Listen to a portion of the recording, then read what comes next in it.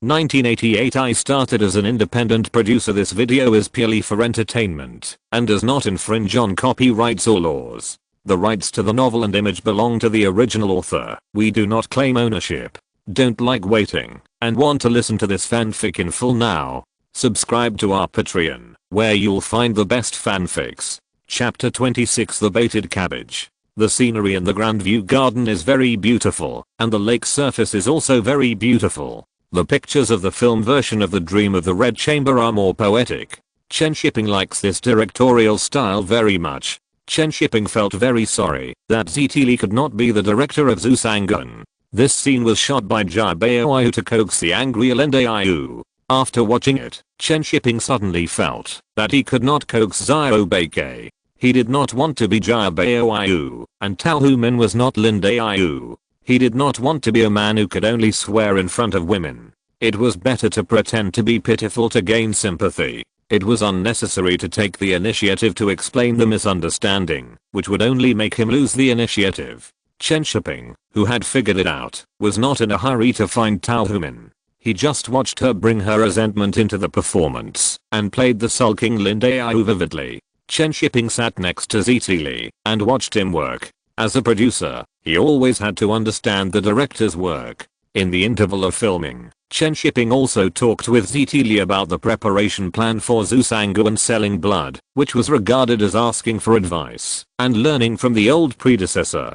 Talhuman, who had just finished her performance and was taking a break, noticed that Chen Shiping and Ziti were talking about something. Although she was angry, she was also curious, so she took the initiative to walk to a distance to eavesdrop. Chen Shiping noticed Talhuman coming over to eavesdrop, so she deliberately sighed and talked to Ziti about the troubles she had encountered in the past few days. What investment is not good? What Chen Guojin wants to threaten with investment and misunderstands Liu Xiaoqing, and then talks about why he chose He King to play Lin Fenfang. Ziti also laughed and teased, "I thought you would choose Talhuman or Fu Yiwei.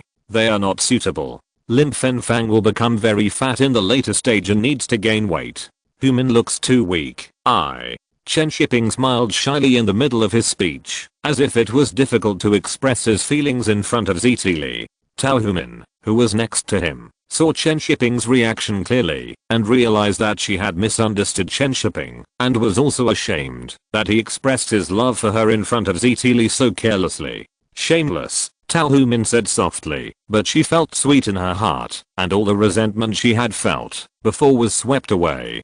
"Director Z, I want to ask you for a favor." Chen Shiping on the other side suddenly spoke again, and Talhuman moved over there without leaving a trace, wanting to hear what Chen Shiping was going to say. Ziti asked curiously, "What favor?" Chen Shiping said embarrassedly, "We have transferred such excellent actors here this time. Do you plan to keep some of them in the factory?" Ziti raised his eyebrows slightly and couldn't help laughing. "Are you asking this for Talhuman? I want to ask you to help transfer her to the factory. She is really a good seedling, and it's a pity for her to stay in the U opera troupe." Chen Shiping didn't hide it. He just said it for Talhuman to hear. Why hide it? When Talhuman heard what Chen Shiping said, she felt that the misunderstanding was completely resolved in her heart, and she felt a little guilty. She just deliberately gave him a cold look in front of so many people, which was really wrong. "My brother won't be angry with me, right? It's my sister's fault for being petty and misunderstanding my brother.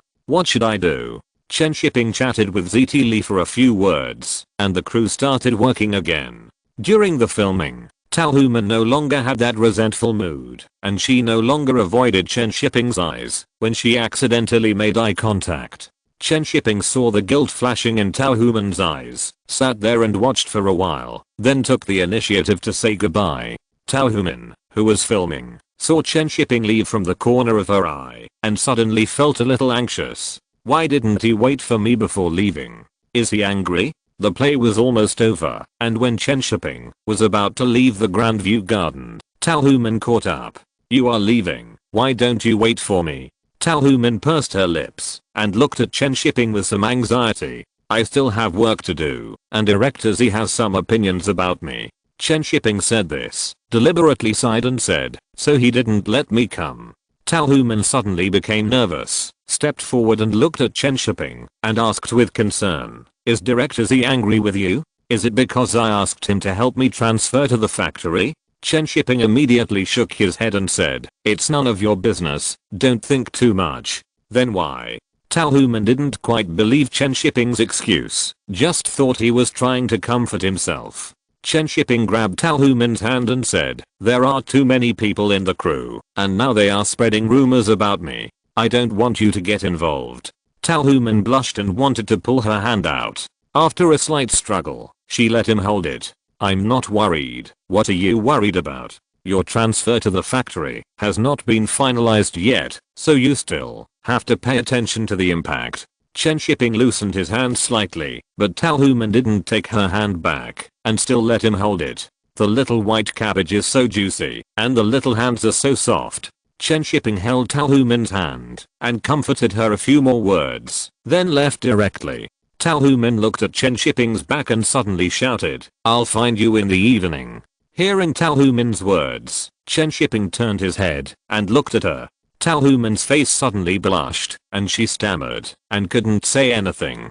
In the end, she just said that she wanted to see Hachiko and turned around and ran back. Seeing Tao Human shyly running away, Chen Shiping sighed. It was really cute. There are still benefits to raising a dog, even if it can't do a backflip. In the evening, after the Red Mansion crew finished work and went back, Chen Shiping held Tao Human's little hand in one hand and Hachiko in the other hand to go shopping. Even though the area near the North Third Ring Road was very desolate, it still made people feel happy. In the next 2 days, Chen Shiping was busy again. Liu King seemed to have a complete quarrel with Chen Guojun. The next day, he found Chen Shiping and gave him the investment money. As for Chen Guojun being a director, Liu King didn't even mention it. Chen Shiping did not continue to push. The rich woman's money should be taken. With the money, Chen Shiping went to find Shan Zhuangseong with the script. He had just finished filming a movie, and it was banned, and he was depressed.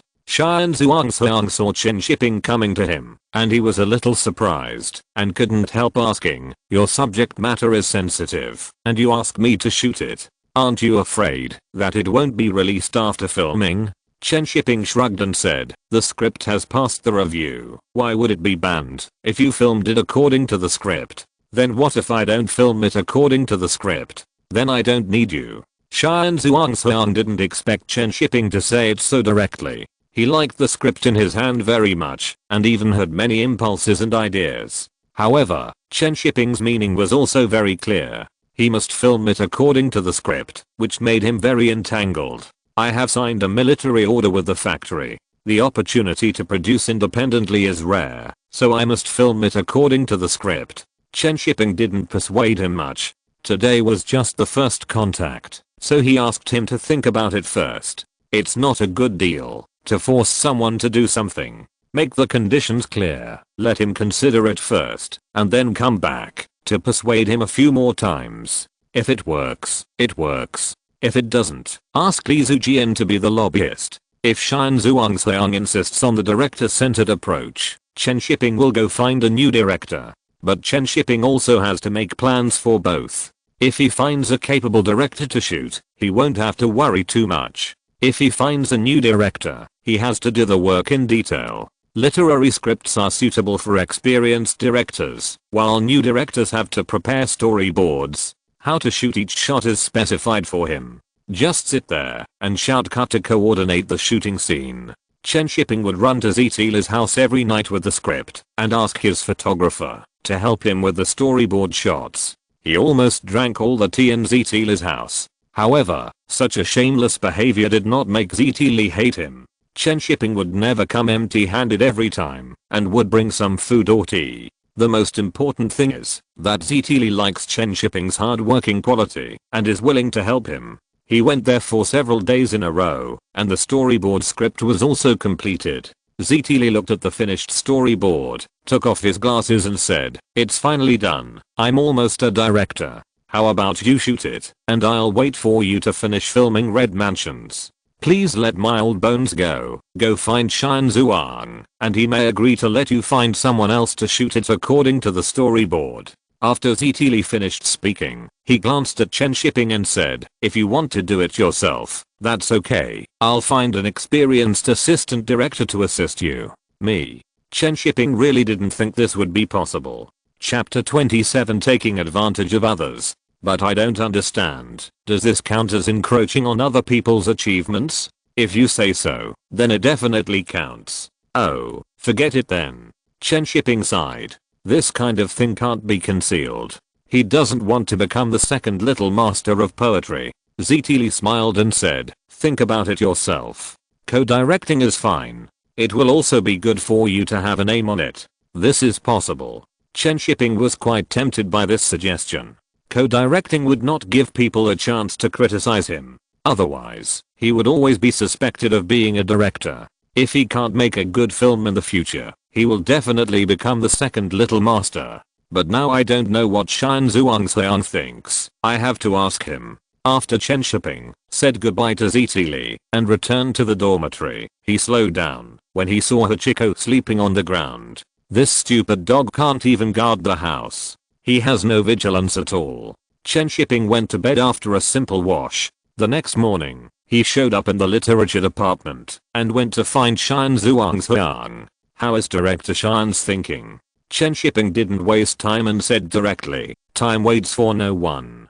Director Shan, please tell me whether you are willing or not." Shan Zhuangxiang had a scruffy beard and looked like he hadn't rested well. He handed Chen Shiping a script that he had revised and said, "Take a look at the script I revised. If it's okay, I'll shoot it." Chen Shiping frowned, but still read the script, but put it down halfway through. "No, I deliberately blurred the time and historical background, and you still pointed it out. It will definitely not pass the review." Shan Zhuangxiang scratched his short hair and said, "Forget it. Your script is very good, but it's not what I want to shoot."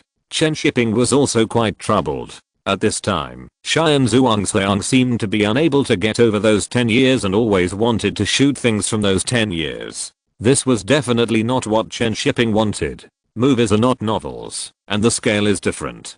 Chen Shiping could only give up persuading Shan Zhuangxiang for the time being. His relationship with him was average, so it would be better to ask Li Zujian to be a lobbyist. After all, they were cousins, and their words would definitely be more effective than Chen Shiping's. Compared to Shan Zhuangxiang, Li Zujian was easy to fool. Chen Shiping gave him his autographed novel and told him that, as long as he could invite Shan Zhuangxiang to be the director, he would be the male lead.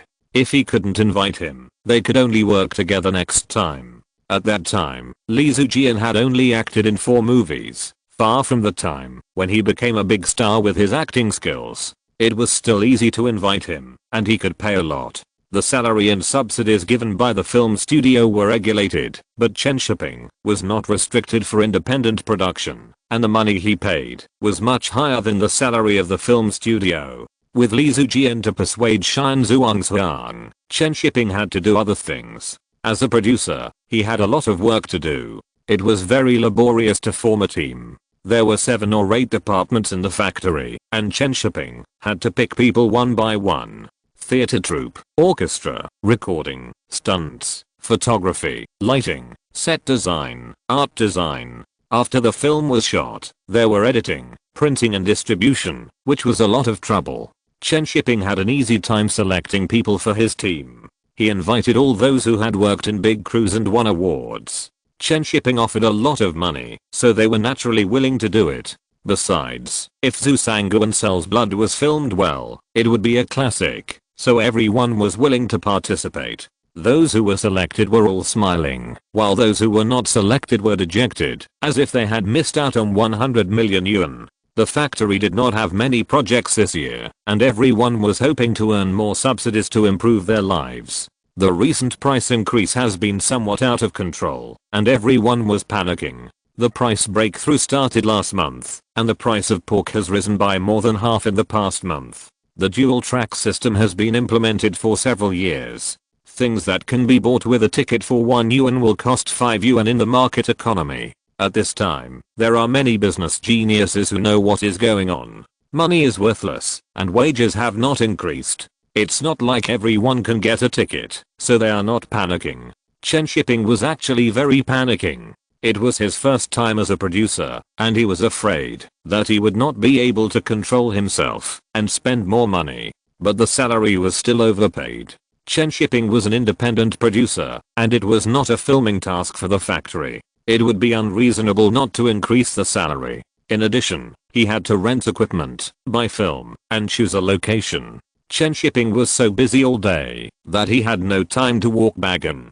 Fortunately, Tao Humin could help walk the dog after work every day, otherwise Chen Shiping would have to lock Bagan at home. Several days passed in a row, and Chen Shiping was very busy, but he had not received any news from Lee Zijian. He had immediately finished all the preparations, but the director had not made any move. This was not good.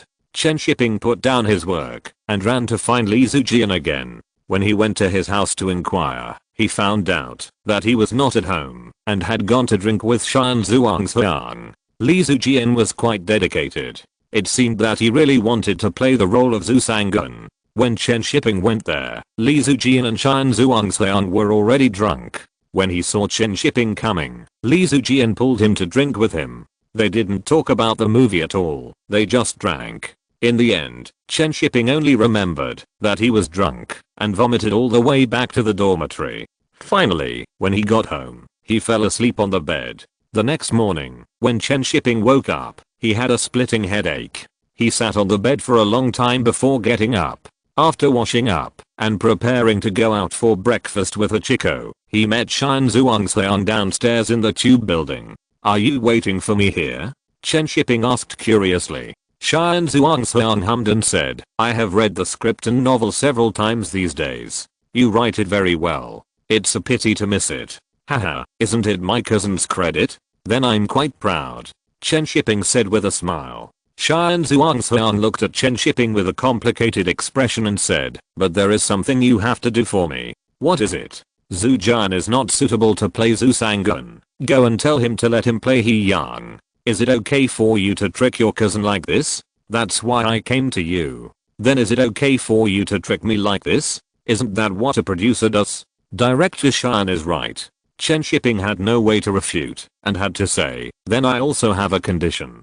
"What condition?" Shan Zhuangxiang frowned and said, "I won't change the script. Since I agreed, I won't change it. Not this. I want to be listed as co-director." Chen Shiping said seriously, "I have already prepared the storyboards and the team for you. Whether you use them or not, I have done the work of a director." Shan Zhuangxiang had met Chen Shiping several times and knew that he was an ambitious person. He could understand the request for a nominal role and agreed after a little thought.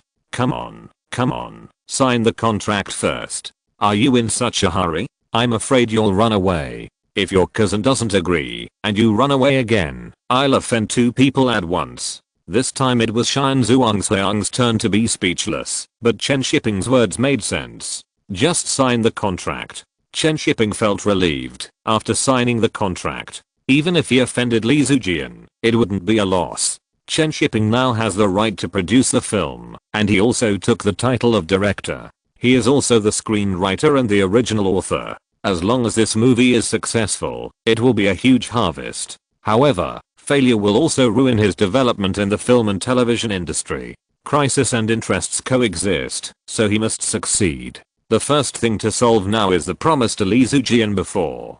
Chen Shiping also feels that Li Zijian is not suitable for Zhu Sangun. First of all, he looks a bit treacherous and old now. Li Zijian is already 34 years old this year, which is not consistent with the age when Zhu Sangun just got married. It has always been only young people who play old people. How can old people play young people?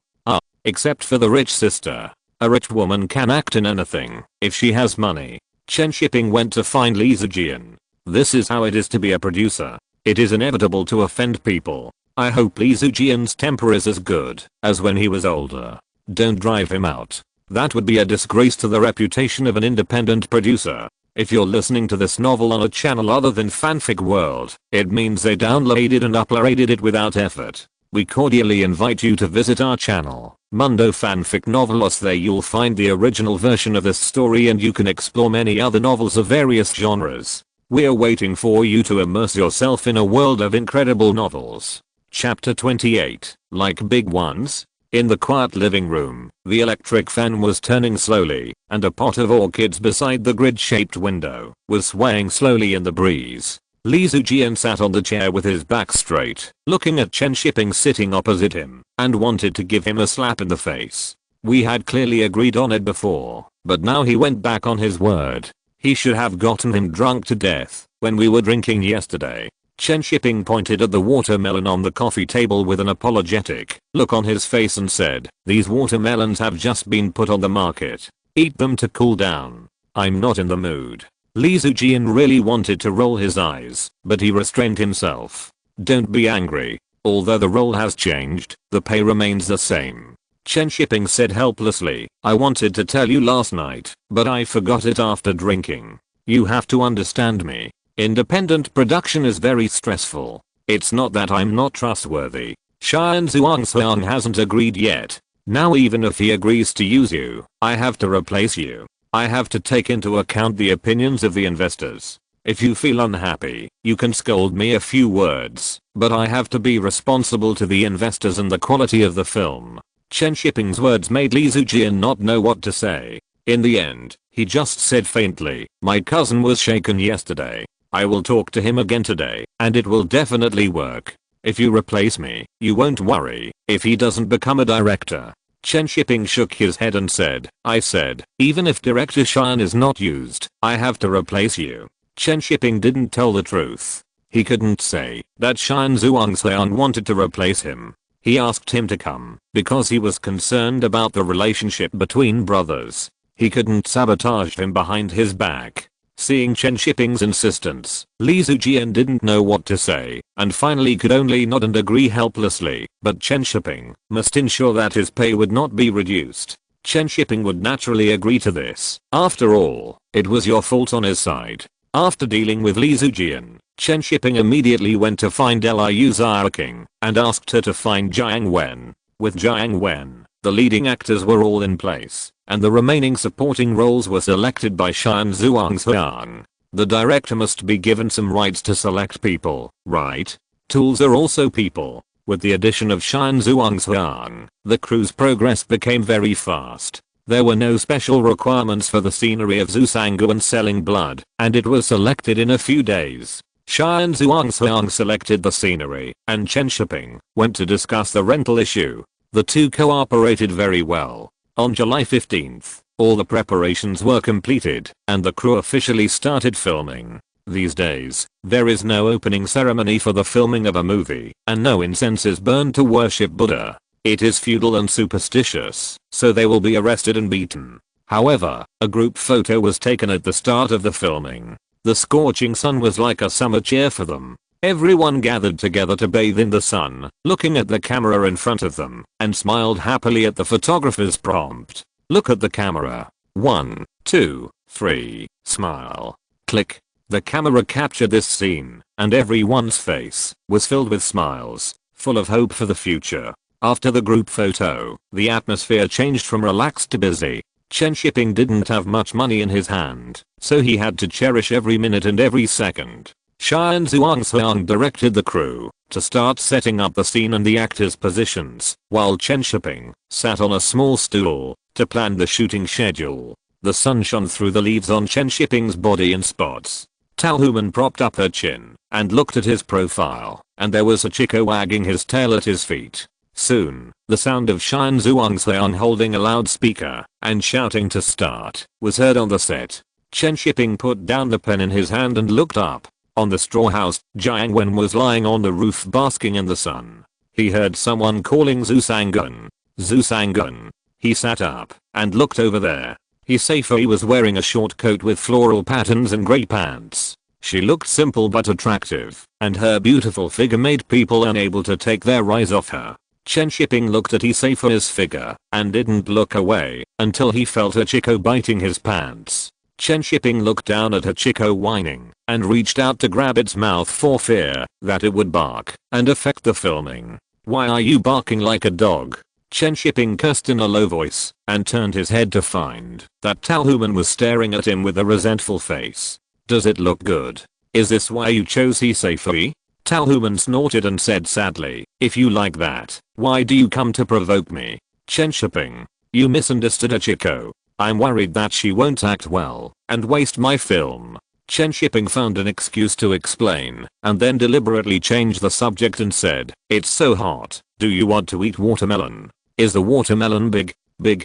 Shouldn't you ask if it's sweet? I like sweet ones. You like big ones." Chen Shiping was also helpless. Why did Talhuman look more and more like Linduadu, and the small cabbage turned into a small bayberry, small and sour? The first day of filming was still very smooth.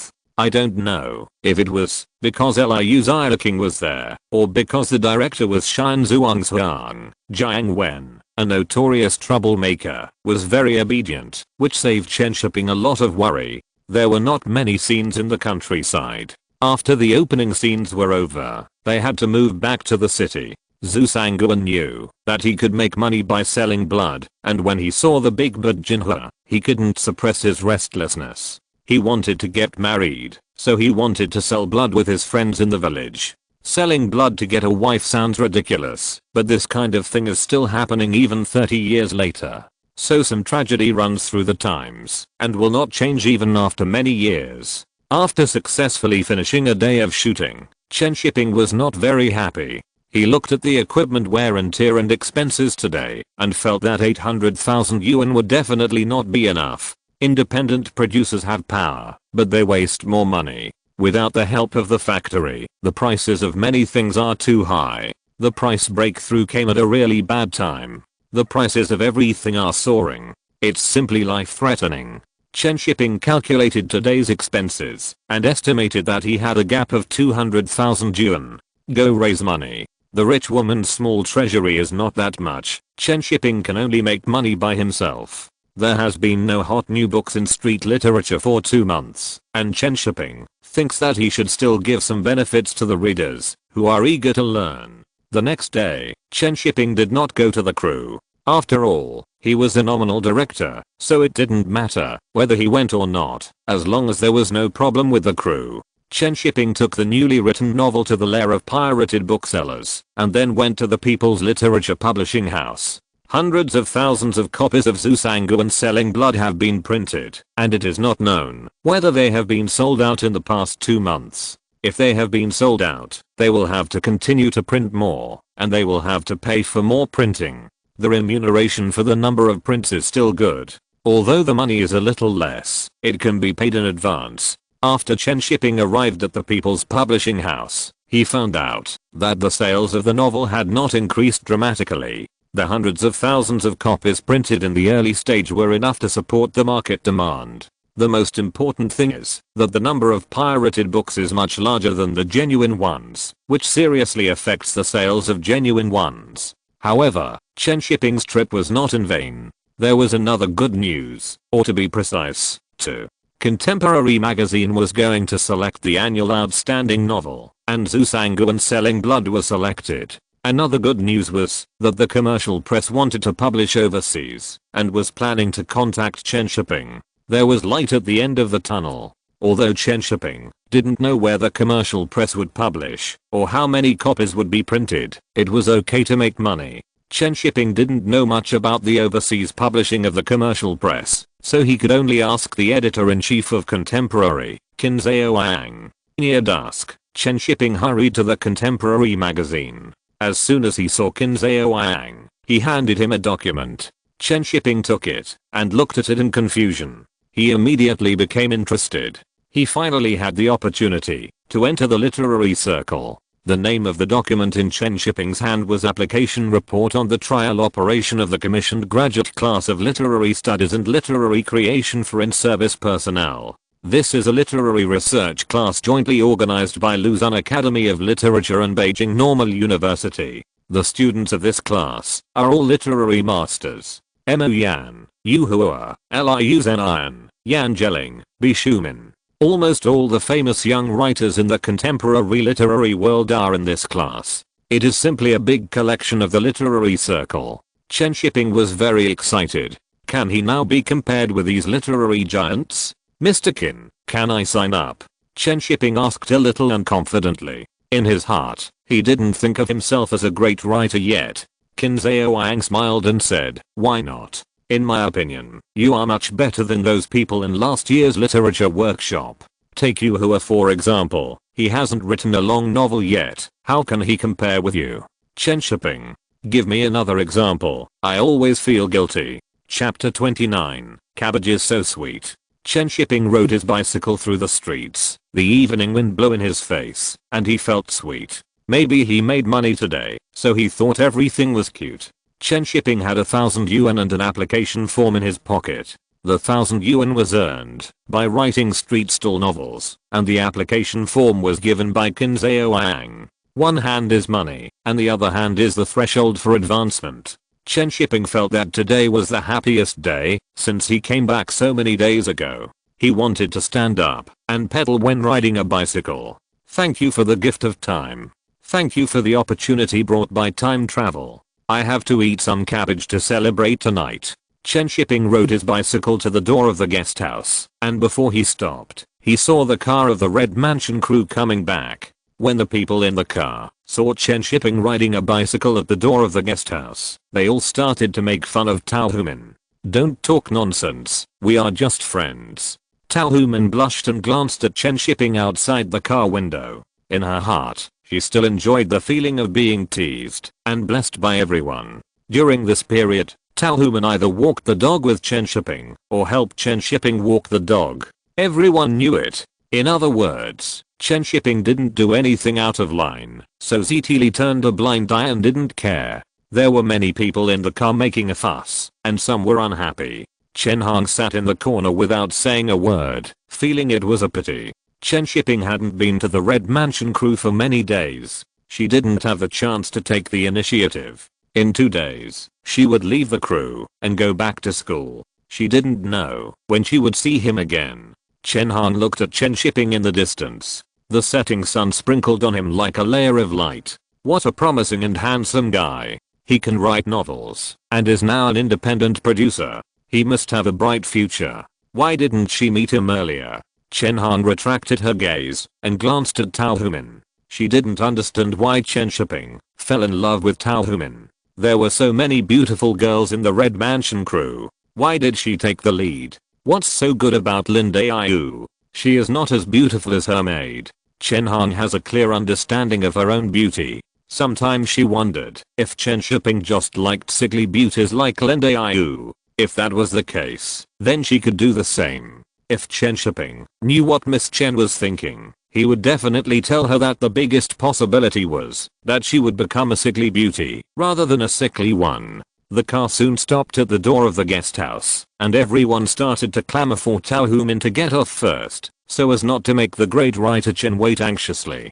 Tao Human blushed and said, "Don't joke," while standing up from her seat and preparing to get off. However, before she reached the door of the car, there was a person in front of her blocking the way. Chen Hong seemed to have noticed nothing and walked slowly on her own, without giving way to Tao Human. The eyes of the people behind the two of them changed at this time. What did this little girl Chen Hong mean? Did she want to butt in? Xia King knew Chen Hong's thoughts best and immediately shouted from behind, "Chen Hong, hurry up, we are in a hurry to get off the bus." Hearing Xia King's voice, Chen Hong did not quicken her pace, but stopped slowly, turned her head and said, "Sister Xia King, what did you say? I didn't hear clearly." "Xia King, Zijun really wanted to stab you in the back, and she couldn't stop it. I told you to hurry up, you are in a hurry to get off the bus." Tao Human also reacted belatedly and unconsciously took out the lady's style when filming. Chen Hong chuckled and pretended to be embarrassed and said, "I didn't hear clearly, I will get off the bus now." After that, Chen Hong quickened her pace and got off the bus. Looking at Chen Shiping standing in front of the car door, she smiled and greeted, "Brother Shiping, you come to eat with us again. Are you eating wontons tonight?" Chen Shiping, "I want a date." "What wontons?" "I want to eat bok choy." Seeing that Chen Shiping didn't say anything, Chen Hong immediately turned around and shouted to the car, "Brother Shiping said he would treat us to wontons. Everyone hurry up." Tao Human, who had just got off the car, immediately turned into the lonely and sickly Lin Daiyu. Her eyes stayed on Chen Shiping's face for a moment, and then she lowered her eyes and walked aside without saying hello to Chen Shiping. Chen Shiping glared at Chen Hong speechlessly. Tea sister, right? Wait for me. I'll find a chance to let you have tea slowly later. Shut your mouth. At this time, everyone in the car also got off the car, and some people were wondering why Chen Shiping treated us to wontons for no reason. Didn't he come to find Talhuman specifically? Xia King guessed it, so she took the initiative to say, Master Writer Chen, it's useless for you to please us. I won't say good things for you. Our minimum has left, why don't you chase him? Chen Shiping gave Xia King a grateful look. Baoiu, don't worry, I'll go find Lin Daiyu right away. Xia King was stunned. Chen Shiping, do you want to listen to what you are saying? You treat my Baoiu as a turtle. When Chen Shiping went to chase Talhuman, Chen Hong pouted and turned her head to look at Xia King and said, Brother Bao, why don't you help me? Xia King sighed, pulled Chen Hong and said, she is not interested in you. What are you doing? How do you know he is not interested in me? He is just acting like a great writer. I think he enjoys my initiative. Chen Hong said bluntly. Xia King laughed awkwardly. She also found this problem. How could such a smart person like Chen Shiping not find out Chen Hong's thoughts? If he wanted to refuse, he would have refused long ago. It seems that Chen Shiping is really a playboy. Should I remind Lin Daiyu? Xia King thought about it and didn't care. Talhuman probably could see it, so let them solve it themselves. On the other side, Chen Shiping rode his bike to catch up with Talhuman and didn't say sorry or anything. He didn't make any mistakes and he must not put himself in a weak position right away. Sister Lin, Baoiu has handed you over to me. What do you want to eat tonight? Talhuman wrinkled her nose and said, wontons, big wontons. I don't like big wontons and I don't eat wontons. I like to eat small cabbages. Chen Shiping stretched out his hand and poked Talhuman's little face and said, it's you, the juicy small cabbage. You are the small cabbage. Talhuman didn't know why Chen Shiping kept calling her small cabbage, but this nickname sounded very cute, and she liked it in her heart. Chen Shiping laughed, took Talhuman's hand and said, get in the car, I'll take you to eat western food. How about Maxim? I heard that Cui Jan is going to sing tonight. Talhuman sat on the back seat of the bicycle and asked, Cui Jan? The one who sings rock and roll? I don't like rock and roll, it's too noisy. Then let's go to Laomo. Russian food is also fine. Chen Shiping pedaled the bicycle, stepped on the big bar with his front foot, and went to Laomo. Talhuman sat in the back, blushing and hugging Chen Shiping's waist. She smiled sweetly and put her face against his back, not feeling hot at all. Not many people go to Laomo now. Most of them are older people who go there. They probably miss their youth. In the restaurant, Talhuman saw Chen Shiping ordered so many things and couldn't help but persuade him. You can't finish so many orders. I'm happy today. Let me be extravagant. Otherwise this money will become the crew's expenses tomorrow. Chen Shiping said with a smile. Speaking of the crew, Talhuman's eyes dimmed a little and she told Chen Shiping that the filming of Red Mansions was about to be completed and the transfer order from the Beijing film studio had not come yet, so she had to go back to the U opera troupe. Chen Shiping held Talhuman's hand and said, don't worry, you will be transferred here by the end of the year at the latest. It takes time to go through the procedures in the factory. Talhuman hummed. She was not worried about the transfer order, but worried that, if she was not there, Chen Shiping would hook up with other girls. When Chen Shiping sent Talhuman home after dinner, he rode very slowly, moving forward slowly under the street lights. The shadows of the two were stretched very long under each street light. But no matter how slowly he rode, he would get there eventually. The management of the Red Mansion crew was very strict, and Talhuman had to go back to the guest house. Even if Chen Shiping wanted to keep her, he couldn't, so he could only hold her at the door of the guest house and not let her leave. Talhuman's heart was pounding in the dark, and listening to Chen Shiping's hot breathing, she always felt that something was going to happen. Chen Shiping pulled Talhuman into his arms, looked at her fair and small face, lowered his head, and kissed her lightly on her pink lips. Talhuman closed her eyes and just immersed herself in it. She felt that Chen Shiping let go of her. Talhuman opened her eyes and looked at him with a hint of confusion and aftertaste in her eyes. Go back, and remember to dream about me tonight. Talhuman pursed her lips and hummed. She just turned around and suddenly turned back to pull Chen Shiping, looking at him panting, as if she mustered up a lot of courage, but this courage was exhausted when she turned around. She didn't have the courage to take the next step. Chen Shiping took the initiative to pull her over, holding her little face and kissed her, and slowly let go after a long time. Talhuman's face was flushed, her eyes were full of mist, and she licked her lips subconsciously, feeling so sweet. I will definitely have a good dream tonight, and I will also dream about this kiss from Chen Shiping. Chen Shiping looked at Talhuman's leaving back, and felt it was a pity. The crew managed by ZT was too strict. I don't know when they can swallow the little cabbage in one bite. Just when Chen Shiping turned around and prepared to go back, a figure walked out of the darkness at the corner of the guest house and blocked the way. Chapter 30. Yus Jiang went to establish authority. The dark streets were illuminated only by the street lamps not far away. Chen Shiping could not see clearly who was blocking his way, but judging from the outline, it was a woman. There was nothing to worry about. Chen Shiping almost thought that it was the enemy of his original body who was blocking the door. Chen Shiping took 2 steps forward and found that it was Chen Hong who was blocking the road. Somehow, his fingers suddenly felt a little itchy. Chen Hong stood in front of Chen Shiping and looked up at his lips, as if to see if there were any teeth marks on them. I saw it all. What did you see? I saw you kissing. You don't have to be so direct. You like her. Who doesn't like a pretty girl? I'm asking, do you like her? Chen Shiping was embarrassed by Chen Hong's question. He fumbled in his pocket for a long time, but couldn't find a cigarette. Then he remembered that he didn't seem to have bought cigarettes. Then do you like me? Am I not prettier than her? Chen Hong was passionate and bold, which was more like Zhejian. Chen Shiping felt that Chen Hong's question was very unfriendly. He looked back at the window of the guest house, but he didn't see it open, so he said, "It's beautiful, but it's getting late. I have to go back." Chen Hong squinted at Chen Shiping, and when she thought of what he had just said, who doesn't like beautiful women, she couldn't help but curl up her lips. I know that ambitious men are like this. Chen Shiping walked around Chen Hong and was about to leave, but Chen Hong stopped him from behind and said, "Are you going back like this? What else? I'm in the spotlight now, and my reputation is very important to me." Chen Shiping said and left without looking back. Although Chen Hong was not very old, she was very smart and immediately understood what he meant. She shouted from behind, "Then when will you be confident? Wait until I win the palm door."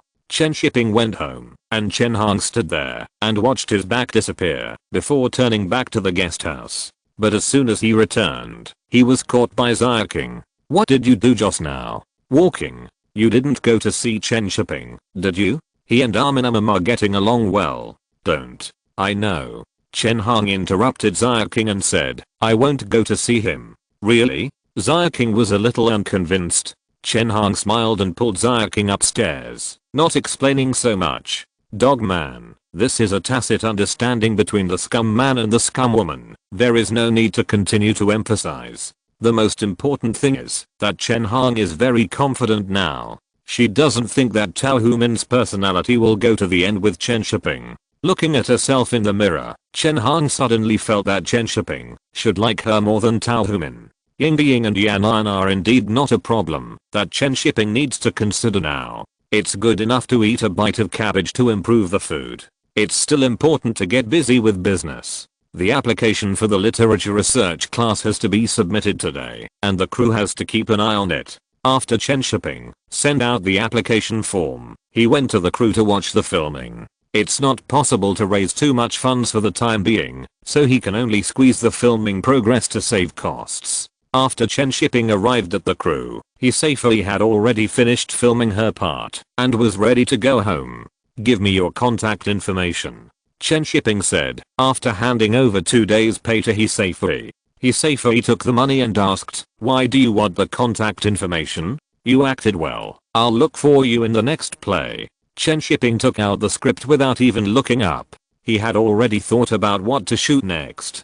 Hisafei smiled, then reported her contact information, and finally stretched out her hand to Chen Shiping and said, "Thank you for your care, Producer Chen." "You're welcome." Chen Shiping and Hisafei shook hands gently and then asked curiously, "Are you going back to the U opera troupe?" "Well, I'm not an actor in the film studio. Where else can I go if I don't go back to the U opera troupe?" Hisafei said helplessly, and she was a little envious of Tao Humin. Chen Shiping closed the script and asked, "Then do you want to come to the film studio?" "Can I?" Hisafei looked at Chen Shiping and asked uncertainly. "Okay, you go back to the troupe and wait for news." After saying that, Chen Shiping lowered his head and continued to work. Several actors' salaries had to be paid today. Hisafei looked at Chen Shiping busying himself with his head down. He talked about transferring her to the film studio, as if he was talking about what to eat for lunch. Suddenly, she felt that such a man was also very attractive. Life in the U opera troupe was hard and the salary was very low. The treatment in the film studio was much better. Hisafei wanted to come here in her heart, but she just didn't have the opportunity. Now that Chen Shiping took the initiative to help her, she naturally had to seize the opportunity. But how should she tell her family? And there is a partner she hasn't seen for a long time. If she is transferred to the film studio, what will happen to her partner? These problems are not what Chen Shiping has to consider. Being in a different place is just right for him to work seriously. Feelings will only delay the development of his career. Chen Shiping is absolutely sincere in helping his comrades and has no other ideas. After seeing Hisafei off, Chen Shiping paid the salaries of other actors. Just as he was about to take a break, he heard Chan Zhuangseong arguing with someone over there. When he walked over, he found that it was Jiang Wen and Chan Zhuangseong arguing. Chen Shiping did not say anything but stood by and listened silently. Now that the filming has started, these problems are the director's problems. It will be his turn, only if he cannot solve them. The issues that Jiang Wen discussed were several plots in the script, which were the plots before Zhu Sangguan sold blood for the first time. He wanted to add a few scenes of Zhu Sangguan being nervous and uneasy before selling blood, and desperately drinking water to comfort himself. Drinking water was there, but there was no nervousness and uneasiness. Chan Zhuangseong did not agree with Jiang Wen's statement, and the two people started arguing. Chen Shiping listened for a long time, and seeing that Chan Zhuangseong had not been able to convince Jiang Wen, and there were so many people watching around, he felt a little troubled. So he interrupted them and said, "It is an iron rule that the script should not be changed. Actors should do their job. If the actors want to change it, and the director wants to change it, then what is the role of the screenwriter?" Jiang Wen looked up at Chen Shiping, stood up with the script and said, "But adding these characters will make it more full." Chen Shiping looked at him and said calmly, "Then you should read the book carefully, and read the script carefully. Remember that you are just an actor. Wait until you become a director before you think about changing the script." Jiang Wen was embarrassed by Chen Shiping's retort, and his temper came up. He pulled Chen Shiping to continue arguing, but Chen Shiping did not give him a chance. There are two choices, one is to pay money and leave, and the other is to continue acting. Chen Shiping looked at him and said, "If you choose one, I will go and talk to Sister King. If you choose two, we will start working now." Chen Shiping's tough attitude was unexpected by many people. Many people in the crew were paying attention to this side. Some wanted to see whether Chen Shiping, the producer, was made of paper or iron. If Jiang Wen could control Chen Shiping, other people would naturally have more thoughts in the subsequent filming. Now that he saw that investor Liu Zia King's lover didn't get any advantage, his thoughts of making trouble were naturally suppressed. Independent production crews are different from factory crews. They will really kick you out and not give you a penny. After all, you have signed a contract. Most people these days still have a clear concept of contracts, and they don't read the terms of the contract in detail. They just know that, if they don't do well, they will be kicked out, and may face compensation. Jiang Wen didn't expect him to be so tough. "Didn't you invite me to be the male lead? Why don't you give me any face? You don't even give face to Liu Zia King, the investor?" Exclamation mark. "Aren't you afraid that I will blow the wind when I sleep at night?" At this time, Chan Zhuangseong said behind him, "He is the original author, and the script was revised by him and director Z. I, as a director, didn't allow him to revise it, so how could I let you revise it? Moreover, he is an independent producer with a lot of pressure. There are so many people watching him.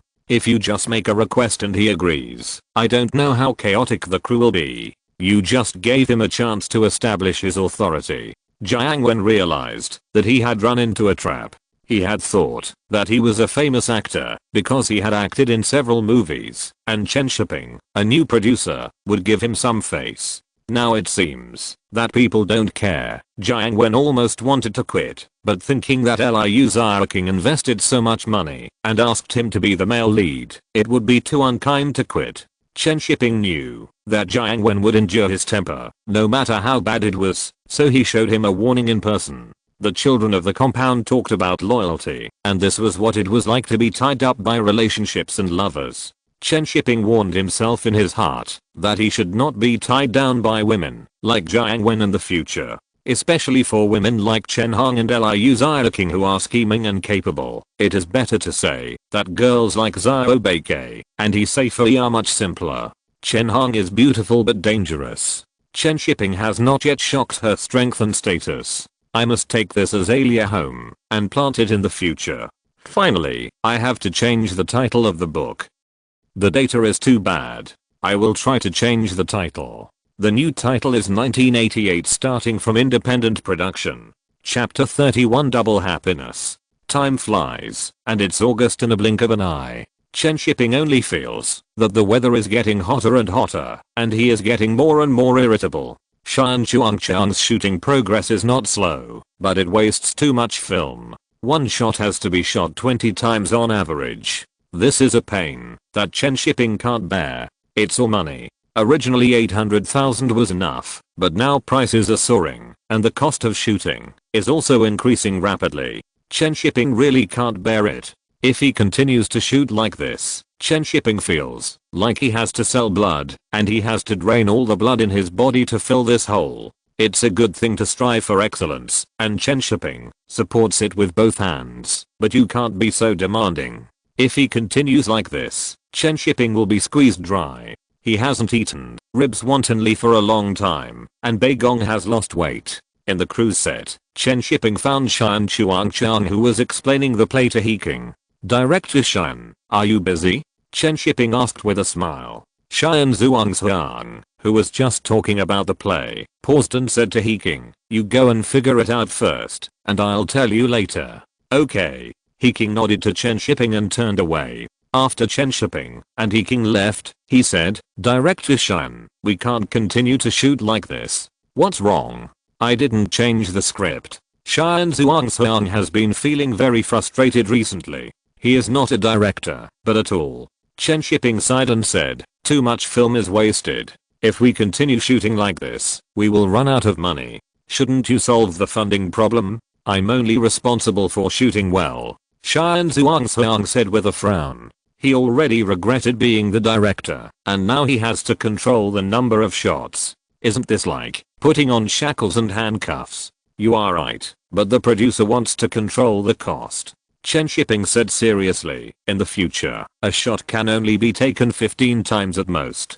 If you can't shoot a satisfactory shot within 15 times, then choose from these shots. Shan Zhuangxiang immediately said unhappily, how can that be possible? Various problems will arise during filming. What if it is not shot well all the time? Then it will be a mess. This is your problem. You are the director, and you are responsible for quality control. I can only provide the cost of 15 mistakes. Shan Zhuangxiang was speechless. Chen Shiping, the producer, was really good at passing the buck and kicked the problem back to him. However, Shan Zhuangxiang carefully estimated that some unimportant shots could be shot in 1 or 2 times, which could reduce the error tolerance rate.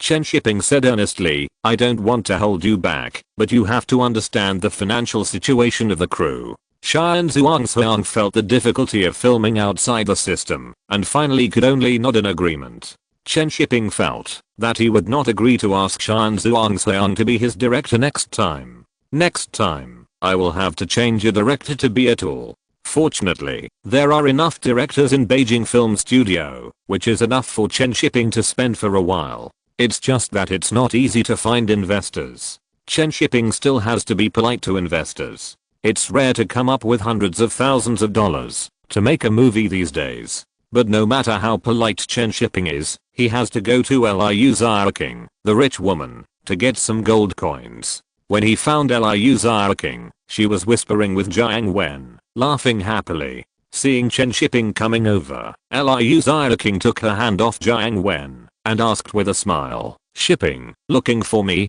Chen Shiping nodded, glanced at Jiang Wen and said, "I'll talk to Sister King for a few words." Jiang Wen heard the meaning of Chen Shipping's words, but did not leave immediately, but looked at Liu King.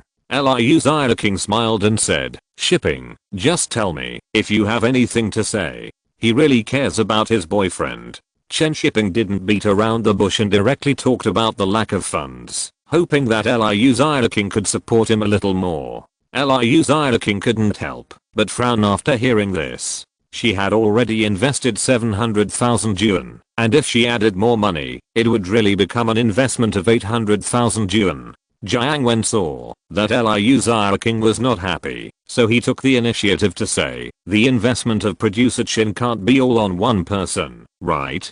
Chen Shiping rolled his eyes at Jiang Wen and said, "Additional investment means that the shares have to be shared. Naturally, I have to ask Sister King, the largest investor. I told you a long time ago that you are an actor. If you don't understand, don't say so much. Wait until you become a producer one day." Jiang Wen. Why does this sound so familiar? Liu King also knew this, but she really didn't want to spend the money, so she looked at Chen Shiping and said, "Shipping, why don't you think of another way?" "Okay, but it may take some time for me to find new investors. If the crew can't keep up the funds, they may have to stop for a while." Chen Shiping smiled and comforted Liu King. "Sister King, don't worry, your money will never be wasted." Double affirmation was used. How could Liu King not hear the meaning of Chen Shiping's words? The routines of literature are no worse than those of business. Seeing Chen Shiping's sincere look, Liu King said helplessly, "Okay, I'm convinced by you.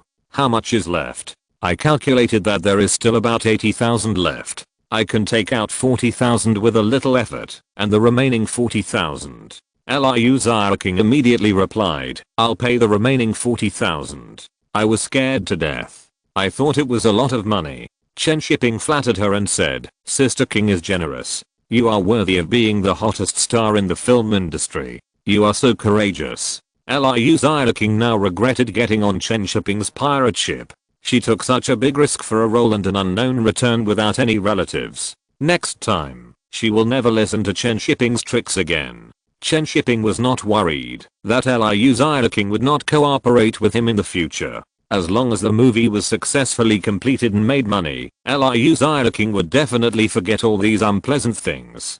Who can refuse real benefits? The shooting cost was controlled, and gold coins exploded. The subsequent shooting progress was also kept an eye on by Chen Shiping, which accelerated a lot. At the end of August, the filming was about to be officially wrapped up. Chen Shiping looked at the remaining 10,000 yuan on the account and felt that his ability to control costs was still pretty good. This 10,000 yuan was completely enough for editing and printing, and there was still a lot of money left to treat everyone to a meal. After filming the shot of Zhu Sangguan crying on the street without paying attention to anyone around, Shan Zhuangsean shouted the words "wrote." Before Shan Zhuangsean finished speaking, the crew cheered. Finishing a movie in 2 months. This speed is simply impossible in a film studio. The crew members have never met a producer as devilish as Chen Shiping. He simply treats men like animals, and women are also treated like animals. He is quite particular about gender equality. Chen Shiping looked at the cheering crowd and shouted, "Pack up and go back to the factory. I'll treat you tonight." Great. Producer Chen is so generous for once. Everyone, eat more tonight, and seize the opportunity to rip off producer Chen. Haha, there's no such shop after this village. We must seize the opportunity. With the idea of ripping off Chen Shiping once, everyone packed up their things as fast as they could, and soon everything was packed. When they got back to the factory by car, as soon as they got off the car, they saw Xiaobing from the Department of Literature trotting over from a distance. "Shipping, your notice. You've been admitted to Luzon Academy of Literature." Xiaobing ran over with a letter in his hand, smiling and congratulating Chen Shiping, his tone full of envy. a graduate student, and going to school with a group of writers. This notice is the ticket to step into the pyramid of the literary circle. When the crew heard that Chen Shiping was admitted to Luzon Academy of Literature, they were all surprised. They didn't expect that Chen Shiping secretly took a graduate exam while squeezing them. You are a beast, aren't you? Why do you even squeeze yourself?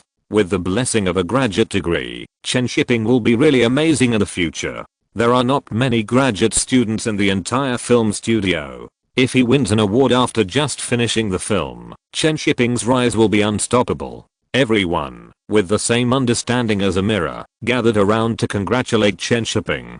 Congratulations to producer Chen. Double happiness. Yes, a graduate student from the normal university, the future is limitless. This is to build a good relationship with the leaders of the factory in advance. I will eat less tonight, to save some money for the leaders. Whoever dares to say that producer Chen is exploiting me, and whoever is angry, this is called good leadership. This is efficiency. Chapter 30 to the Hope of Beijing Film Academy. Cheers. Chen Shiping shouted happily, holding up his glass. In a small restaurant near Taiping's Huang shopping mall, all the members of Zhu Sangguan's crew gathered here, drinking beer happily to celebrate the completion of the film. After 2 months of busy work to finish a movie, such a work intensity is simply too tiring for these people in the factory. The factory has never taken less than 2 months to shoot a movie before, and there is no time limit, so the pressure is naturally small. Xian Zhuangxiang clinked glasses with Chen Shiping and said with a smile, although it was a bit frustrating this time, it was finally finished. Have you ever fought such a rich battle? You can shoot a shot 15 times. Chen Shiping couldn't help but roll his eyes at him. What's so frustrating about Xian Zhuangxiang? Will you shoot a shot dozens of times when shooting a movie for the factory? The film ratio of feature films in the factory is limited, and the film consumption ratio is generally 1:3.5. How can Chen Shiping be so generous to give him a ratio of 1:15? Dream on and laugh secretly. It's not his own money that is spent, and there are no restrictions from the factory. Only Xian Zhuangxiang can be so wasteful and still have the nerve to say that he is frustrating. But Xian Zhuangxiang is right. It is a victory to finish the film smoothly. This time is really good. The notice of the completion of the film has arrived, and it is just in time to go to Beijing Normal University for classes. The research class of Luzon Academy of Literature is held together with Beijing Normal University. The class is held at Beijing Normal University, just across the road from Beijing Film Studio, so you don't have to run far to go to school. Such a short distance does not prevent Chen Shiping from working in the factory. This research class itself is a research class for in-service personnel. It is perfect for Chen Shiping, and he can work and go to school at the same time. But to some extent, it is also a torture. Who can work and go to school at the same time and be a worker and a student party? After returning from the dinner in the evening, Chen Shiping sat at the desk and looked at the admission notice, smiling very happily. He will be a graduate student in the future. After a good sleep, Chen Shiping got up the next morning and immediately threw himself into work. The completion of the film does not mean that there is no work to be busy. Chen Shiping accidentally bumped into Zitili in the editing department. Z was also busy editing Red Mansions. Seeing Chen Shiping coming alone, he asked curiously, "Where is Xian Zhuangxiang? Why are you alone?" Chen Shiping said helplessly, "This guy drank too much last night. I'll send the tape to him for a rough cut first, and he can come back later." Zitili nodded, then put down the editing of Red Mansions, and ran over to look at Zhu Sangguan's tape. There was a lot of film material. A 2-hour film had hundreds of hours of material. Fortunately, each shot and tape was marked during the shooting, so it was quite easy to sort them out. After sorting out the tapes, Zitili and Chen Shiping sat in the editing room of the editing department and began to look at the material. The editing room was very small, without even a window. It was stuffy as soon as they sat down, but Chen Shiping and Zitili didn't care. Zhu Sangguan's material was played on the small projection screen. It was also the first time that Chen Shiping saw the projected image, and he felt an inexplicable sense of accomplishment. Zitili couldn't help but praise the pictures. Zhao Fei's photography is excellent. Xian Zhuangxiang's control of the camera is also very good. The pictures are beautiful. Chen Shiping laughed happily. Zhao Fei was invited by Shan Zhuangxiang. He was the photographer for Shan Zhuangxiang in The Horse Thief, Raise the Red Lantern, Song of Life, and Let the Bullets Fly were all his works. After watching for dozens of minutes in a row, it was really hot in the editing room, so Chen Shiping and Ztili came out to get some fresh air. The materials are all good. It will be a good film if it is edited into a finished film. Ztili paused and looked at Chen Shiping and said, "Are you going to participate in the film festival?" Chen Shiping nodded and said, "Yes, it would be a waste if I don't participate in this kind of film." Ztili also nodded, and after a long while he said, "The factory has not had a good time in the past 2 years. The Xiang studio has grown too fast. Wu Shanming is still capable." Chen Shiping smiled and said nothing. He was willing to do anything to make the Xiang studio better. Seeing that Chen Cage, Zhang Yimou, Lu Wei and others made good films in the Xiang studio, he immediately went to the Guangxi film studio to ask for them. Guangxi studio spent so much effort on 1 and 8 and Yellow Earth at that time. The old director was fired because of these 2 movies. Then Wu Shanming went to steal the house, which made the newly appointed director of Guangxi studio so angry that he cursed and called Wu Shanming shameless and shameless. Wu Shanming later strongly supported the newcomers and helped Zhang Yimou and others to rise. In the past few years, the film copies of the Xian Film Studio were distributed at the bottom of the national distribution. When the people from the Xian Film Studio came to Beijing on business trips with the films, they would put the words Xian Film Studio on the cover, for fear of embarrassment. However, in the past few years, the Xian Film Studio has completely risen. Last year, the movie The Last Crazy won the box office championship, and this year, Red Sorghum won the Berlin Award. The Xian Film Studio has become the most famous film studio. As the big brother, how can the Beijing Film Studio not have pressure? But the only thing to be thankful for is that the Central Film Studio and the Xian Film Studio are not on good terms. However, if you want to suppress the Xian Film Studio, you can't rely on these things. Without good films and popular films, no matter how much you say, it's all nonsense. After Chen Shiping and Ztili chatted for a few sentences, he understood what he meant. He felt that Zhu Sangguan had great potential and could try to compete with Red Sorghum. As for popular movies, the feature films produced by the studio today are basically genre films, and they can compete with the Xian Film Studio in this regard. To be honest, Chen Shiping was under pressure. He was not a director, but just a figurehead. He was not sure whether Zhu Sangguan could win a big award like Red Sorghum after filming. After 2 days of hard work to make a rough cut of the film, several leaders from the factory came. Factory director Hu Kaiming also came. He was also a producer in the factory and wanted to see what kind of film Chen Shiping, an independent producer, had made. In the projection room, Chen Shiping sat next to Shan Zhuangxiang and whispered, "Old Shan, are you confident?" "I think so," Shan Zhuangxiang said uncertainly. "Chen Shiping, you have won several awards. Can you be more confident?" With a nervous mood, Chen Shiping accompanied the leaders to finish watching the film. His say in film art is no stronger than these people. After 2.5 hours, the rough cut was finished and the lights in the projection room were turned on. Chen Shiping took the initiative to stand up, draw the curtains and open the windows for fresh air. Hu Kaiming sat on the chair and tapped the armrest a few times and said, "Good film." Hearing Hu Kaiming say this, Chen Shiping was relieved. Ztili also said, "It's really well shot, Zhao Ocean's level is good, and Shiping's script is also well written." After several people in the screening room praised it, Hu Kaiming thought for a while and said, "Berlin has started collecting films, right? Send it to Berlin after editing.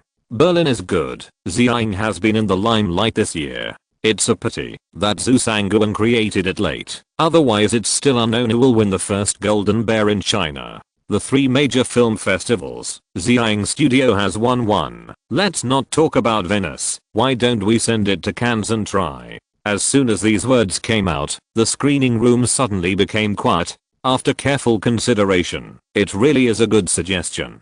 Berlin has been conquered by Xiang Studio. Even if Zhu Sangguan is sent there, it will be a rehash, and it can't be considered to be better than Xiang. Hu Kaiming pondered for a while, then turned to look at Ztili and asked, "Director Z, what do you think?" Does Zhu Sanguan have a chance? Zitili smiled and said, I think it's better to ask Shiping. After all, it's his work. The people in the screening room immediately focused their attention on Chen Shiping, as if all the hopes of Beijing Film Studio surpassing Xi'an Film Studio were placed on him. Cannes, Chen Shiping was unsure. There was only one film in China that won the Cannes Film Festival, Farewell My Concubine, and it would take several more years to be released. Is there any hope for Cannes now? Chen Shiping gradually made up his mind in the expectant eyes of everyone. He was not afraid of failure. If it doesn't work this time, then try again next year. Damn it. For the Palme d'Or. In order to fulfill the little promise with Chen Hong as soon as possible, Chen Shiping's eyes became firm, and he looked at everyone and said, go for Cannes. Chapter 33 Don't pet the dog, pet me. The small single-room dormitory was so stuffy that it was maddening. There was not a single breeze coming in through the open window. Chen Shiping wiped the sweat from his forehead and squatted on the ground to repair his electric fan. He was so depressed. It had only been used for less than 2 years. How could it break? The quality of electrical appliances these days should be very good. Originally, he was happily packing up and preparing to report to Beijing Normal University opposite in the afternoon, but now he was just restless and annoyed. Chen Shiping fiddled with it for a while and couldn't fix it, so he planned to ask the people in the factory's special effects department for help. The group of people in the special effects department should be able to fix the electric fan. After all, he is now a popular person in the factory. After a few days, when the personnel appointment is made, he will go to the art creation center. He is no longer a small screenwriter in the literature department, who can only compile manuscripts or write scripts. Some old editors in the literature department often say that why do young people come to the literature department? It's a waste of life. But there are many young people in the literature department, from Peking University, Tsinghua University, Beijing Film Academy, and the Central Academy of Drama. Many young people are assigned to the literature department every year. The literature department office on the 3rd floor is almost a retirement place for young people. Now Chen Shiping finally doesn't have to worry about retirement, nor does he have to fight for the pitiful number of places. Chen Shiping waited in the stunt department for more than 20 minutes, and the electrician repaired the electric fan. It feels a little faster than before, and this summer can continue. On the way back from the stunt department, Chen Shiping saw a familiar figure asking for directions at the gate before entering the family area. Chen Shiping was puzzled as to why Chen Hong came. Chen Hong also saw Chen Shiping at this time and immediately jumped up happily and waved at him. Brother Shiping, are you surprised? Chen Hong trotted to Chen Shiping and panted slightly, her little face flushed by the sun. Why are you here? Isn't school starting? Chen Shiping looked at Chen Hong, who was still beautiful despite the dust, and felt that more than 30 degrees didn't seem too hot. In the sun, Chen Hong shook the ponytail behind her head, showing her white teeth, and smiled and said, it's because school has started that I came to see you. Otherwise I don't know how long it will take for the next time. Chen Shiping looked at the sweat on Chen Hong's forehead, and a touch of emotion flashed in his heart. I'll urge you to win the Palme d'Or sooner. I can't wait any longer. Chen Hong winked playfully, not shy at all, just short of saying boldly that she wanted to be with you. I'm already preparing to participate in the Cannes next year. Chen Shiping said helplessly, the factory also puts its hopes on me, and so do you. I'm under a lot of pressure, but the rewards are generous, and there is motivation only when there is pressure. Chen Hong said meaningfully.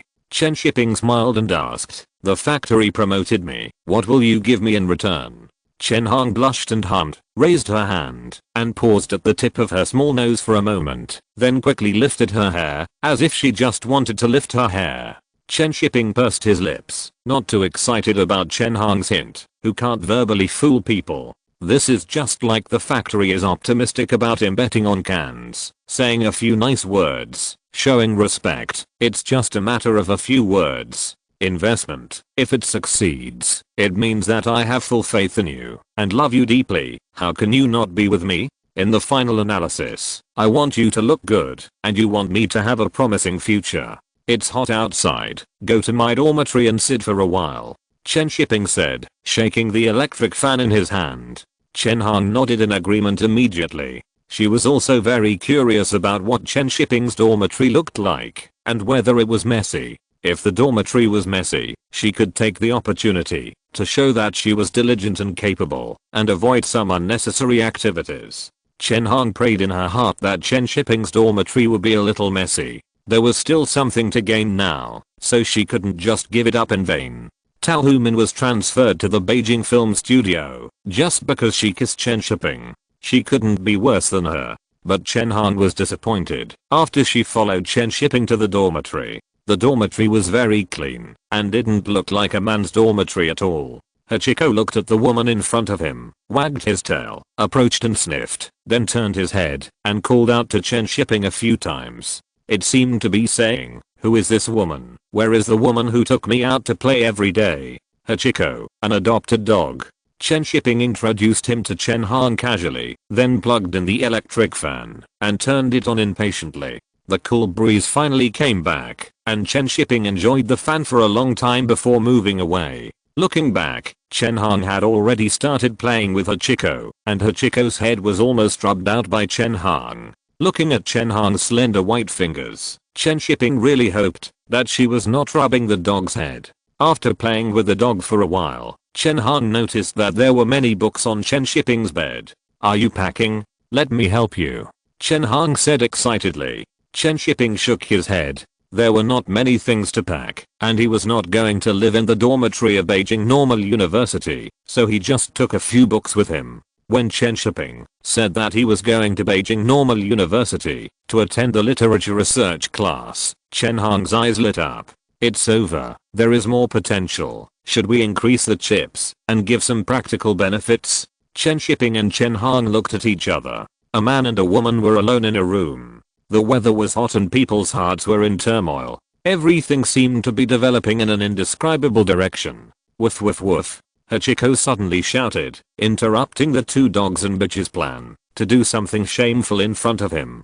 "I swear to protect the mistress who speaks gently and patiently." Chen Shiping kicked Hachiko aside with an unpleasant kick. After looking at the time, he said to Chen Hong, "I have to report to Beijing Normal University in the afternoon. Please have lunch at noon. Then can we go to that wanton restaurant?" Chen Hong blushed slightly and seemed to be shy about the charming atmosphere just now. "Okay." Chen Shiping went out with Chen Hong, carrying a bag of books, and locked Hachiko, who wanted to follow him out. "Damn dog repair. You delayed my good thing, and you still want to go out for a walk." At the wonton stall, Chen Shiping wiped his mouth and said to Chen Hong, "There's not much time at noon. I'll treat you to delicious food in the evening." "Okay, are you going to the Normal University now? Can I go with you? I haven't been there yet," Chen Hong said excitedly. "The literature research class. Hey, there are all great writers in it. It's not bad to meet them, and I can also act as Chen Shiping's girlfriend." The gate of Beijing Normal University is deserted, not like the beginning of school at all. But this is normal. There are only more than 40 people in the research class, and it's not the same as the beginning of school with undergraduates. The whole process of registering, paying fees and going to the dormitory was very smooth. There are special students from the Normal University to guide them. The main purpose of coming to the dormitory is to meet your classmates, and maybe you will take a lunch break here in the future.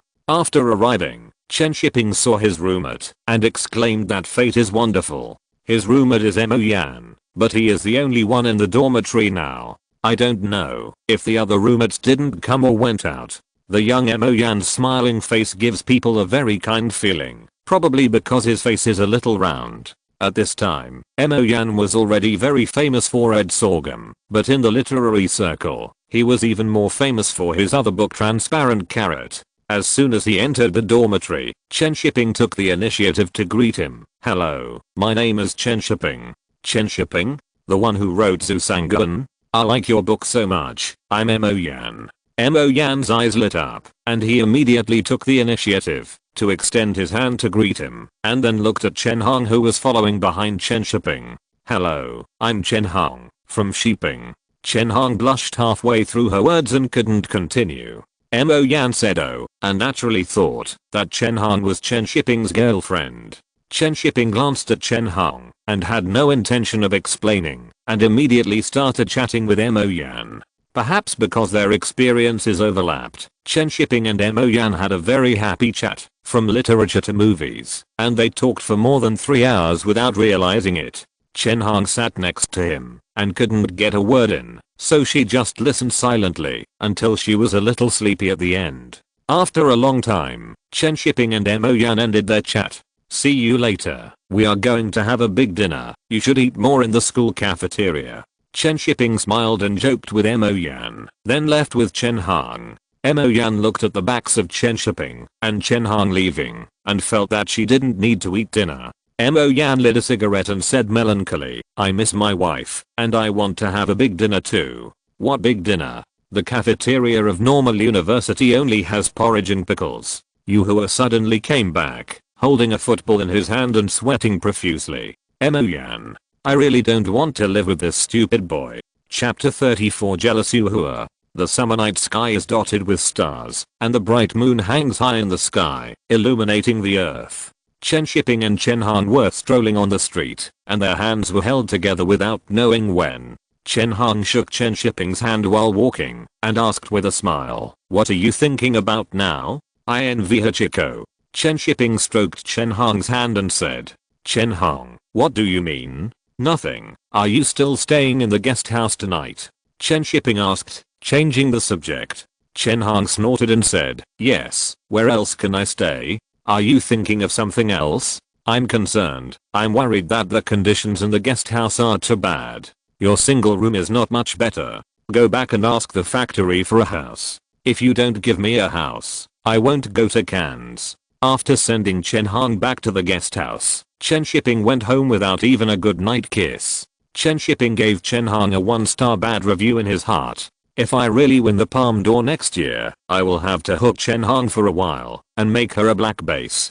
The next morning, Chen Shiping got up early and had breakfast with Chen Hong, then went to school. Chen Hong also took the train back to school. The two of them still had a sense of deja vu of a long-distance relationship between college students, but it was a bit incomplete without sex when they met. The campus of Beijing Normal University is still beautiful. The campus is very large, almost the same as the Beijing Film Studio. Chen Shiping found the classroom of the literature research class and found that most of the classmates had already arrived after entering. There were dozens of people sitting in the large classroom, but Chen Shiping knew very few of them. Most writers are rarely exposed. If you don't go to watch interviews or something, you almost only know their names, but don't recognize them. Mo Yan, who had met yesterday, waved to Chen Shiping when he saw him coming and deliberately left a seat next to him. The old man is still thoughtful. Sitting next to Mo Yan is the sloppy puppy that Chen Shiping is very familiar with. Every day when he sees Hachiko's sloppy face at home, he always thinks of Yu-hua.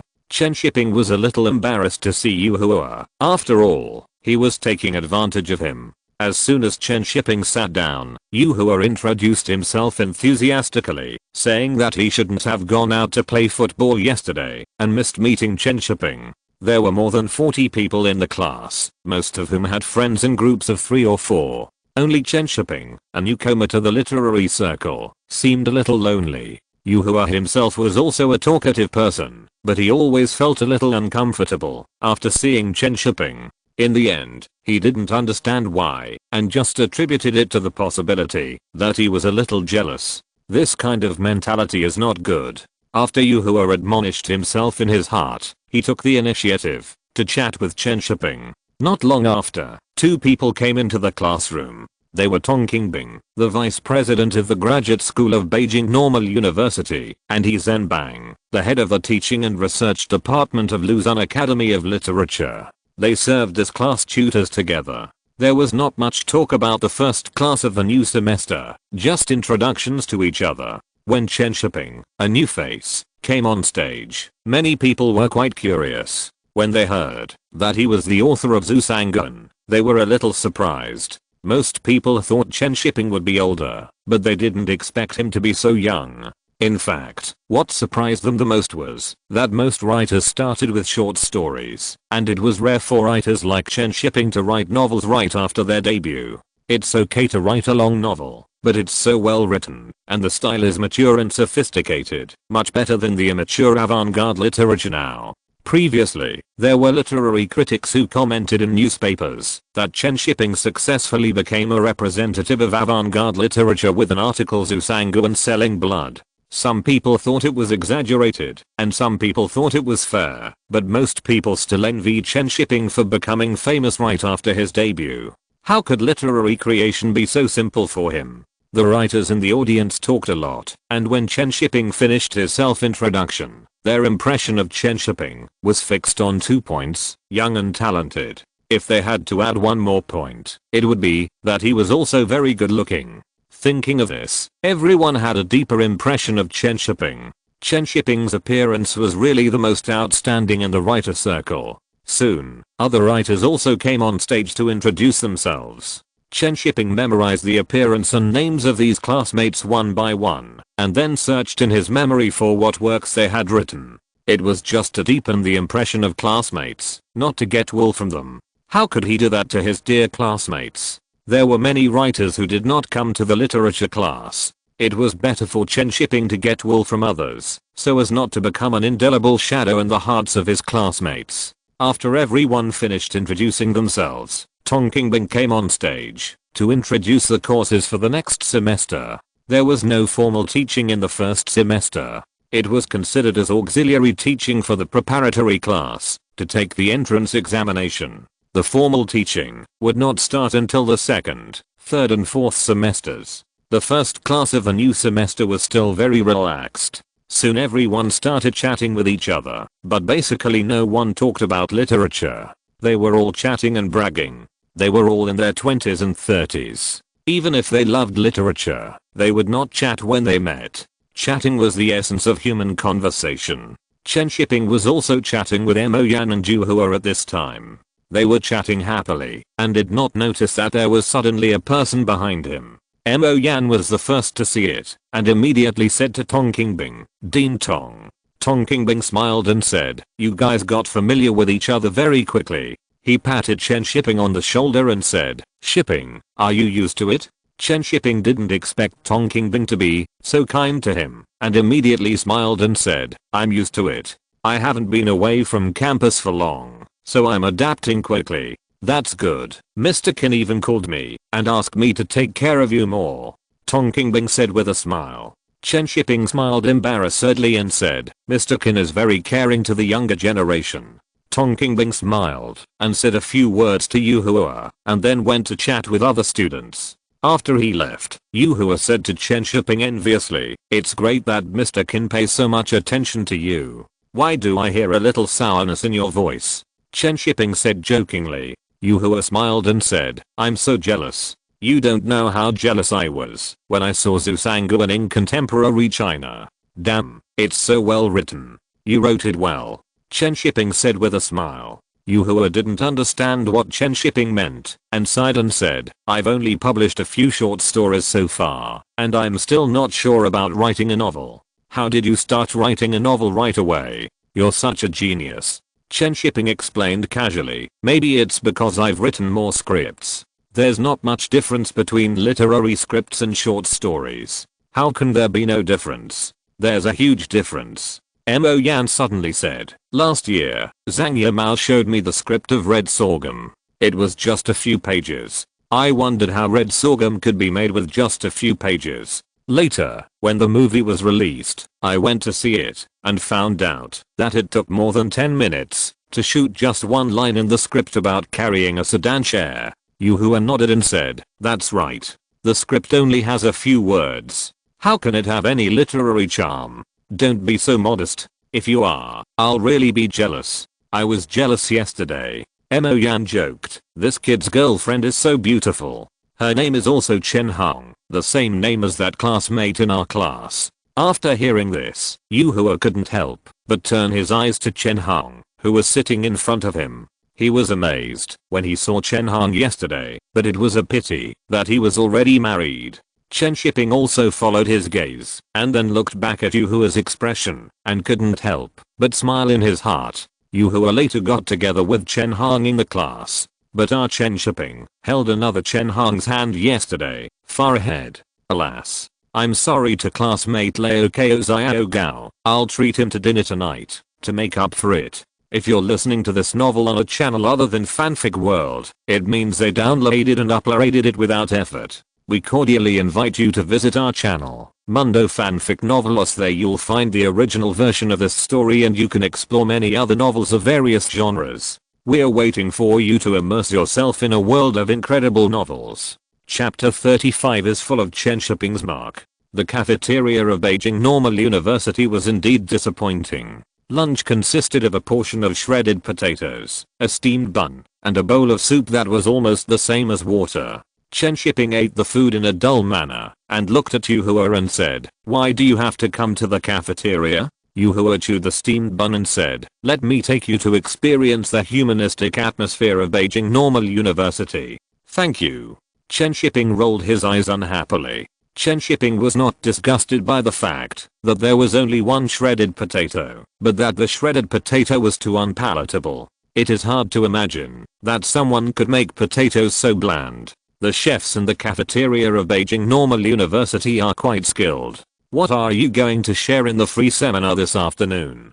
Yuhua asked curiously. Chen Shiping shook his head and said, "No, I'm here to learn from you literary predecessors." Yuhua said speechlessly, "Learn how to write short stories?" Although Yuhua said so, he was still very competitive in his heart. It was just a novel. He would think about it carefully later, and had to write one before graduation. After dinner, Chen Shiping went to the classroom with Yuhua and the others. They chatted and got to know each other in the morning, and discussed and studied in the afternoon. While Chen Shiping was studying, in the editing room of Beijing Film Studio, Xian Zhuangxian was tired and excitedly directing the editor, and his fingers could not help rubbing back and forth on his knees. The movie was finally finished. Although it was only the first fine cut, and the dubbing and music had not been added, it could be seen that it was a very good movie. The editor lay on the editing table to connect the last section of film, and then breathed a long sigh of relief. It was done.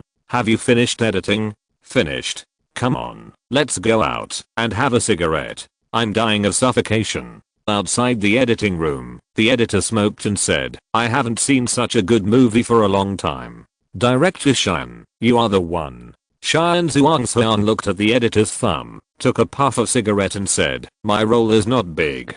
The editor said with disapproval, "Why not? Everyone knows that, although producer Chen is the co-director, you shot all the movies." Xian Zhuangxiang suddenly felt a little melancholy, thinking of his frustration during the filming. Most of the movies were shot according to the storyboards. There was actually very little room for him to play. He just made some adjustments to the lens language according to the different scenes. To be honest, the storyboards made by Chen Shiping and director Z were the key to success. Xian Zhuangxiang's initial excitement was almost gone at this time. Almost everyone in the crew was making wedding clothes for Chen Shiping. They were all tools. Even Liu Xiaoqing, the investor, was a tool. She didn't even get paid for playing the leading role. She was the worst. The editor didn't know what Xian Zhuangxiang was thinking, and he was still flattering him. Xian Zhuangxiang suddenly threw his cigarette, but on the ground in annoyance, stomped it out and said, "Okay, let's go back and watch it again and continue editing." After saying that, Xian Zhuangxiang went back. The editor hurriedly took a few more puffs, wondering where he had said it wrong. Could it be that Chen Shiping was the leader and Xian Zhuangxiang was the assistant? This is not very realistic. However, if you think about it carefully, Xian Zhuangxiang's previous film style is indeed very different from this Zhu Sangun. "Oh my god, no wonder you are not happy." The editor muttered and stomped out the cigarette butt and went in. "It seems that I have to be more polite to Chen Shiping in the future, because this will be a big deal in the future." Towards evening, the seminar of the literature research class ended, and the teacher assigned homework. Chen Shiping was very melancholy. He had to read books and write his thoughts when he went back in the evening. After school, Chen Shiping also invited Yuhua and Mo Yan to have dinner together, but Yuhua had an appointment in the evening, so he had to give up. Looking at Yuhua running in the sunset, Chen Shiping turned his head and said to Mo Yan, "Do you think he is a little dangerous?" Mo Yan looked at Yuhua, who caught up with his female classmate and couldn't help but defend him. There is a problem between him and his wife. One wants to come to Beijing, and the other doesn't want to. Chen Shiping looked at Mo Yan unexpectedly. He didn't expect that he understood it very well. However, it is normal for the relationship to be incompatible. After all, they are in different places. One has seen the world and doesn't want to return to the small town to live a dull life, while the other just wants to live a dull life. It would be strange if there is no problem in the relationship. So it's better not to get married, so there will be no such trouble. Chen Shiping and Tao Human are also in different places now, but he doesn't miss her at all. I just don't know if Tao Human misses her. Tao Human, who is far away in Zhejiang, often misses Chen Shiping and goes to see if there is any letter from her almost every day. She is particularly looking forward to the transfer order from the film studio or the private letter from Chen Shiping. If the troupe is not busy, she would like to take a leave to go to Beijing. Tao Human has been feeling a little flustered lately, with a feeling of unrest in her backyard. After returning from the troupe in the evening, Tao Human couldn't help but call Chen Shiping on a public phone. The call was quickly connected, and Tao Human immediately said, "Please transfer me to Chen Shiping." Then wait a moment. The neighbor who answered the phone stood in the corridor and shouted, "Producer Chen, your phone." Tao Human listened to the voice on the other end of the phone and felt a little strange. Why did he call him Producer Chen in the factory? Wasn't the movie finished? Did Chen Shiping get a promotion? Tao Human reacted instantly in her mind and felt happy for Chen Shiping and for herself. Her vision was indeed correct. Chen Shiping, who ran down from upstairs to answer the phone, was also very happy when she heard that it was Tao Human on the other end of the phone, and she held the phone and talked to her for a long time. "Well, I got a promotion after the filming. When you come to the factory, you have to call me Producer Chen. Don't worry, I've urged the factory to transfer you as soon as possible. Don't worry, I'm busy with school, I'm not messing around. You have to believe in me." There were a few people waiting in line behind Chen Shiping to make a phone call. Seeing that he was getting more and more excited, they couldn't help but want to urge him. But when they heard Chen Shiping say that he was promoted, they all held back their words. Chen Shiping and Tao Human talked for nearly half an hour before hanging up the phone. The main reason was that he felt sorry for the phone bill, otherwise they could continue to talk. This is the disadvantage of being in different places, but you can only wait slowly. After hanging up the phone, Tao Human prayed silently in her heart, "Let the slow time speed up a little, I want to go to him immediately." God heard Tao Human's prayer, but only fulfilled her first wish. Time passed quickly, and it was almost November in a blink of an eye. Zhu Sanggu and Selling Blood had completed all the post-production. It took more than a week to edit the movie, and another month to print the soundtrack and subtitles. Now it is finally done. The auditorium in the factory will show Zhu Sanggu and Selling Blood tonight. Almost everyone who is free will come to the auditorium to watch the movie. Now almost everyone in the factory knows that the leaders have high expectations for this movie. It will also participate in Cannes next year, and they are very curious. Ziyang Studio produced Zhang Yimou and Chen Cage. Although the factory transferred Chen Cage back, he went abroad to study. Isn't it infuriating? The movies produced by the factory in recent years are indeed unsatisfactory. There is really no one in the younger generation who can compare with Zhang Yimou. Fortunately, Chen Shiping has emerged now. I hope he can kill the limelight of Ziyang Studio this time. Soon the movie started to be shown in the auditorium. Chen Shiping's name appeared 5 times in the opening subtitles.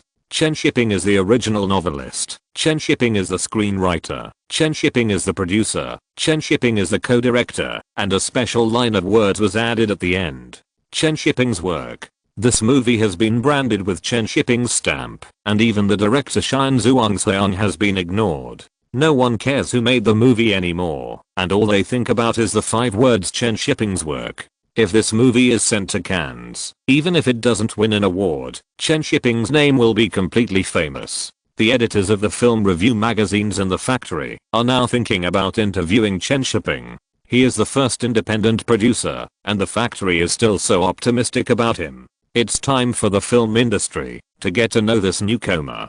Chapter 36, I'm Numb. Learn from Shipping. In the dark auditorium, there was only the faint white light reflected from the screen. In the auditorium filled with people, all the audience watched in silence as the thick needle drew blood from Zhu Sangguan's body. The red and black blood flowed through the transparent infusion tube and slowly filled the shrunken blood bag. This scene under the close-up shot made all the audience feel the pain and the powerlessness of their lives being squeezed out. When the close-up shot ended, and a needle was pulled out of Zhu Sangguan's arm, there were bursts of sighs in the auditorium, as if their blood was drawn. Chen Shiping watched this scene silently for a long time without saying a word, and sighed slightly in his heart. This scene always reminded him of his experience in his previous life. House, work, marriage, wife, children. Parents converge into an invisible big net to tightly bind you, and life will desperately squeeze every bit of your blood until you are drained dry. Fuck. It's filmed so well. The literature class classmates who were invited by Chen Shiping to watch the movie also felt a power different from words at this time. Especially Yu Hua couldn't help but swear. The shock of literature turning into a movie made him feel his heart beating. Perhaps it was because he liked the novel Zhu Sangguan selling blood so much. When the words turned into pictures, the impact made him feel that the blood flowed faster. Mo Yan also had this feeling. He had the same feeling when he watched Red Sorghum. The audience in the auditorium were immersed in the movie. They were all numbed by those shots, as if their blood was about to coagulate. Originally, many people were worried that Chen Shiping's first movie might not be so good, but now after watching it, they feel that it is not impossible to impact Cannes. The movie continued to play, and the auditorium fell into silence again. Yu Hua also closed his mouth and watched the movie quietly. Soon more than an hour passed, and the last scene of the movie stayed in the tears sliding down Zhu Sangguan's cheeks. When the lights in the auditorium came on, everyone was still in the movie. It was quiet for nearly a minute before warm applause broke out. The deafening applause was about to rip the ceiling of the auditorium apart. Chen Shiping listened to the applause around him, and his heart gradually settled down. He hoped that he could hear such enthusiastic applause in Cannes next year. Xian Zhuangxiang, who was beside Chen Shiping, listened to the applause, and felt inexplicably bitter. It seemed that none of the applause belonged to him, because he was obviously the director. There was a green feeling, just like Zhu Sangguan helped others raise their son. No, it was not as good as Zhu Sangguan. At least Zhu Yao only recognized Zhu Sangguan as his father, but now no one recognized him. I was so upset. No one knew the sadness in Xian Zhuangxiang's heart. Only his cousin patted his shoulder, as if to comfort him. Liu Xiaoqing didn't notice Xian Zhuangxiang's sadness. She was in an excited state. This investment was successful. The movie was so well made. I knew Chen Shiping could succeed. Liu Xiaoqing said excitedly. Chen Guojin snorted bitterly and said, "It's not him who filmed it, it's director Xian." Hearing Chen Guojin's words, Xian Zhuangxiang looked back at him with gratitude, but then he heard Liu Xiaoqing's words. He is the author, the screenwriter, the producer, and the co-director, so how can it not be Chen Shiping's work? Liu Xiaoqing is looking down on Chen Guojin more and more now. He has no ability and looks down on others. Chen Guojin didn't know how to refute it, and finally he could only snort and sulk. Jiang Wen, who was sitting not far away to avoid suspicion, saw this scene and laughed disdainfully. You still have the nerve to talk about Chen Shiping like this. Didn't Liu Xiaoqing invest in your 2 movies and didn't make any splashes? If it were me, I would have succeeded long ago. This thought stayed in Jiang Wen's mind for a moment and then disappeared. I'm just an actor. What can I invest in? Why not? Liu Xiaoqing glanced at Jiang Wen with his peripheral vision and felt that Chen Shiping was successful, so maybe Jiang Wen could too. You can consider investing in him in the future. Chen Shiping didn't know at this time that the rich female investor was ready to abandon him to invest in Xiaoqing. He was busy chatting with the new factory director and several big directors in the factory. Hu Kaiming, who originally supported Chen Shiping, has retired. Now Song Yu is the factory director. After taking office, he used the newly allocated money from above to vigorously support the filming of genre films. Li Xiaohang is one of the people he focuses on training, but Chen Shiping is not on this list. After all, Chen Shiping's route is different. He wants to make films independently, and the factory can't give much support. But Zhu Sangguan's film should still be supported. This is a work that is aiming to win awards and bring honor to the factory. Yuhua was watching Chen Shiping being praised by the film studio leaders from a distance and turned to Mo Yan and said, "They are all adapted movies from novels. Look at them, and then look at you. All the fame has been taken away by Zhang Yimou. Mo Yan. I'm just a writer, and Chen Shiping is a filmmaker. This kid just envies Chen Shiping, and now he is trying to balance himself." Mo Yan rolled his eyes at Yuhua and was too lazy to pay attention to him. The excitement in the auditorium soon died down. Chen Shiping chatted with his colleagues in the factory for a few words and then went to see off the students in the literature class. It was too late today, and the film factory was very remote, otherwise Chen Shiping would have treated the students to a meal. Chen Shiping sent the students in the literature class to the factory gate and went back. Beijing Normal University was just opposite, not far away, and they walked back a few steps. On the way back, the students in the literature class were discussing the adaptation of novels into movies. Previously, there were successful cases of novel adaptations such as Furan Town, The King of Children, Yellow Earth, Red Sorghum, Garlands Under the Mountain, and The King of Chess. Now there is Chen Shiping's Zusangu and Selling Blood. These writers are discussing whether their novels can be adapted into movies in the future. What do you think? Can we ask Shiping to make our novel into a movie in the future? Yes, the charm of movies is also very great. Although there is not as much room for imagination as text, the shock of lens art is more direct and strong. Mo Yan, has the sales of your Red Sorghum family increased a lot recently after the release of Red Sorghum? Mo Yan, who was caught, did not hide it, and said with a smile, "It has increased a lot, but not as much as you think. That's also good. Every extra copy sold is a royalties." Yuhua said enviously, "The tuition fee for school is more than 3,000 yuan, and my royalties are almost spent." Mo Yan couldn't help but expose Yuhua's words and said, "You are on public funds." Hearing Mo Yan's words, everyone laughed, and Yuhua also grabbed her hair and laughed. However, watching the movie tonight added a different color to this boring study life. Many writers have the urge to learn from Chen Shiping and Mo Yan. It would be great if my novel could be made into a movie. I will go and ask Chen Shiping later. Isn't he a producer, screenwriter and director? It's right to let him give some ideas. It would be even better if he could invest. Chapter 37 Winning Formula. After the preview in the studio, the release of Zusangu and Selling Blood will also be put on the agenda. However, before that, it must be sent for review, and then it can be distributed by China Film. The film has been sent for review, but it did not pass the review, and now it has been sent back for rectification. Obviously, the script has passed the review, but the feeling after the filming is incomparable to the few lines of text in the script. Just like the ending of the script, Zhu Sanguan came out of the hospital crying, only this one sentence. But in the movie, under Jiang Wen's performance, the sadness and sorrow through the picture make people feel a sense of powerlessness and suffocation. So the problem arises, the ending of the movie is too tragic, and a brighter ending is needed. If the ending is changed, a certain tension will be lost. Movies are different from novels. Novels can be savored slowly after reading, but movies are about the shock brought by watching. At this time, Chen Shiping and the main creators of the crew sat together to discuss how to change the ending of the movie. However, Chen Shiping did not speak. He lowered his head and wrote something. He had no objection to changing the ending. The movie was to be released in China. It was not good to be too sad. Life was not that bad.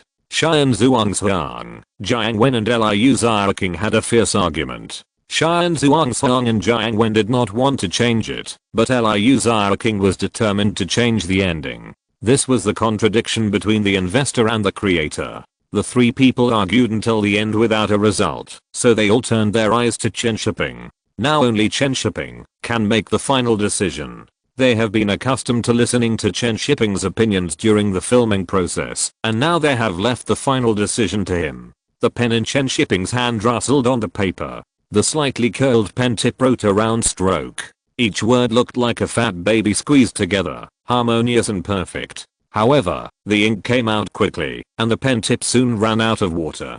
Chen Shiping shook the pen and continued to write. Liu Xiaoqing noticed this scene and thought about giving Chen Shiping a new pen. More than 10 minutes later, Chen Shiping put down the pen in his hand and said, "Change it, and let's talk about it after it passes the review." After that, Chen Shiping handed over the plot he had just written, which was exactly the original ending of Zusangu and Selling Blood. Xian Zhuangxiang originally wanted to argue, at worst it won't pass the review, what's the big deal?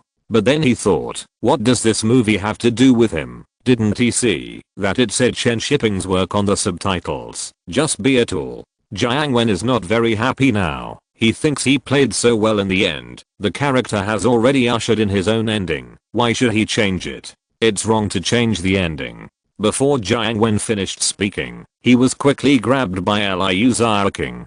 Now it has been passed by 3-1, so don't come out to make trouble. Isolated and helpless, Jiang Wen looked at Liu Xiaoqing shaking his head at him, and finally could only keep his words in his heart. Review is really a life-threatening thing. This is not allowed, and that is not allowed. There is no freedom at all. Chen Shiping saw what Jiang Wen was thinking, so he explained, movies are made for the audience. A better ending would lose some of its impact, but it would improve the overall tone of the movie. Jiang Wen sighed silently, thinking that it was a pity for the role of Zhu Sangun. However, the original author had no objection, so what if he had an opinion? This was not his work. Xian Zhuangxiang, the director, had no say, so what could a small actor like him do? Chen Shiping was really too strong. Everyone in his crew had to listen to him, which was very frustrating. I will never make a movie with Chen Shiping again. Jiang Wen subconsciously turned his head to look at Liu Xiaoqing, silently praying in his heart that she would not invest in Chen Shiping again and ask him to play the role. Otherwise he would really have no way to refuse. Xian Zhuangxiang finished reading the following plot and asked, what about the one participating in Cannes? Do you have to change it too? Change it. Otherwise, foreigners will think that you really rely on selling blood to survive all your life. In fact, we are also developing and progressing. When Chen Shiping said this, he suddenly thought of tea eggs and pickled mustard tuber in his mind, and he would buy some tonight to try. After the discussion, the subsequent reshoots were put on the agenda. It was just a matter of spending some money on a few shots. It took a week to complete the last shot, and then it was submitted for review. This time, the superiors did not continue to make things difficult and directly approved it. Otherwise, Chen Shiping would really have to go to the director to cry. The director of the Guangxi Film Studio dared to challenge him again and again to support his own people. Our Beijing Film Academy can't be bad. After passing the review, it must be released, but the studio has different opinions on this. The studio wants to wait until after Cannes to release it, which can better increase the box office and is also an invisible publicity. Of course, the premise of all this is that the film can be shortlisted, so the final decision is to decide the release time after the shortlist. Almost everyone is confident about whether they can be shortlisted, but they are still a little worried. Chen Shiping is very confident that the film can be shortlisted. If you do a set of data analysis on the films that have been shortlisted and won in Cannes, you will find something very interesting. Several keywords can be extracted from 80% of the award-winning works, including drama, men, life, love, youth, and life. Zhu Sanguan's film has all these award-winning elements, and it is also an independent film, which is very consistent with the Cannes film selection criteria. Doesn't this give you a sense of ZZ correctness? Each film festival has its own standards and preferences. If you want to make a movie that will definitely win an award, it is actually quite simple. Sometimes creation is like a formula. As long as the producer masters this formula, he can make an excellent movie. The output and quality of Hollywood movies are very good because they master and skillfully use this formula.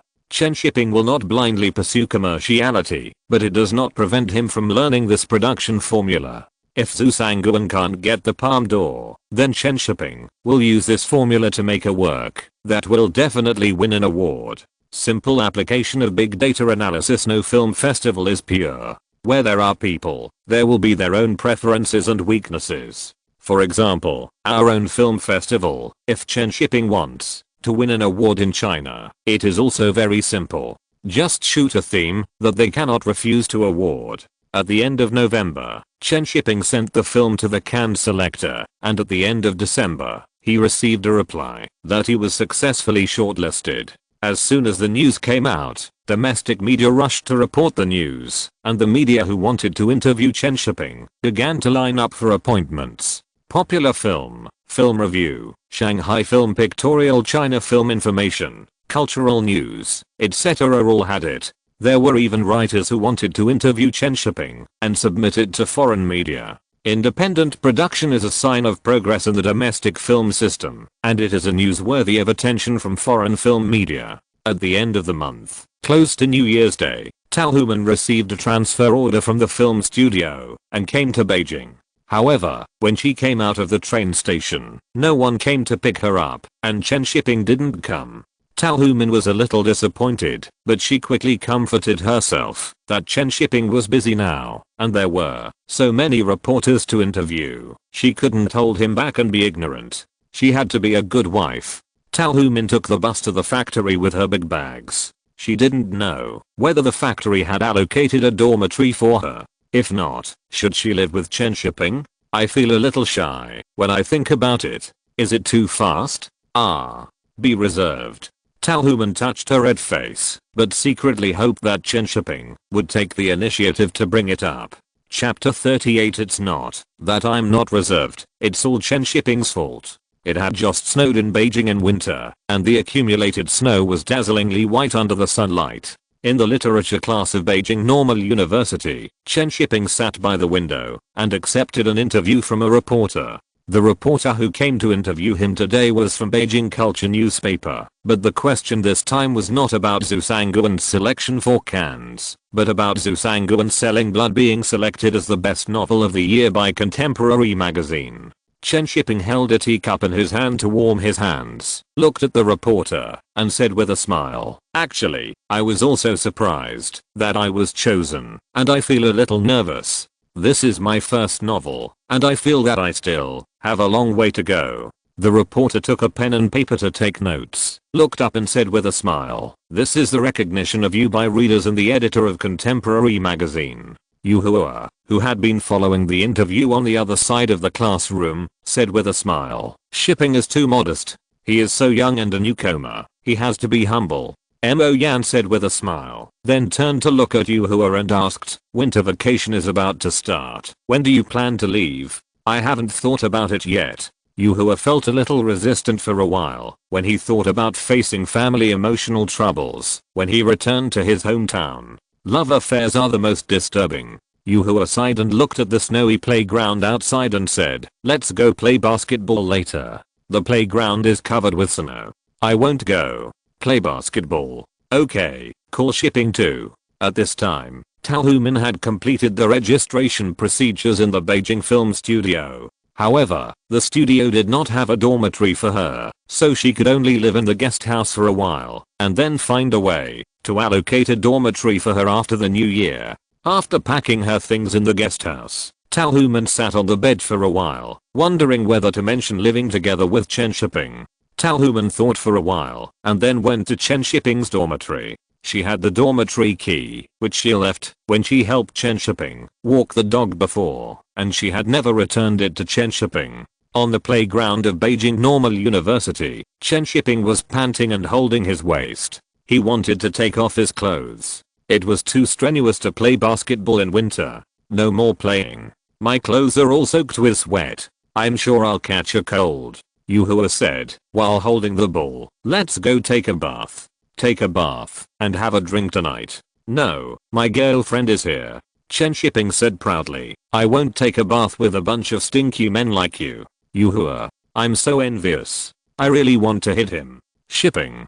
Tao Human came to the basketball court at some point. She waved to Chen Shiping happily while holding Basheng's hand. Chen Shiping's eyes lit up, and he ran off the court immediately. He hadn't seen Tao Human for a long time. He missed the cabbage very much. He would have a good bite tonight. "Don't we have to eat cabbage in winter?" Yu Hua looked at Tao Human, who was holding the dog, and felt that she looked familiar. She curiously asked Mo Yan if she was Chen Shiping's girlfriend named Chen Hang. She felt that she was much prettier than the girl with the same name in the class. Mo Yan shook his head with a complicated expression and said, "It's not the same person. This seems to be Lin Dayao in the movie version of Dream of Red Mansions." Huh? Not the same person? Yuhua was a little shocked. He didn't expect Chen Shiping to change his girlfriend quietly. Mo Yan recalled carefully and said, "Chen Hong seems to be an actor in Dream of Red Mansions as well. She played the role of Lin Dayao's maid. So Shiping abandoned the maid and chose the lady? It's something that Shiping can do. This kid is not honest." Yuhua was quite shocked by Chen Shiping's speed and felt that he should learn from him. Chen Shiping ran to Tao Human and took her hand and said, "Your hands are so cold." "Are they cold? You've worked hard all the way here." Tao Human pursed her lips and smiled coquettishly. "Why are you still playing here and didn't come to pick me up?" I can't leave for physical education class." Chen Shiping looked down at Hachiko, then changed the subject and said, "Why did you bring Hachiko?" Chen Shiping bent down and touched Hachiko's head, then turned his head and shouted to Yuhua, "Yuhua, come and see your brother." Hearing Chen Shiping's words, several people on the court couldn't help laughing. Chen Shiping has always said that he has a sloppy puppy that looks very similar to Yuhua. Today, they really look alike. Especially after Yuhua's hair was messed up after playing. He looked so much like that puppy. Yuhua's face turned black, staring at Hachiko for a few times, and couldn't help laughing. "Don't say it, they really look alike." Hachiko also tilted his head and stared at Yuhua. "How can this person look so much like him?" "Hachiko, go and play with your brother." Chen Shiping patted Hachiko and asked it to go find Yuhua. Tao Human pursed her lips and smiled secretly and said, "Your classmate is a bit like Hachiko." "Haha, I didn't lie to you." Chen Shiping turned his head and shouted to Yuhua, "Help me walk the dog at night. You to cultivate brotherly feelings." "Yuhua, I won't cultivate you. Let's have dog meat hot pot at night." "Haha, I'm leaving. Please keep an eye on it for me." Chen Shiping laughed and pulled Tao Human away. Hachiko looked back at Chen Shiping and then at Yuhua and finally walked towards Yuhua curiously. There was an inexplicable sense of intimacy about this person. Chen Shiping, who returned to the dormitory of Beijing Film Studio, took the hot towel handed by Tao Human and wiped his face, feeling that this was life. There are no dormitories in the factory now, and it's not convenient to live in the guest house. "Why don't you stay with me?" Chen Shiping put down the towel in his hand and said. Tao Human blushed when she heard what Chen Shiping said, but she was happy in her heart. However, she still said shyly, "Is it not a good influence for me to live with you when I just arrived? What's the matter? Do you dislike me?" Chen Shiping asked while grabbing Tao Human's hand. Tao Human shook her head slightly and said with a red face, "Is it too fast? The factory told me that they would arrange a place for me in the spring. The factory is just fooling you. The dormitory is very tight." Chen Shiping stretched out his hand and put his arm around Tao Human's waist to persuade her. Tao Human looked at Chen Shiping coquettishly and said, "You fooled me, trying to trick me into living with you. Is there anything wrong with me wanting to live with my girlfriend?" Chen Shiping looked at Tao Human's slightly red face, smelled the faint fragrance on her body, and felt his blood surging. "I really want to take advantage of this little cabbage." Tao Human also noticed the changes in Chen Shiping. His eyes were red and his breathing was so rapid. His body was stiff and a bit uncomfortable. It was so scary, but there was some expectation. Chen Shiping picked up Tao Human, looked into her watery eyes and kissed her.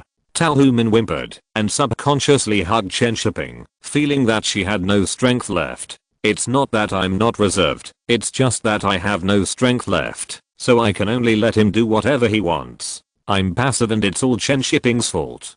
Tao Human comforted herself in her heart while hugging Chen Shiping's neck and responding to his kiss passionately. Chapter 39. You write so vulgarly. The stove in the room exuded a faint smell of coal, and the originally red coal balls were about to go out, and white coal ash was floating. The kettle on the stove that originally made a sharp explosion gradually became quiet, and the white steam from the spout slowly drifted in the air. Chen Shiping was lying on the messy bed. Everything he saw was white, as if the snow outside the window was coming in. The two towering snow-capped mountains and the smooth and beautiful ridges of the snow-capped mountains were particularly charming. Tao Human lay in Chen Shiping's arms, staring at the slightly shaking tungsten filament lamp on the ceiling in a daze. her white and straight calves resting on Chen Shiping's body, and her calves trembled slightly in the same rhythm as the shaking tungsten filament lamp.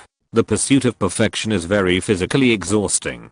Chen Shiping stretched out his hand and pinched Tao Humin's calf to relax her.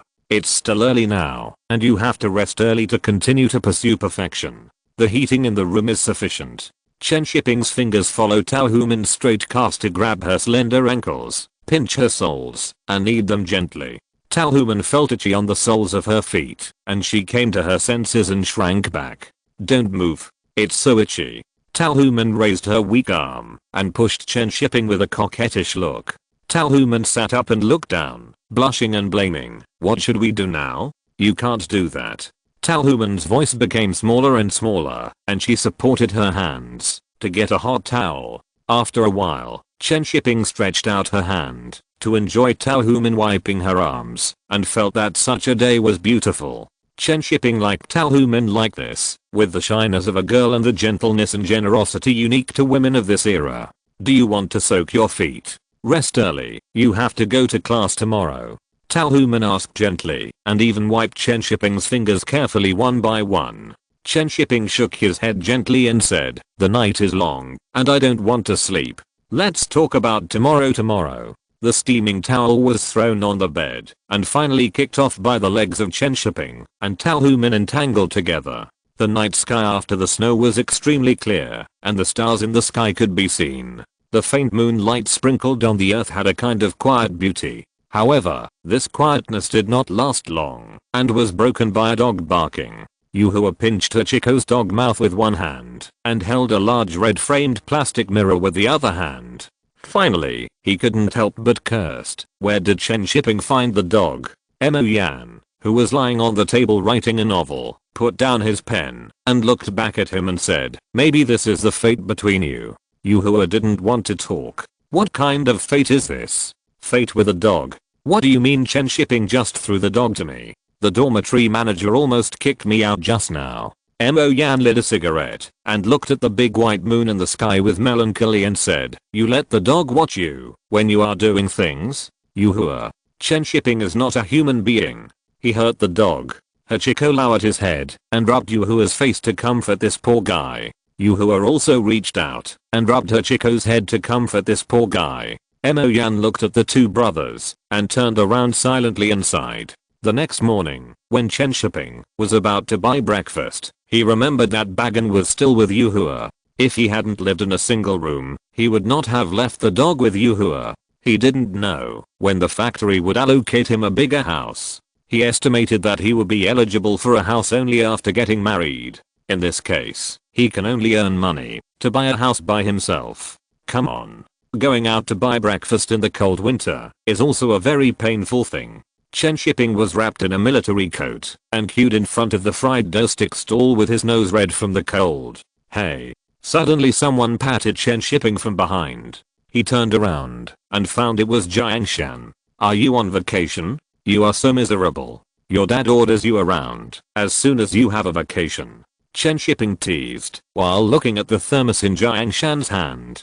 Jiangshan pouted and said, it's not over yet, but I don't have classes. I've been back for several days. Why don't you come to play with me? You don't have classes, but I do. Chen Shiping rubbed his nose and said, besides, your dad doesn't let me play with you.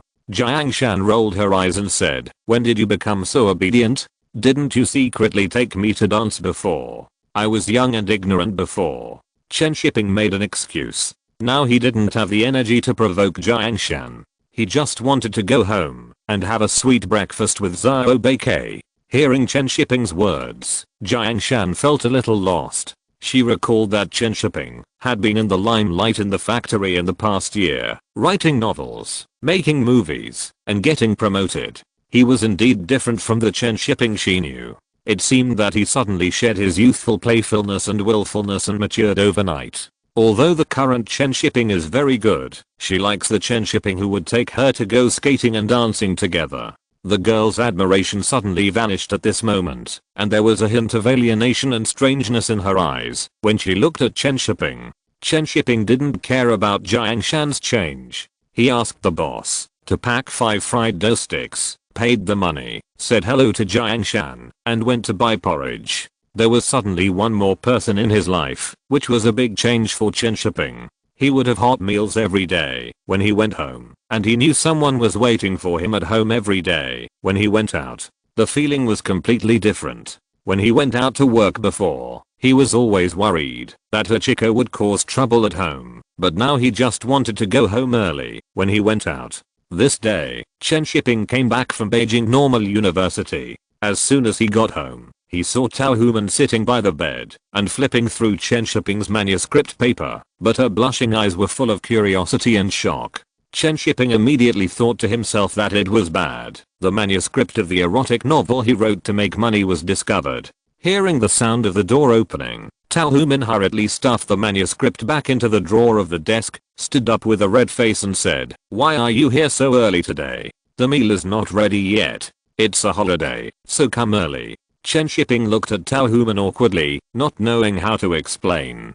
Tao Human was also very embarrassed now. She didn't know what kind of novel Chen Shiping wrote, but the words were extremely beautiful, the descriptions were bold, and the plots were unprecedented. It was difficult for her to judge whether this was serious literature or an indecent street stall pornographic book. If pornographic books are at this level, then they are not considered pornographic books. Tao Human thought of Chen Shiping's identity and felt that he should not write that kind of indecent novel. Didn't Harvest publish a novel similar to this in June? So what he wrote was just a bolder serious novel. After Tao Human prepared herself mentally, she immediately threw away her shyness. This is serious literature.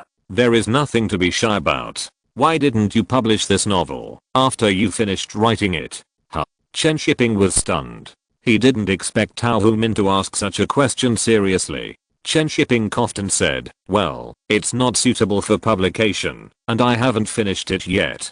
Tao Human saw that Chen Shiping was a little embarrassed. She thought he was not confident, so she took his hand and said, "I think it's well written. It describes the confusion of young men and women in the early 1980s very well. It's just that some parts are too explicit and rough." After saying it in one breath, Tao Human felt relieved and felt that he used the word rough very well, which was much more euphemistic than vulgar.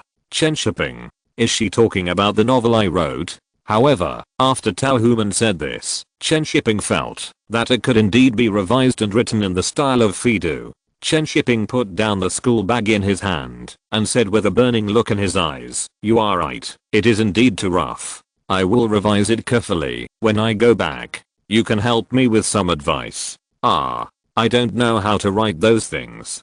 Tao Human blushed and twisted her leg, feeling sore. "Please check if the details I wrote are correct. It should be a true record." Why do you have so many excuses every day? Thank you all for your support. I have successfully entered the third round of recommendations. I will write one more chapter to repay you all. Chapter 40, almost failed. On the streets of winter, only the air is cold. Even the remote gate of Beijing Normal University is very busy at this moment. Countless students are walking out of the campus with big and small bags and embarking on the way home. Most of the students in the literature class are like this, but there are always a few exceptions, and some people are not willing to go home so early. Although Beijing Normal University is remote, the capital is very lively, and you can see the increasingly prosperous urbanization here. Yuhua is the one who doesn't want to go home. At this time, he is pulling Chen Shiping to ask him to go out and play together. Wang Fujing is very lively over there. How about I treat you to braised pork? No, I really have something to do today. You can find Liu Zenan. Chen Shiping refused mercilessly. He was purely deceived by Yuhua today. This guy called and said that he was leaving and asked Chen Shiping to come over to help pick up things. It's really not kind to deceive classmates. Don't go to play with him. He is too good at digging holes. I'll treat you to Quan Jude. Yuhua had just published 2 short stories and had enough royalties in his pocket. Chen Shiping looked at Yuhua, who was really bored, so he said, "There is a party in our factory tonight. Choose between Wang Fujing and the party." Yuhua made a decision immediately. "Wait for me at the factory gate at 6 o'clock in the evening." Chen Shiping said and ran away. "Where are you going?" "I'll go with you. To the train station to pick someone up." Yuhua looked at Chen Shiping's back and didn't hear clearly. When she wanted to catch up with him, Chen Shiping's back had disappeared in the crowd at the school gate. I'm going to play with Beigong. Yuhua snorted and ran to the Beijing film studio. Chen Shiping went to the train station to pick up Chen Hang. The holiday of Shanghai Theatre Academy was earlier than that of Beijing Normal University. Chen Hang had wanted to come to Beijing to find Chen Shiping for a long time. She wanted to come after the news that Zhu Sangguan was shortlisted for Cannes last month, but she was busy with exams at school and couldn't leave. After finally waiting for the holiday, she immediately bought a ticket to Beijing to find Chen Shiping. The most important thing was that she heard that Tao Human had been transferred to the Beijing film studio and lived with Chen Shiping. Chen Hang now regrets not taking things one step further with Chen Shiping last time. This time she came here just to see if she still has a chance. There were a lot of people at the train station. Chen Shiping was squeezed at the exit and waited for a long time before he saw Chen Hang. The girl was very pretty. She was tall and cool in a black windbreaker. Chen Shiping was amazed by Chen Hang every time he saw her, and he would unconsciously compare her with Tao Human. Two people with completely different personalities. It's hard to tell the difference. Chen Shiping could only come to one conclusion in the end, that is, he wanted everything. Greed is the driving force of human progress. It's also the fundamental driving force for men's success. Chen Shiping didn't think he did anything wrong. Maybe it was immoral, but he was very happy. When Chen Hang walked out of the exit, she was held by Chen Shiping before she could stand still. Chen Hang didn't feel shy or struggled at all. Instead, she was very happy that Chen Shiping still had desire for her, which showed that she hadn't been defeated yet. It was still uncertain who would win in the end. Chen Hang smiled at Chen Shiping and said, "You already have a girlfriend. It's not good to hold my hand like this. Do you want me to let go?" Chen Shiping asked back with a smile. Chen Hang didn't answer, but just held Chen Shiping's palm tightly and then said, "There must be a reason. If you like it, then pull it. Why do you need a reason?" Chen Shiping pulled Chen Hang out without saying anything. Chen Hang followed Chen Shiping silently, but the distance between the two people was getting closer and closer. When they came out of the train station, they were already snuggling together. The two held hands in Chen Shiping's coat pockets, just like a young couple in love. On the subway from the train station to Wangfujing, Chen Hang leaned on Chen Shiping's shoulder and asked, "Does she know you are here to pick me up? What are you going to do?" Chen Shiping was still looking at this subway full of modern atmosphere. After hearing Chen Hang's question, his brows slightly frowned, and he didn't know how to answer Chen Hang for a while. This question was not easy for Chen Shiping to answer. If the social atmosphere was more open in a few years, he would be willing to say some shameless words. But now he really couldn't say it. Seeing that Chen Shiping didn't speak for a long time, Chen Hang let go of Chen Shiping's hand and took it out of his pocket. After standing up slightly, she said, "Let's talk about this issue when you think it over. Where are you going to treat me to dinner today?" Chen Hang's attitude was a little distant when she said this, but she didn't say it completely. Chen Shiping was inexplicably relieved. It was good that he didn't refuse directly, but he still had a long way to go to satisfy his greed. At noon, the two of them ate roast duck together. Chen Hang also rolled several roast duck rolls for Chen Shiping. After the meal, Chen Shiping wanted to hold Chen Hang's hand again, but she dodged without leaving a trace. "There is rock sugar and snow pear. I want to drink it.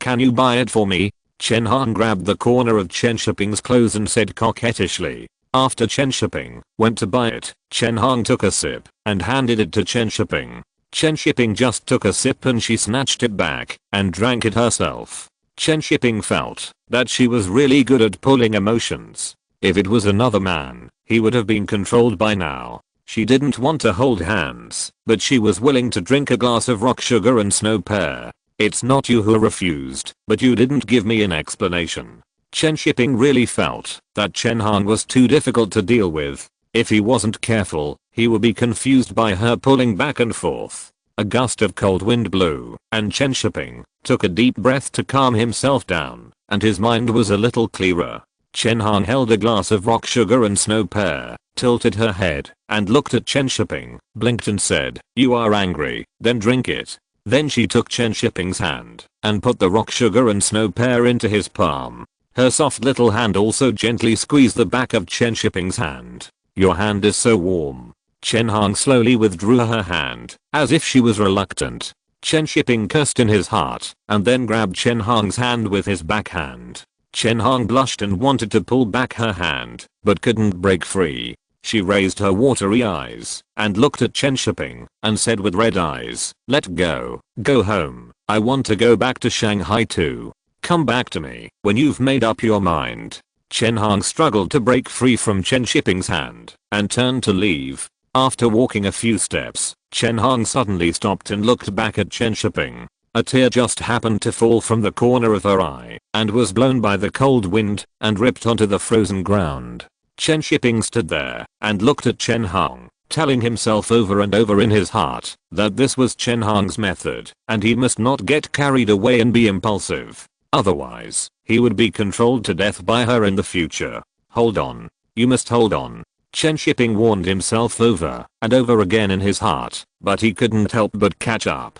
Chen Hong felt that Chen Shiping was catching up, and slowly slowed down his pace. He raised his hand and gently wiped the corner of his eyes, and his shoulders trembled slightly. Chen Shiping sighed in his heart. What a sin. How dare he play with fire. Just when Chen Shiping was about to speed up his pace to catch Chen Hong, he suddenly heard a hawker's voice. "Cabbage. Fresh cabbage. The last batch of cabbage before the new year. Juicy cabbage. It's essential for hot pot and stir fry." Chen Shiping's steps froze immediately. There were still small cabbages at home. If he caught up now, he would not be able to eat them. Be patient and wait until he returns from Cannes in May next year. Chen Hong took a few more steps forward, but did not wait for Chen Shiping to catch up. The tears brewing in her eyes with great doubts in her heart dissipated. After taking a few more steps forward, Chen Hong knew that she had failed this time, but she didn't know what made Chen Shiping resist the impulse in the end. "It's worthy of the person I like. He is greedy and restrained. I like him more and more," Chen Hong muttered to herself, and did not hesitate anymore. She quickened her pace and left. It would be the stupidest to turn back now. Chen Shiping could hold back, so she would not be stupid enough to deliver him to her door. Let's continue this game. When Chen Hong's figure disappeared from his sight, Chen Shiping withdrew his gaze with a sense of loss, turned his head to look at the man selling cabbages, and walked over to buy 50 kilograms of cabbage. "I don't want big ones. I want small ones. I just like small cabbages." After picking and choosing for a long time, Chen Shiping carried a bag of cabbages back home. Otherwise, it would be difficult for him to explain if Tal Human asked him about it after not going home for so long. Now he can say that he went out to buy cabbages, and it can also make Tal Human happy. Chen Shiping was really ashamed of his shamelessness. This chapter was written very slowly. It is difficult to write the character of Chen Hong well. I spent a long time thinking about it, and deleting and revising it. Chapter 41 Waiting for you to bring back the palm door. In a clean and tidy single room, on a square table of medium size, the clear soup in a copper hot pot was constantly boiling, emitting bursts of fragrance. Chen Shiping poured the chopped cabbage into the pot, and added some vermicelli. Yuhua, who came to eat, sniffed and couldn't wait, and Hachiko was also wagging his tail happily beside him.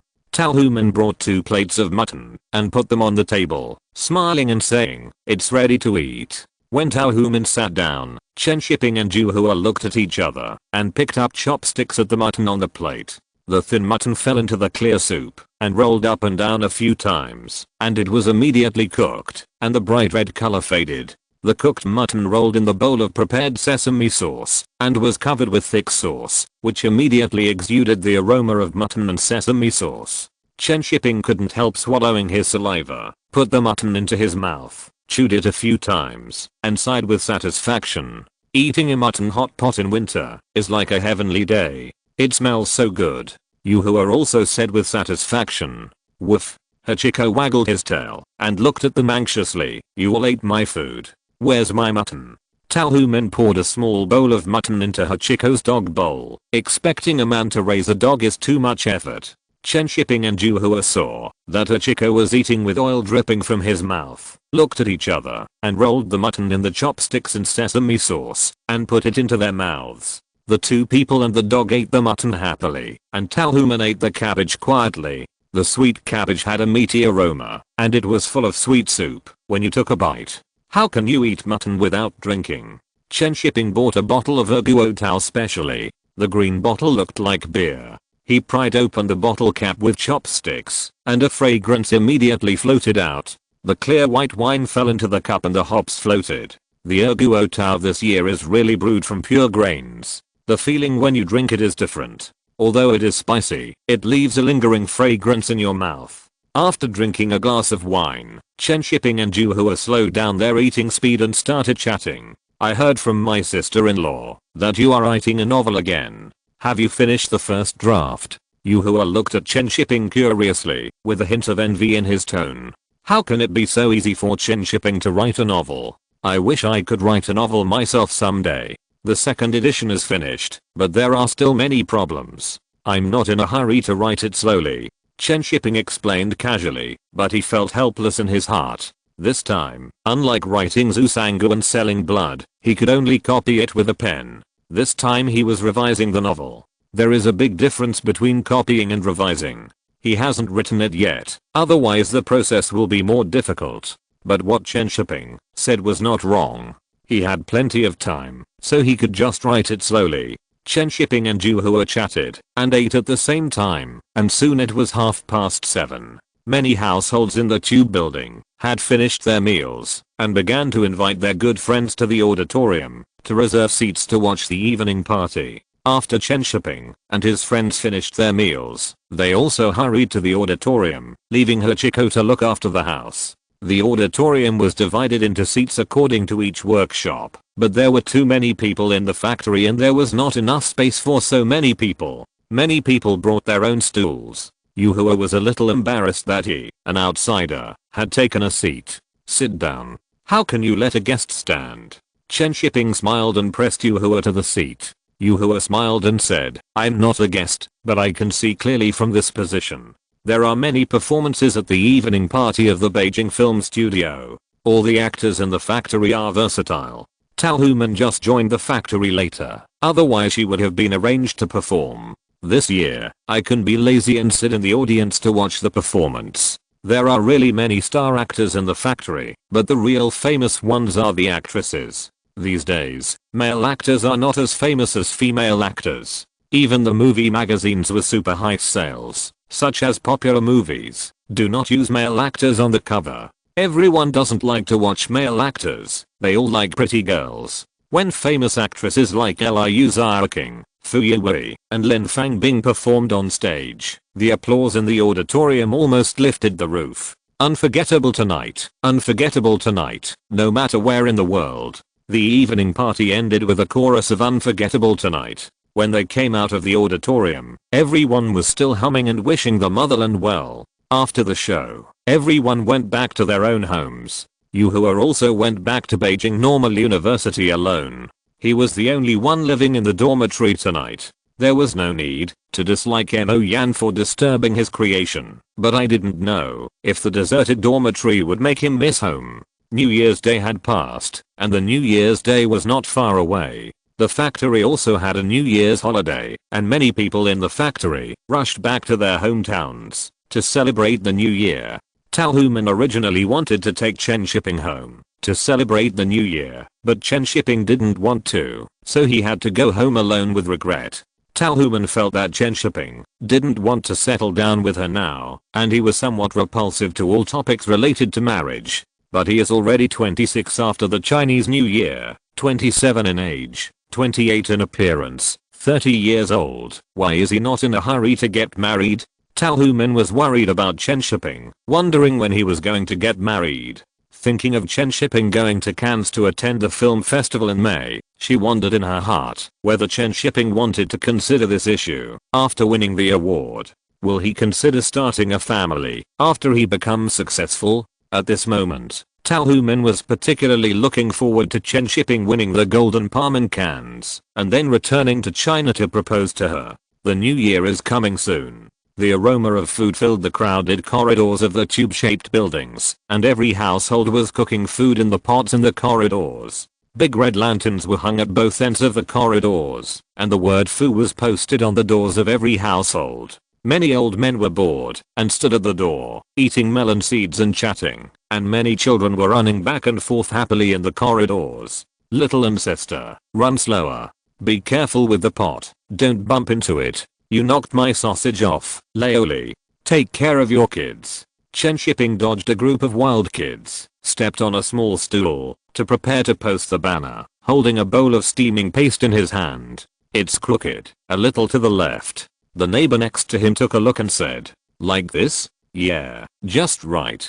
Chen Shiping posted it neatly, jumped down, took a closer look and said, "Not bad, it looks like a home."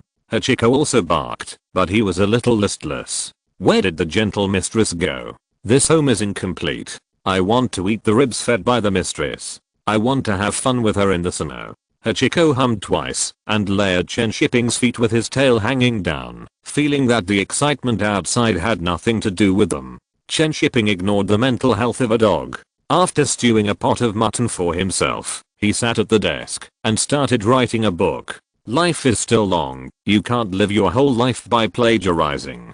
Improving your own abilities is the foundation of life. Chen Shiping is a very self-disciplined person.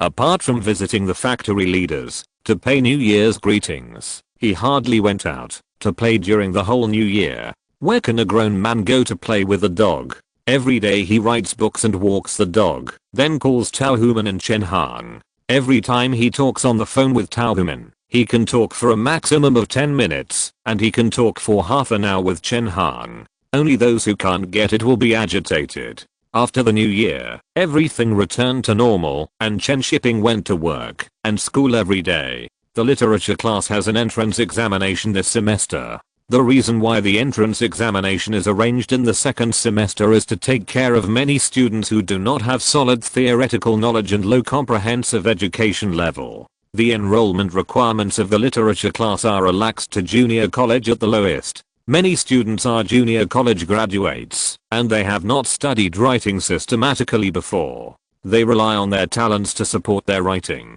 The courses in the first semester include creative aesthetics, literary culture special topic, Western literary theory special topic, English, special topic research on Marxist-Leninist literary theory, etc. Many people are exposed to such a systematic course for the first time. If they take the exam before admission, at least half of them will fail. The entrance exam after school was not difficult for Chen Shiping. He had basically learned everything in his previous life and passed the exam easily. After temporarily solving the academic problems, Chen Shiping began to work on the film again. Time passed in a blink of an eye, and when May came, Chen Shiping began to get nervous. The distribution and release of the film have been arranged in China, waiting for Chen Shiping and his friends to get good grades in Cannes and return home, and then they will be released immediately. In Chen Shiping's dormitory, Tao Human was packing Chen Shiping's things for Cannes. Cannes in May was not cold, and there was no need to bring anything, but it was the first time to go abroad, so I always wanted to bring more things just in case. Chen Shiping looked at Tao Human, who stuffed the suitcase so full that it was almost impossible to zip it up, and said with some amusement, "I'm only going for a few days. You prepared so many things. Don't you want me to come back? When I'm away from home, what if I need something? Things are so expensive abroad, it's a waste to spend money to buy them." Tao Human pressed the suitcase and pulled the zipper hard, and it took a lot of effort to zip it up. "Producer Chen, there's a call for you." Suddenly, a voice came from outside the door. Chen Shiping gave up trying to persuade Tao Human and ran out to answer the phone. Chen Shiping ran downstairs and picked up the receiver. Just after he said hello, he heard Chen Hang's voice from the other end of the phone. "I'll be waiting for you to come back in Shanghai with the palm door." If you're listening to this novel on a channel other than Fanfic World, it means they downloaded and uploaded it without effort. We cordially invite you to visit our channel, Mundo Fanfic Novelos. There you'll find the original version of this story, and you can explore many other novels of various genres. We're waiting for you to immerse yourself in a world of incredible novels. Chapter 42 PR in Cannes, shocking the film industry. In the noisy tube building, Chen Shiping held the telephone receiver tightly to his ear so that he could hear Chen Hong's voice more clearly. Chen Shiping could even hear Chen Hong's faint breathing. His emotions were very complicated. After a long pause, he smiled and said, "What if I don't get the palm door? If I don't get it, I'll go find you and lend you a shoulder to cry on." Chen Hong's playful voice came from the other end of the phone. Chen Shiping could even imagine the arc of her mouth when she said this. "I won't cry. I will come back to find you with the palm door. Then I'll wait for your good news." Chen Shiping and Chen Hong chatted for a few more words and then hung up the phone. He felt that he was still a little controlled by Chen Hong. After the call, Chen Shiping had more expectations for this trip to Cannes, but the pressure was also increasing. Everyone placed their hopes on Chen Shiping, not only the crew and the factory people, but also the news media and some people in the circle, hoped that Chen Shiping could win the grand prize. Only Chen Shiping knew that it was not easy to win an award. A good film was one aspect, and other factors had to be considered. To put it bluntly, which film shortlisted for Cannes was not well made?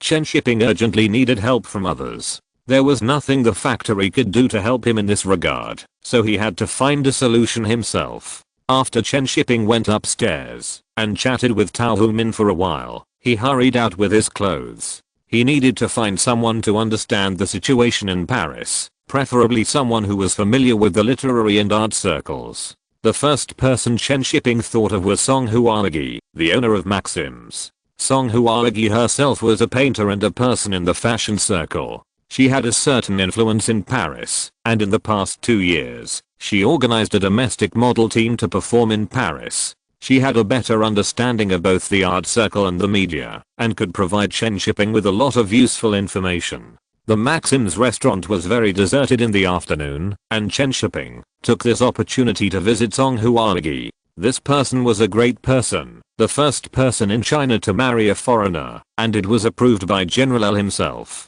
Song Huagi knew Chen Shiping. Last year, the newspapers reported about him every day. She had also read a little bit of Zhusangu and selling blood. So after knowing Chen Shiping's purpose, she told him a lot about the Parisian literary and artistic circles without leaving any room for discussion. If you want to win an award, you still need to do public relations. Song Huagi said, while smoking a cigarette, "I can ask my friends to help you promote it, but if you want to promote it on a large scale, it will definitely cost money, and the most important thing is those critics and the jury." Chen Shiping said gratefully, "Thank you, I'm very grateful to know so much. I will also find a way to do other things.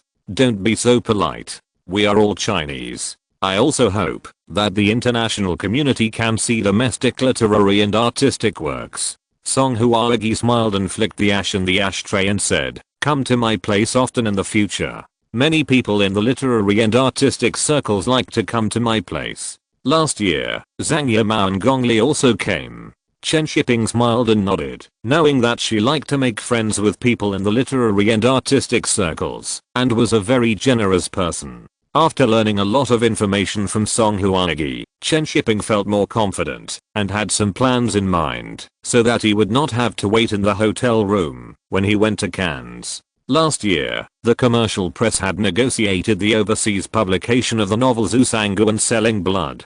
It has been published in France this year, and Zhusangu and Selling Blood should have a certain degree of popularity. Through the relationship of the commercial press, it should be possible to indirectly promote the movie, which is somewhat helpful. The wind in Beijing in May was very strong, but there was less yellow sand, far less severe than the sandstorm in Beijing later. In the windy weather, Chen Shiping led the team to Cannes and there was still a feeling of the wind whistling and the cold Yeshu River. However, Chen Shiping did not think that he was Jinken. Tragic and heroic is certainly moving, but perfection is what everyone wants to see. Everyone loves tragic heroes, just like Zhusanguan is very popular with readers, but no one wants to be Zhusanguan. Chen Shiping, with so many people's expectations, naturally did not want to return empty-handed and be a loser to gain sympathy. Moreover, no one will give you sympathy. There were not many people in France this time, only 2 directors and 2 actors.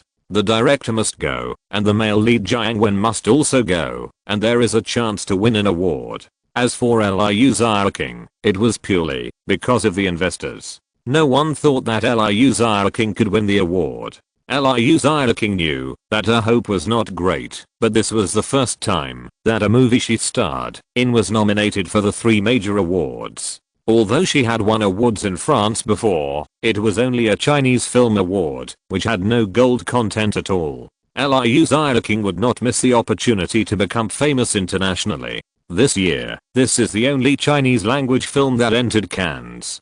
To be precise, there are only a handful of Chinese language films nominated for the Cannes Film Festival over the years, and even fewer have won awards. There were 2 Chinese language films nominated in the 1960s. The Tadpole Looking for His Mother won the Cannes Honorary Award, and Yang Githui won the Best Interior Color Award. In the 1970s, The Swordswoman won the highest comprehensive technical award, and in the 1980s, The Legend of RQ was nominated, but did not win. As for the Palme d'Or, the Grand Prix of the jury, and the Best Actor and Best Actress, there are still no awards. It is not easy to be nominated, and it is even more difficult to win an award.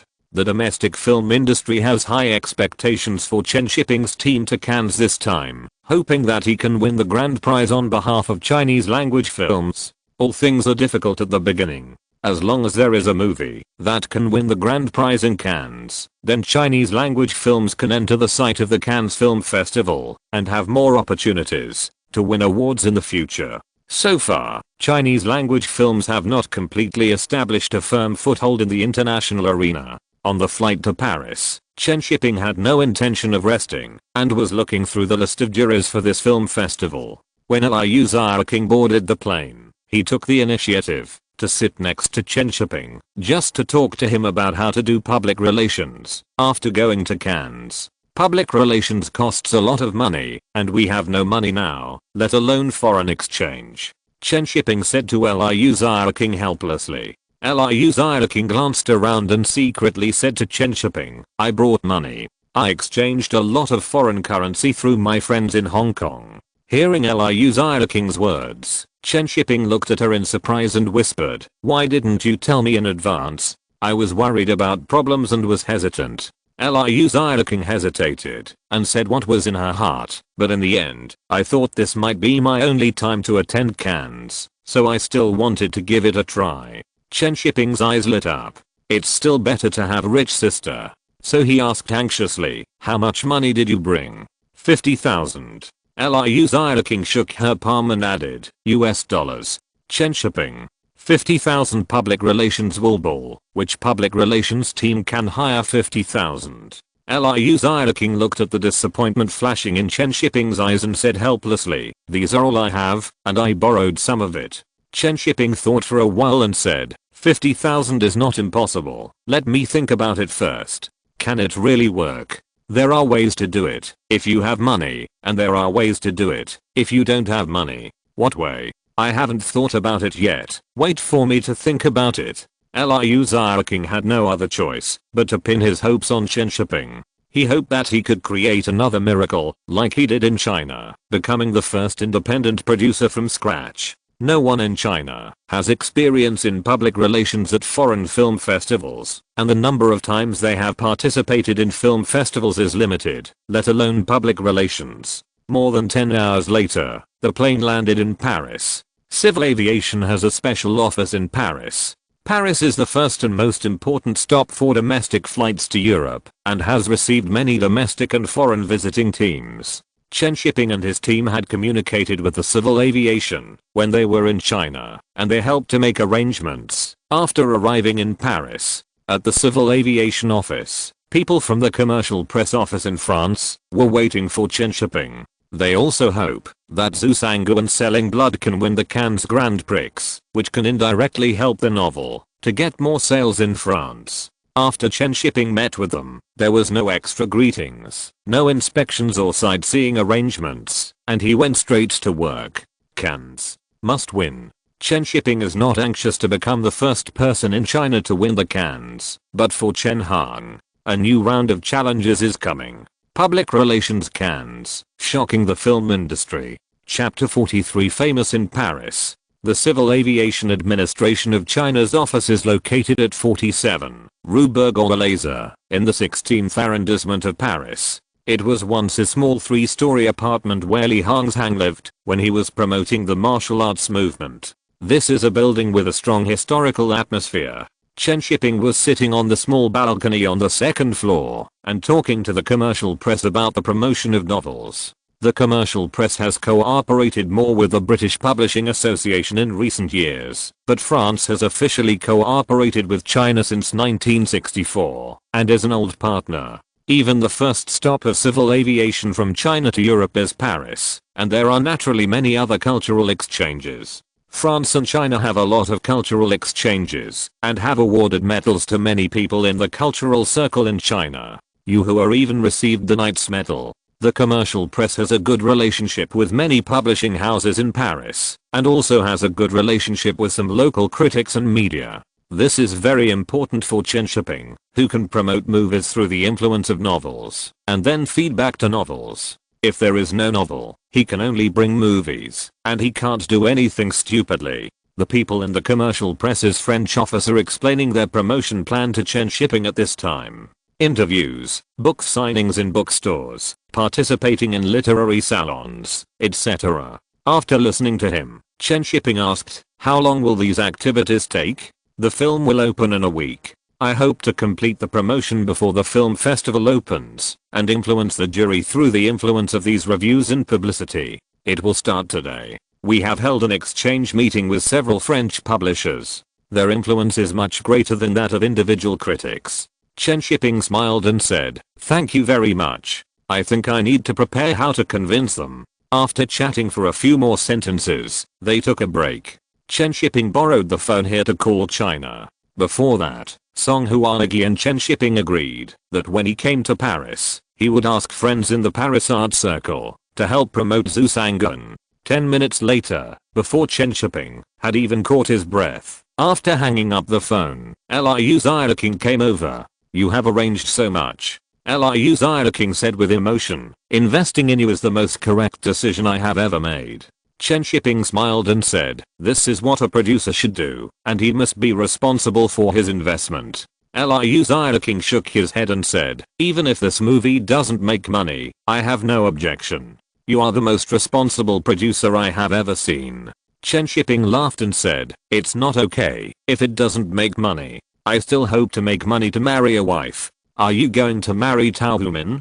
Liu Xiaoqing became interested and said with a smile, "As a person who has been through it, I advise you not to get married. You are not suitable." Chen Shiping, you are really good at judging people.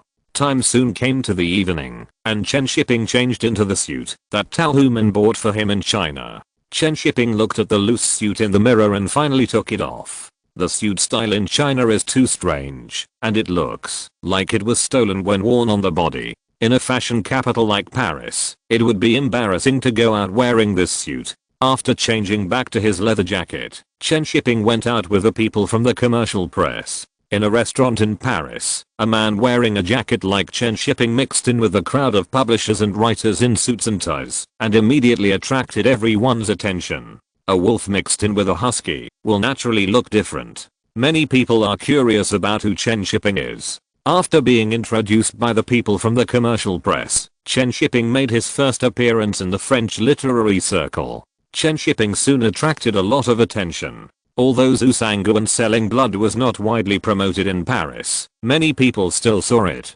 Chen Shiping also seized this opportunity to chat with these influential publishers and writers and promote his own movies by the way. After hearing that Chen Shiping would also adapt the novel into a movie to participate in this year's Cannes Film Festival, most writers became very interested and said they would go to watch the movie at the beginning of the film festival. The editor of the French University Press, which cooperated with the commercial press to publish Zhu Sangun Selling Blood, also talked to Chen Shiping alone for a long time. Adapting the novel into a movie and participating in the film festival is a good publicity gimmick for them. The influence of artists and writers in France is very great. After all, this is the world's art capital, and France is one of the few countries with art film theaters. They are also happy to help Chen Shiping promote the film. Only with higher popularity can the sales of the novel increase. In the following days, Chen Shiping accepted interviews, held a book signing event in the largest bookstore in Paris, and participated in a literary salon to discuss Chinese and French literature with literary critics. The rewards after the busy work are also very rich. Chen Shiping has seen news about Zhu Sangguan selling blood in various newspapers for several consecutive days. In the novel, it is not difficult to find that the protagonist shows a tenacious will to survive in the face of life's desperate situation. Le Monde reported. The content of Zhu Sangguan selling blood is typical, and its thought-provoking theme is impressive. Le Figaro reported. Zhu Sangguan selling blood is different from ordinary tragedies. It is a tragicomedy, full of exquisite satire, which makes people feel sad and happy. Literary News magazine reported. The novel is very exciting, but I'm more looking forward to the movie. This is a rare movie adapted by a writer in the history of film. Perhaps I can see the film art from the writer's perspective. Le Parisien reported. In the civil aviation office, several members of the crew sat together with a pile of newspapers in front of them. Shiping is now famous in Paris. Xian Zhuangxiang said with a smile. Liu King also nodded and said, and I think these reviews are better than those in China. Is this considered a flower blooming inside the wall and fragrant outside the wall? They just like to see other people's suffering. Chen Shiping also had a complicated feeling. He shook his head and said, and these reviews are paid by the publisher, and some are exchanged through friends. Jiang Wen didn't get along with Chen Shiping before, and now he doesn't want to praise him, so he changed the subject and said, is the chance of the movie winning the award now greater? Red Sorghum didn't have such public relations at the time. Chen Shiping smiled lightly and said, it's still a little short. Sister King will spend money later. We need to spend money on public relations. No problem, but is my money enough? Liu King was worried about it. Chen Shiping smiled confidently and said, it's enough. Someone will help us pay for the rest. The three of them looked at Chen Shiping in confusion, not understanding who would help them pay. Cannes was already bustling at this time. Although there were still 2 days before the opening of the film festival, tourists and filmmakers from all over the world had already arrived in advance. On a beach in Cannes, Wim Wenders, the chairman of the jury of this film festival, was reading the English version of Zhu Sangguan selling blood. There was too much publicity for the novel in the past few days, and he really couldn't control his curiosity. Wim Wenders is a director himself. He likes to create the image of a lonely wanderer and doesn't like violent conflicts and emotional fluctuations. The emotions in his films are quiet and slow, but they are so profound that they make people feel heartbroken. He is committed to creating a world that is alienated, empty but full of poetry. When he finished watching the movie Zhu Sangguan selling blood, he already fell in love with it deeply. Zhu Sangguan's experience in the movie was too consistent with his aesthetics. Now after reading the novel, that love is even stronger. Zhu Sangguan is a lonely wanderer and a tragic hero who uses his flesh and blood to support a family through difficulties again and again. There is no deliberate creation of tragedy. Everything happens slowly in ordinary life. After reading the novel, Wim Wenders knew who to vote for this year's Palme d'Or. Chapter 44. Create a gimmick, if there is no gimmick. On the way from Paris to Cannes, Chen Shiping kept looking at the scenery outside the car window. Paris is beautiful, and you will encounter different scenery at every turn on the street. In the eyes of Parisians, these landscapes are ordinary and even boring, and there has been no change in decades. But in the eyes of Chen Shiping, who came to Paris for the first time, there are surprises everywhere. Perhaps these Parisians will have the same feeling when they go to Beijing. This is the freshness brought by different regions and cultures. Chen Shiping likes this strange feeling very much, which makes him a little fascinated.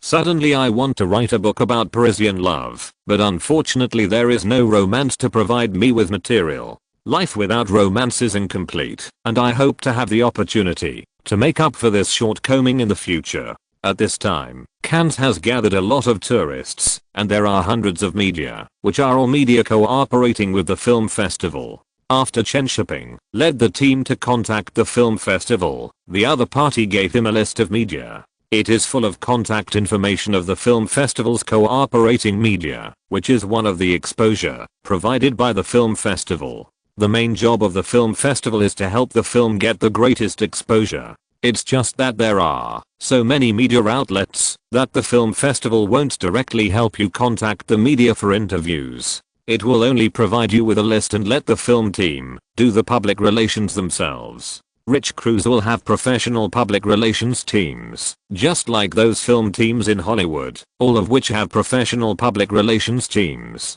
However, most film teams are similar to Chen Shiping. They have no money and no people. They either rely on fate or acquaintances. Chen Shiping is relatively good. He also has the help of the commercial press to promote his novel. The exposure of his film has been far ahead of the films in the main competition unit. However, the most discussed film in Cannes now is not Chen Shiping's film, but another film with a very gimmicky name. Sex, Lies, and Videotape. Listen to this name, how much it pokes the audience's excitement. It is simply a natural exposure weapon. It is nothing like the English translation of Zusangu and Selling Blood, which is called Blood Dealer, which really has no gimmicks at all. Blood Dealer is the title of the novel translated by the commercial press. Chen Shiping even doubted whether the translation of the commercial press was not at all careful. However, he still used this name as the name of the film festival, otherwise how could he get exposure? If you are poor, you can only get help from others. If you are rich, you don't need to get help, because others will do it on their own. Chen Shiping had a headache looking at the long list in his hand. Among the 4 people in the group, only he had good English. It was better for Liu King not to speak English. Chen Shiping had seen a news report about her, which said that she studied English hard during the years she was in prison. Whether it was for the purpose of marketing inspirational personality or something else, she couldn't speak English now. Jiang Wen was okay, but not very fluent. It was estimated that she would get better after she married a foreign girl and learned foreign languages. Xian Zhuang's English was okay, but his personality was too dull. It was obviously not suitable for public relations. He could not get anything out of it. He was more like a public relations person. Shipping, do you want to find a translator? Liu King felt that he could not help and felt very sorry. Chen Shiping smiled and shook his head and said, don't waste money on finding an interpreter. I have other uses for your money. So what should we do now? Go out and play. Go wherever there are more people. It's best to go to a bar to experience the romance of France. Chen Shiping turned his head to look at Jiang Wen and added, take good care of Sister King. Foreign men are very direct. Jiang Wen frowned and always felt that Chen Shiping had other meanings when he said this, scolding him for being a gigolo who couldn't help with anything. Liu King also had this feeling and immediately smiled and said, how can I still have the heart to go out and play? Let's stay and help you. How can we stay? Chen Shiping immediately said, no, you should go out and play more so that everyone can see Asian faces. This is also a kind of actor promotion. I will arrange for the media to interview you later. Liu King nodded, not quite understanding, and felt that what Chen Shiping said made sense. There were not many Asians in the whole of Cannes, and going out more would indeed attract a lot of people's attention. What about me? Xian Zhuang asked proactively. Chen Shiping turned his head and looked at him and said, cooperate with the staff of the film festival to distribute the viewing brochures in the exhibition area and distribute these boxes of books as well. Chen Shiping took hundreds of novels from the publisher to serve as materials for film promotion. He had no money to make gifts, so he had to do this. Xian Zhuang opened his mouth and felt that it was a bit of a waste of talent to post posters, but he was really not a material for public relations, so he could only let Chen Shiping arrange it. Liu King and Jiang Wen went shopping. Xian Zhuang went to distribute flyers, and Chen Shiping took Liu King's money to find out the favorite bars of these media people and film critics, and then went to drink. In the bar, Chen Shiping sat everywhere, just like those girls who got free cards in nightclubs. But Chen Shiping would not drink for free, but would invite everyone to have a drink together, so that they could integrate faster. After chatting well, Chen Shiping would shift the topic to movies and novels, and add a few small notes with Franklin's head printed on them in his books, and give them to them. The small note in the book was just accidentally forgotten, not a bribe. It is not normal for intellectuals to give a few books. From the evening to the late night, more and more people came to the bar. Many people would come to the bar to relax after a busy day. There are too many film practitioners and media people here, but there are not many real tourists. Chen Shiping was also a little drunk at this time, but his public relations was not over yet. Giving books and money would at most make these people write a few good words, but it was not interesting at all. Now we need to add some small stories to write news for them. Chen Shiping first went to the bar counter to chat with the bartender for a few words, then came to the bar band to conspire with them for a while and gave them a tip of $100. Before they sang, Chen Shiping held a microphone in one hand and a microphone in the other and shouted to everyone, "Cheers to Cannes. Cheers to movies." As soon as this was said, the bar instantly became lively and most people followed and shouted for Cannes and movies. Chen Shiping drank the beer in his glass, raised his glass, and threw it on the ground, shouting, "Long live the movie." The musicians in the band were also infected by Chen Shiping and immediately followed with an exciting accompaniment. Under the stimulation of Chen Shiping's passionate and heroic glass throwing and alcohol, the atmosphere in the bar instantly reached its peak. Immediately, someone followed and shouted and threw the glass. "Finally, I will buy everyone a drink." After Chen Shiping finished shouting, he left the stage amid everyone's cheers. The lead singer of the band also took the microphone and said with a smile, "Thank you Chen Shiping from China for inviting us to drink. I wish his movie Blood Trafficker will win the Palme d'Or.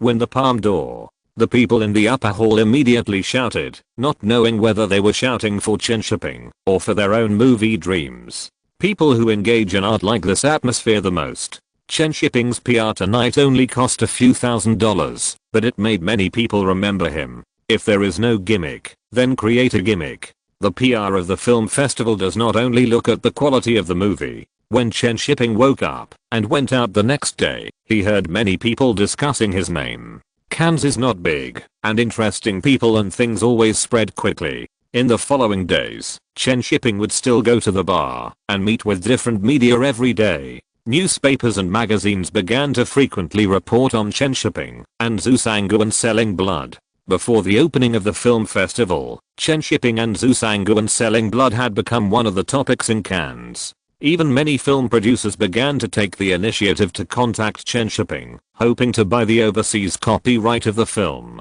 Chen Shiping accepted all offers and the price was negotiable, but there was only one condition: whoever could help him promote the film would sell it to him. What he wanted was fame, not money. It didn't matter whether he got the award or not. Anyway, he would get a bonus. Even if the price he sold it to the film producers was low, he could recover all the costs. Chen Shiping was determined to win the Palme d'Or. Chapter 45 Win the Palme d'Or. At night, in a family hotel in Cannes, Chen Shiping rubbed his swollen temples, feeling that he could no longer tell east from west. In the public relations living room of the family hotel, Liu Xiaoqing came out of the kitchen with a cup of black tea. "Have a cup of tea. It's a pity that there is nothing. Otherwise I would make you a hangover soup." Chen Shiping took a sip of the tea and felt his stomach warmed up a lot. Liu Xiaoqing sat opposite Chen Shiping and said with some self-blame, "You have worked hard these days. We can't help you. I'm the producer. It's my job." Chen Shiping breathed a sigh of relief, smiled and said, "But the publicity these days is indeed good. The opening film is ours." After this, several people looked at Chen Shiping in surprise. They didn't expect that he could even get the opening ceremony premiere. This is the first time that a Chinese film premiered at the opening ceremony of Cannes. Xian Zhuangxiang said with emotion, "Even if it doesn't win an award, it's worth remembering. This is the condition between us and the film distributor. Otherwise it wouldn't be that easy." Chen Shiping rolled his eyes at Xian Zhuangxiang and said, "Don't say discouraging words. Why would I come if I don't win an award?" Xian Zhuangxiang smiled awkwardly. He was just making an analogy. Jiang Wen frowned and said, "I heard from others these days that Cannes sometimes has upsets, and it's difficult for the media to influence the jury." Another person came to pour cold water. Liu Xiaoqing secretly pinched Jiang Wen, feeling a little angry with Xian Zhuangxiang and Jiang Wen, two grown men who couldn't help much, and they were still saying things that affected morale. People are so annoying. I used to think that Jiang Wen was much better than Chen Guojun, but now it seems that he is still far from being as good as Chen Shiping. Liu Xiaoqing didn't know whether his vision was good or bad for a while. Hearing Jiang Wen's words, Chen Shiping was not excited. He glanced at him and asked, "Do you know cans? Have you studied the trends of cans in recent years?" Jiang Wen was stunned for a moment and shook his head and said, "I have been with Xiaoqing these days." Jiang Wen did not say the rest of the words. He had been playing around these days. How could he have time to study cans? Some of the news he knew was hearsay. Liu Xiaoqing could not help but roll his eyes at him. He knew that he went out to play every day, so why did he say such things? Don't worry, going out to play is also a means of publicity. Chen Shiping rubbed his temple and said, Cannes has a strong political atmosphere in recent years. It loves social themes. The gap between the rich and the poor, social malpractices, political issues, etc. are all Cannes favorites. After Chen Shiping finished speaking, he looked at the silent Shan Zhuangxiang and added, and it highly respects films with strong personal styles. The world pattern in the 1980s changed dramatically. The cold station came to an end. The big country in the east was reforming and opening up, and Eastern and Western Europe were also undergoing great changes. In such a sensitive and special era, the aesthetics of the Cannes Film Festival are also changing. From the late 1980s to the early 1990s, Cannes loved this type of film. As for the late 1990s, Cannes began to compromise all the way, and finally compromised with the market, and even took the initiative to invite traffic stars to participate in the red carpet. After Chen Shiping explained, Jiang Wen still didn't understand and asked, "Then how can we influence the jury? We haven't contacted the judges yet. The judges are also people. They will also be disturbed by public opinion." Chen Shiping patiently explained, Zhu Sanguan meets the aesthetics of Cannes, and there are so many reports and discussions, they will be affected invisibly. Shan Zhuangxiang suddenly thought of the many novels he had sent out, which did indeed arouse many people's discussions, and would indeed affect the judges invisibly. "Is that it?" Jiang Wen asked, puzzled. Chen Shiping said irritably, "That's it. If you don't understand something, figure it out yourself. You can't find a more suitable movie than Zhu Sanguan to win an award this year.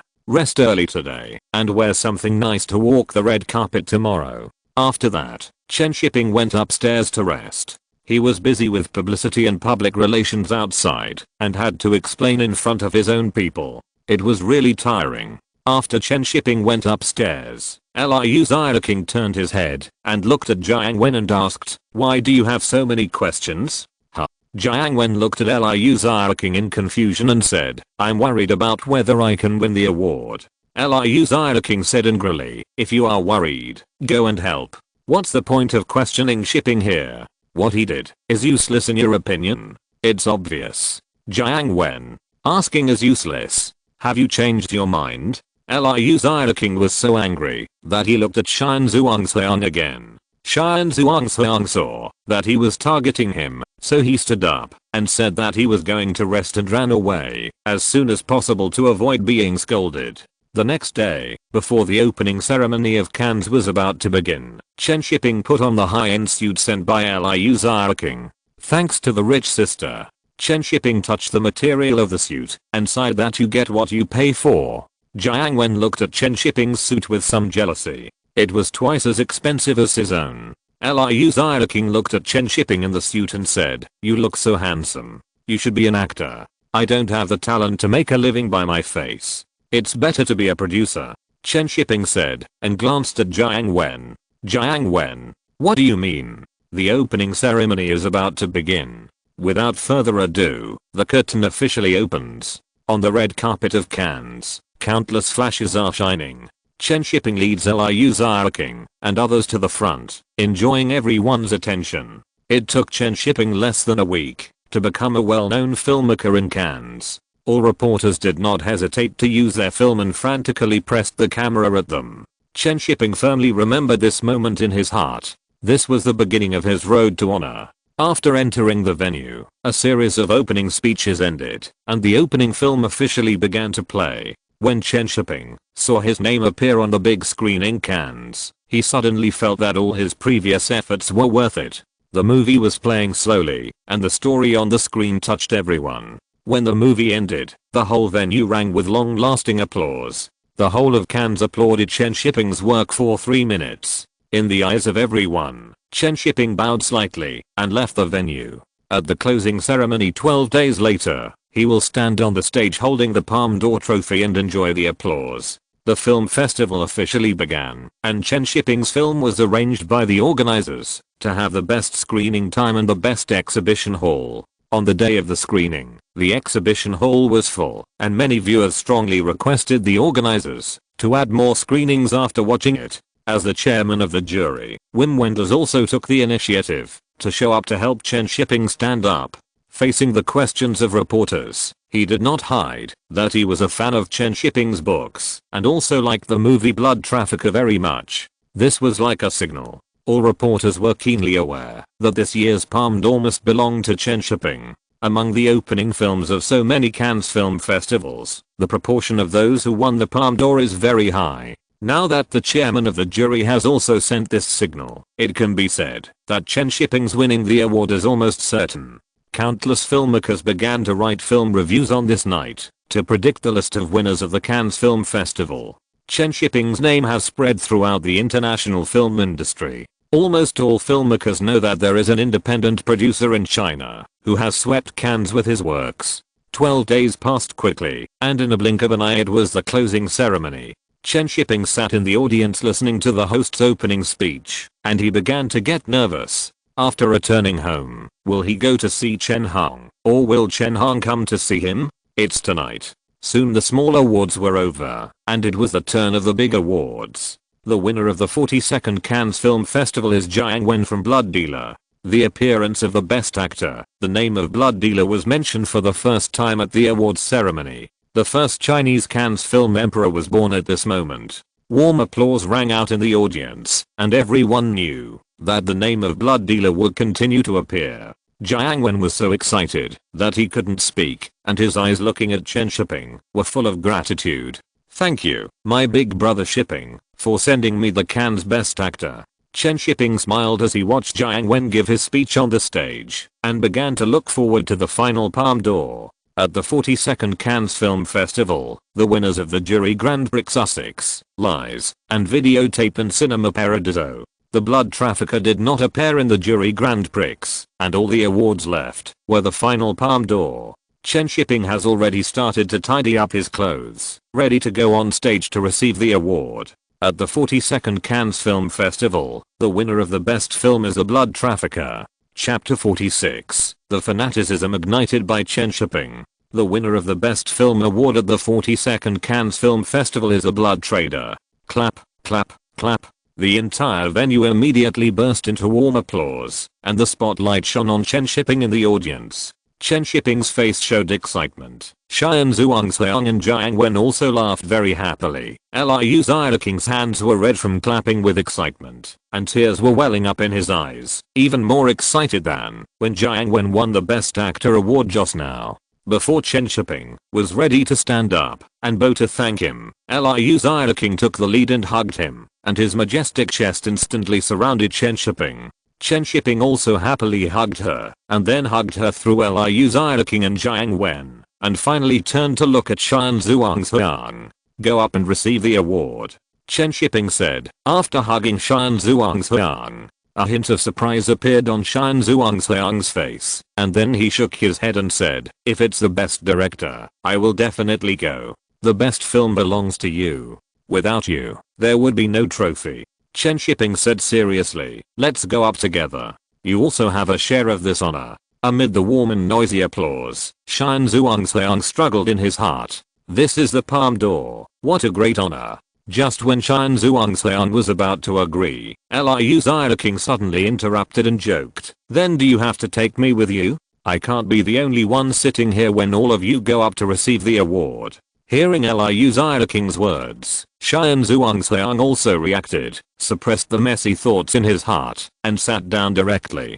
Chen Shiping turned around and smiled at Liu Xiaoking, then patted Xian Zhuangxiang on the shoulder and went on stage by himself. The spotlight shone on Chen Shiping, and all the eyes of the audience were focused on him. I don't know who suddenly shouted, "If you win the Palme d'Or, will you buy us a drink tonight?" Exclamation mark.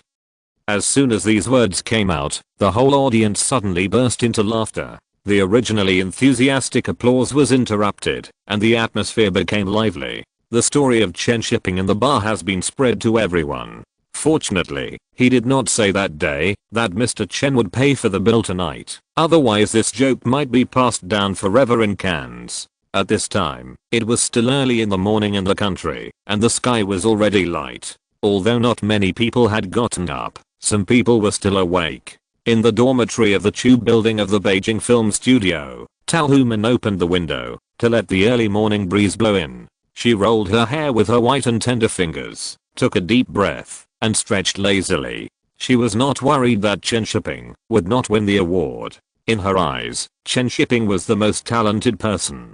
She was just worried about whether Chen Shiping had eaten and slept well abroad. The whole crew depends on him alone. It must be very hard. Hachiko, who was lying on the ground, raised his head and glanced at Tao Human, then put his head on Chen Shiping's slippers and continued to sleep, missing his master a little. In the dormitory of Shanghai Theatre Academy, Chen Han was wearing a light pajamas, sitting by the window of the dormitory looking at the white sky. Her mind had already flown to Cannes. Chen Han held the cup and took a sip of tea, saying to herself, "Is he standing on the podium at this time? He must be very dazzling." On the podium of Cannes, countless flashes kept flashing, and Chen Shiping's figure became the brightest cub in Cannes on this night. This is the first Chinese film in the history of Cannes to win the grand prize. It is a very memorable moment for both Cannes and Chen Shiping. When Wim Wenders, the chairman of the jury, handed the trophy to Chen Shiping, the audience burst into warm applause again. Chen Shiping looked at the golden palm trophy in the gift box. The pyramid made of transparent crystal was inlaid with a golden palm leaf, which emitted a dazzling light under the light. The heavy trophy was quite heavy, suppressing all the impetuousness and excitement in Chen Shiping's heart. All the hard work and efforts before the award ceremony were awarded at this moment. Chen Shiping really wanted to shout awesome. Chen Shiping planned to save this awesome for when he returned home, in front of Chen Han. Now let's talk about the acceptance speech first.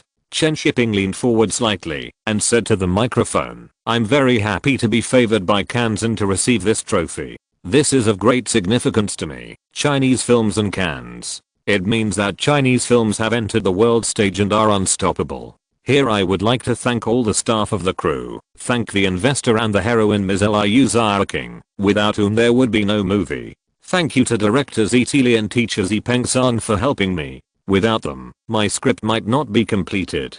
Thank you to co-director Shan Zhuangxiang, who helped me complete the filming. Thank you to the leading actor Jiang Wen, who made the character of Zhu Sangguan vivid and three-dimensional. Finally, I have one more thing to say." Chen Shiping paused deliberately. Everyone in the audience thought that Chen Shiping wanted to thank himself, but he smiled and said, "Thanks to my increasingly powerful motherland, the things in the movie will become history, and we are becoming stronger step by step." After that, Chen Shiping raised the trophy and shouted, "Win the Palme d'Or." The audience immediately applauded crazily. Chen Shiping shouted out their voices, and they followed Chen Shiping and shouted, "Win the Palme d'Or." This is the dream of every filmmaker in the venue. Chen Shiping has now successfully conquered this peak, and the next one will definitely be them. Reporters in the venue took cameras and took pictures crazily, recording the moment when Chen Shiping held up the trophy and shouted that he won Cannes. This will be the most touching photo at the Cannes Awards ceremony. In the eyes of most people, Chen Shiping is really an interesting person. The previous winners of the Palme d'Or were all humble and faced Cannes as a self-deprecating person. Only Chen Shiping regarded the Palme d'Or as a goal, looked at Cannes equally, and regarded the Palme d'Or as a badge he deserved, and even did not say a word of thanks to Cannes all night. Before Chen Shiping won the Palme d'Or, he still looked up to Cannes, but after getting the trophy, Cannes was no longer his life goal. The mountain you have climbed is not worth looking back and looking up at. Just remember the moment you climbed to the top and conquered it. This is the same as the scumbag flirting with girls. Of course, Chen Shiping is not a scumbag. He is just a lost tourist, and in the process of finding himself, it is inevitable that he will stop for the flowers on the roadside. The award ceremony ended with applause. Before Chen Shiping walked out of the venue, he was surrounded by a group of people. There were many people who wanted to make friends and interview them. Before tonight, Chen Shiping tried his best to publicize them, but now everything was the opposite. Chen Shiping naturally chatted with the friends who had drunk with him. After all, there was more than one film festival. These friends can still be used in the future. At dawn, Chen Shiping and Jiang Wen stood in the middle of the blue coast of Cannes, holding the trophy in their hands. Liu Xiaoqing and Shan Zhuangqiang stood on both sides, holding the trophy in their hands, smiling as winners in the sea breeze. Several reporters in front of them pressed the shutter at the same time to record this scene. At this time, it was already bright in China. In an office in the film studio, the studio leaders and many directors were smoking and looked confused. It had been an hour or two since the award ceremony ended, and they had not received a call from Chen Shiping yet. They all wondered in their hearts whether the impact on Cannes had failed. Director Song Zuan smoked a cigarette and was silent for a long time before he smiled and said, "Maybe he has won the award." It's possible that the young people were too happy after winning the award and forgot to inform us. Huang Pu, who had competed with Chen Shiping for independent production before, said in a gloomy tone, "Cannes is not that easy. I guess he failed and was too embarrassed to call back." As soon as Huang Pu finished speaking, Song Zuan's face changed. He was ruining his own reputation. Ziti glanced at Huang Pu and drank tea and said, "Being able to enter Cannes has surpassed many people. Even if you don't win an award, it is an honor." Everyone in the office smiled and agreed that it was right. Several directors present had entered Cannes. One by one, only Zitila's early film Early Spring in February was invited to Cannes for screening in the past 2 years. Other directors are still a long way from Cannes. Huang Pu also realized that he had said the wrong thing at this time and lowered his head without saying a word. In his heart, he was criticizing Chen Shiping for being shortlisted for Cannes. What's so great about it? Didn't he still not win an award? Just when everyone subconsciously thought that Chen Shiping had lost in Cannes and was about to leave, cheers suddenly came from outside the conference room. Then a person rushed out of the Creative Arts Center office, pushed open the door of the conference room and shouted excitedly, "He won the Palme d'Or. Producer Chen won the Palme d'Or." Jiang Wen also won the Best Actor award. The originally depressing atmosphere in the conference room instantly boiled. Everyone couldn't help but stand up. Good. That's great. Double awards. Even better than Red Sorghum. Chen Shiping is awesome. The news spread quickly in the studio and soon reached various film studios across the country through telephone calls. Film studios across the country were all red-eyed at this time. Last year it was the Xi'an Film Studio, and this year it was the Beijing Film Studio. These guys really deserve to die. In the Xi'an Film Studio, Zhang Yimou, who was preparing for Judao, smoked a cigarette in silence after hearing the news, his eyes full of fighting spirit. At this time, in addition to the major film studios receiving the news, many media also received the news at this time, and they were ready to go to the Beijing Film Studio for interviews. On the one hand, she was waiting for Chen Shiping, and on the other hand, she went to learn about the behind-the-scenes story of Zhu Sangguan selling blood and the specific process of winning the award. Chen Hong, who was far away in Shanghai Theatre Academy, also learned from her friends that Chen Shiping won the Palme d'Or. At that time, she couldn't help jumping up with the phone in her hand. After hanging up the phone, she jumped happily in the shade of the trees on campus and ran towards the dormitory. She was going to choose a beautiful dress. The skirt should be long, so that there would be a beautiful hem when turning around. The color should be beautiful, so that Chen Shiping could see her at a glance.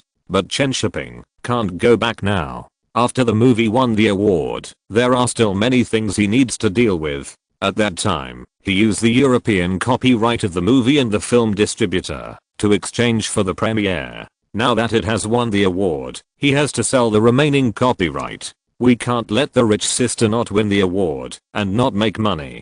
Chen Shiping is a producer who is responsible to investors. The main reason is that he doesn't have money either, and he wants to make some money to buy gifts for Tao Human and Chen Hang. Chapter 47 Chen Hong, I choose to join. The afternoon sun in Cannes was bright, warm but not blinding, and occasionally a breeze blew by with a light salty smell. Chen Shiping sat in a wrought iron chair in an open-air cafe, his thoughts carried away by the long sea breeze, and flying back home. Chen, what do you think of the price? The French film producer sitting opposite Chen Shiping suddenly asked. He felt that Chen Shiping was about to fall asleep, and he was not as passionate as before after winning the award. Chen Shiping came back to his senses, picked up the cup, and took a sip of the bitter coffee, frowned and said, 500,000 is too low. This is not the price that a Palme d'Or film should have.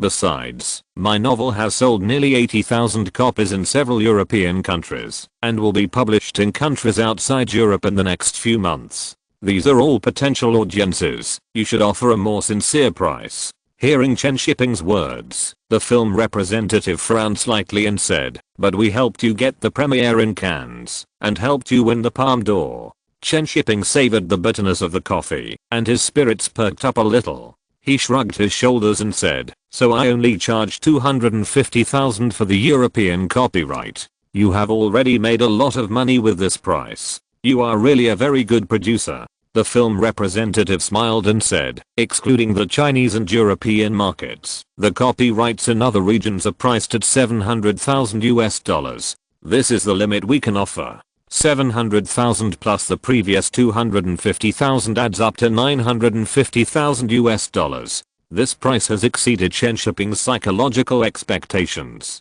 However, he still hoped to make more money, so he held out his hand and said, add another $50,000 and make it 1 million. This is a good number. The film company representative agreed after a little thought, held out his hand and said, it's a pleasure to work with you. I hope we can continue to work together next time. It's a pleasure to work with you. Chen Shiping smiled happily. $1 million, although there are still taxes to pay and foreign exchange to hand over, but this has already made Chen Shiping and Liu Xiaoqing a lot of money. Chen Shiping turned around and reminded Liu Xiaoqing not to forget to pay taxes. Such a generous and wealthy sister is not easy to find. After signing his name on the contract, the film transaction was completed. Originally, there were many independent film companies that asked Chen Shiping to discuss copyright issues, but now there is no need to continue meeting. Independent film companies cannot offer such a high price. Speaking of which, this movie is still limited by the subject matter, otherwise the price can be higher. Farewell My Concubine sold copyright fees of several $1 million at the beginning, and it was only one of the 2 yolk eggs of the Golden Palm that year, not as good as Zhusangun. However, the commercial appeal of Farewell My Concubine is much stronger than that of Zhusangun, and the actors are more famous than those of Zhusangun, so it is normal that the price is high. After dealing with the copyright issue, Chen Shiping was already impatient to return to China. The film festival has been over for 2 days, and people in China must be waiting for him to go back. There are indeed many people in China who are looking forward to it, hoping that Chen Shiping will return to China with honors as soon as possible. The newspapers have praised the movie these 2 days, and they are looking forward to Chen Shiping leading the team back to China and arranging the release of the movie as soon as possible. In the dormitory of Beijing Normal University, Yu Hua, who had just returned from an inspection in the West with his classmates, washed his face with cold water and listened to the news about Chen Shiping on the radio. He felt that the world was changing too fast. Shiping really won an award. We'll have to let him treat us when he comes back. Yu Hua wiped his face carefully with a towel, looked at Mo Yan, who was so tired that he was paralyzed and looked like he had lost all hope in life, and said, your Ed Sorghum won the Berlin Grand Prix, and Shiping's Zhusangun won the Cannes Prize. Whose novel in our class do you think will win the Venice Prize? It won't be you. You've only written a few words for your novel. Mo Yan turned over weakly in bed. During the past few months of investigation in the West, he felt like he was dying of exhaustion. Now he just wanted to lie still. Yu Hua was speechless. What's wrong with not having a novel? You look down on me, don't you? Just wait. Yu Hua rolled his eyes at Mo Yan, who was slumped in a ball, and said, you should lose weight. You look like a wild boar that has been hungry for a month. Then you are a skinny monkey. Haha, Chen Shiping is Tang Monk, with delicate skin and tender flesh. Yuhua laughed and clapped his hands and said, Liu Zen'an is Shamunk, who looks honest, but is actually mean, and has green skin and fangs. Liu Zen'an, who came to visit the dormitory door, heard Yuhua say that he had green skin and fangs, and immediately chased him with laughter. Why are you pretending to be Sun Wukong, you sloppy little dog? Have you forgotten your cousin brother Bagam?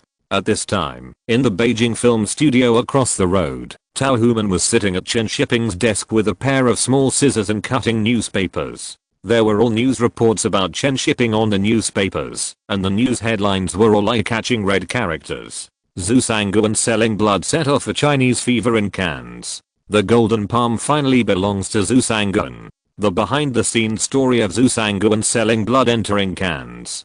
Tao Human felt happy and unhappy when she read the reports above. Why did they only mention the names of the movies, and did not mention Chen Shiping's name in the titles?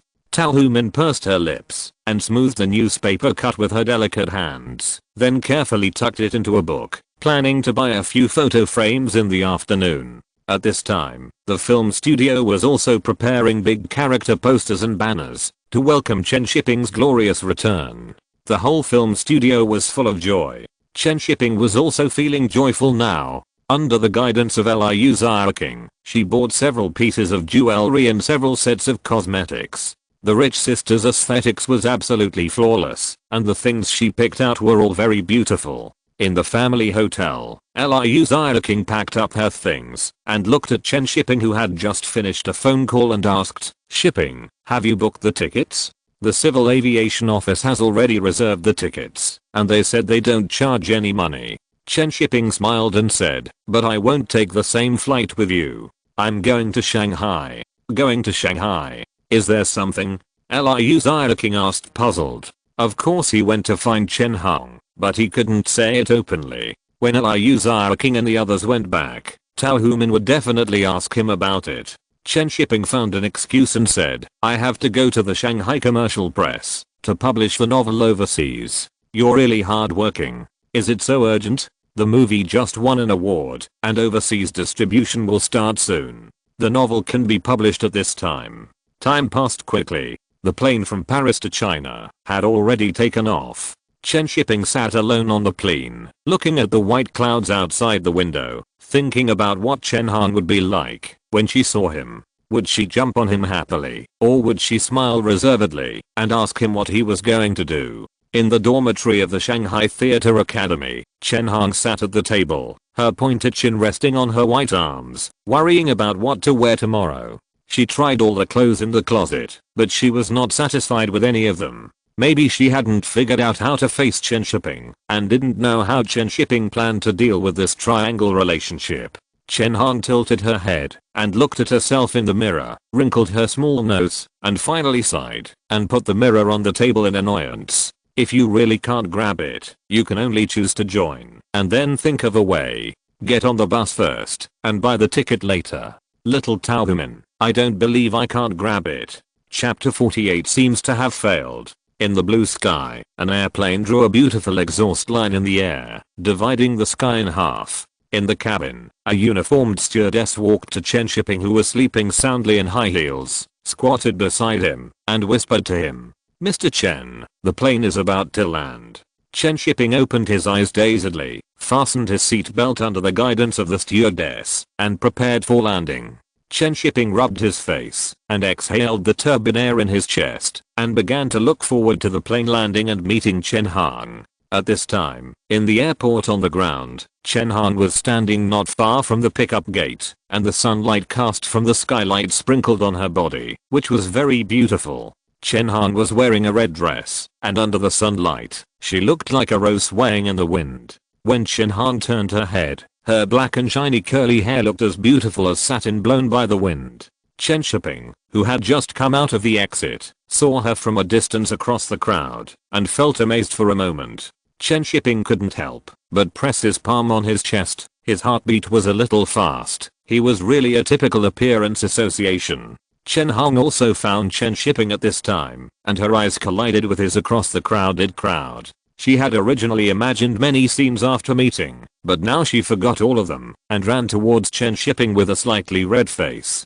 Chen Shiping also squeezed through the crowded crowd and walked towards Chen Hang with a box. When the two were only one step away, they stopped and looked at each other at the same time. The noisy sounds around disappeared at this moment. The two had only each other in their eyes and could only hear each other's suppressed breathing. Chen Hang opened her red lips slightly to calm her breathing, looked into Chen Shiping's eyes and said, "Congratulations on winning the palm door." Chen Shiping shook his head and nodded slightly and stretched out his hand to Chen Hang, but before he raised his hand, Chen Hang stretched out his hand and held it. Chen Hang's hand was still so soft, and it felt hotter in her palm than last time. "Are you stupid?" Chen Hang suddenly smiled, took his hand and walked out.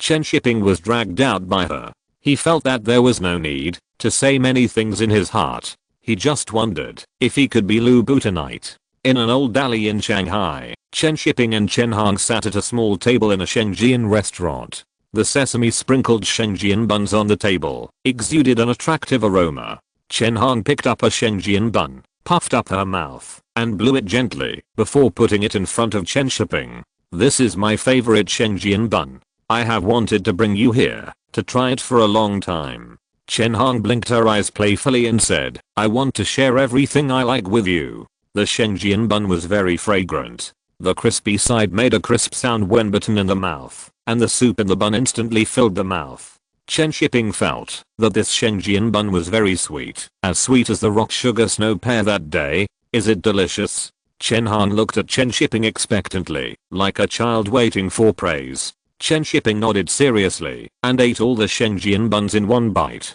"Where's your trophy? Can you show it to me? I haven't seen what the palm door looks like yet." Chen Shiping immediately took out the box containing the trophy from his bag and handed it to Chen Hang. Chen Hang opened the box and looked at the pyramid-shaped trophy. She couldn't help but touch the palm leaves on the crystal. "You really did it. What beautiful leaves and what beautiful crystal pyramids." Chen Shiping added silently, "The triangular pyramid is the most stable." Hearing Chen Shiping's words, Chen Hang was stunned for a moment, then closed the lid and returned the box to Chen Shiping. "This trophy only has crystals and palm leaves, and there is no third decoration. The two together make the palm door."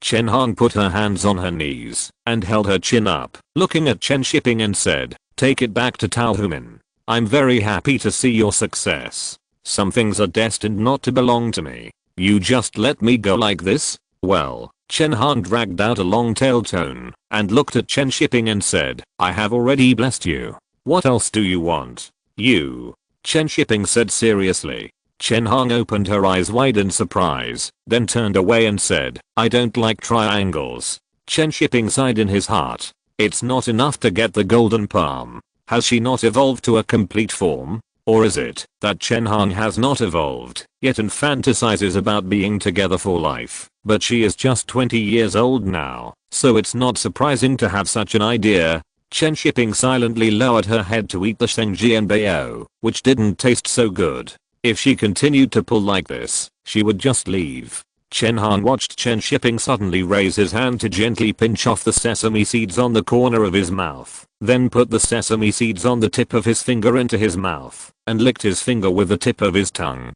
Chen Shiping looked at Chen Hang in surprise, feeling that his heart was beating a little faster, not because of a heartbeat, but because he was very excited, and his blood was surging. Chen Hang looked at his surprised look, her face slightly reddened, and she wrinkled her small nose and said, "What are you looking at? It can't be wasted."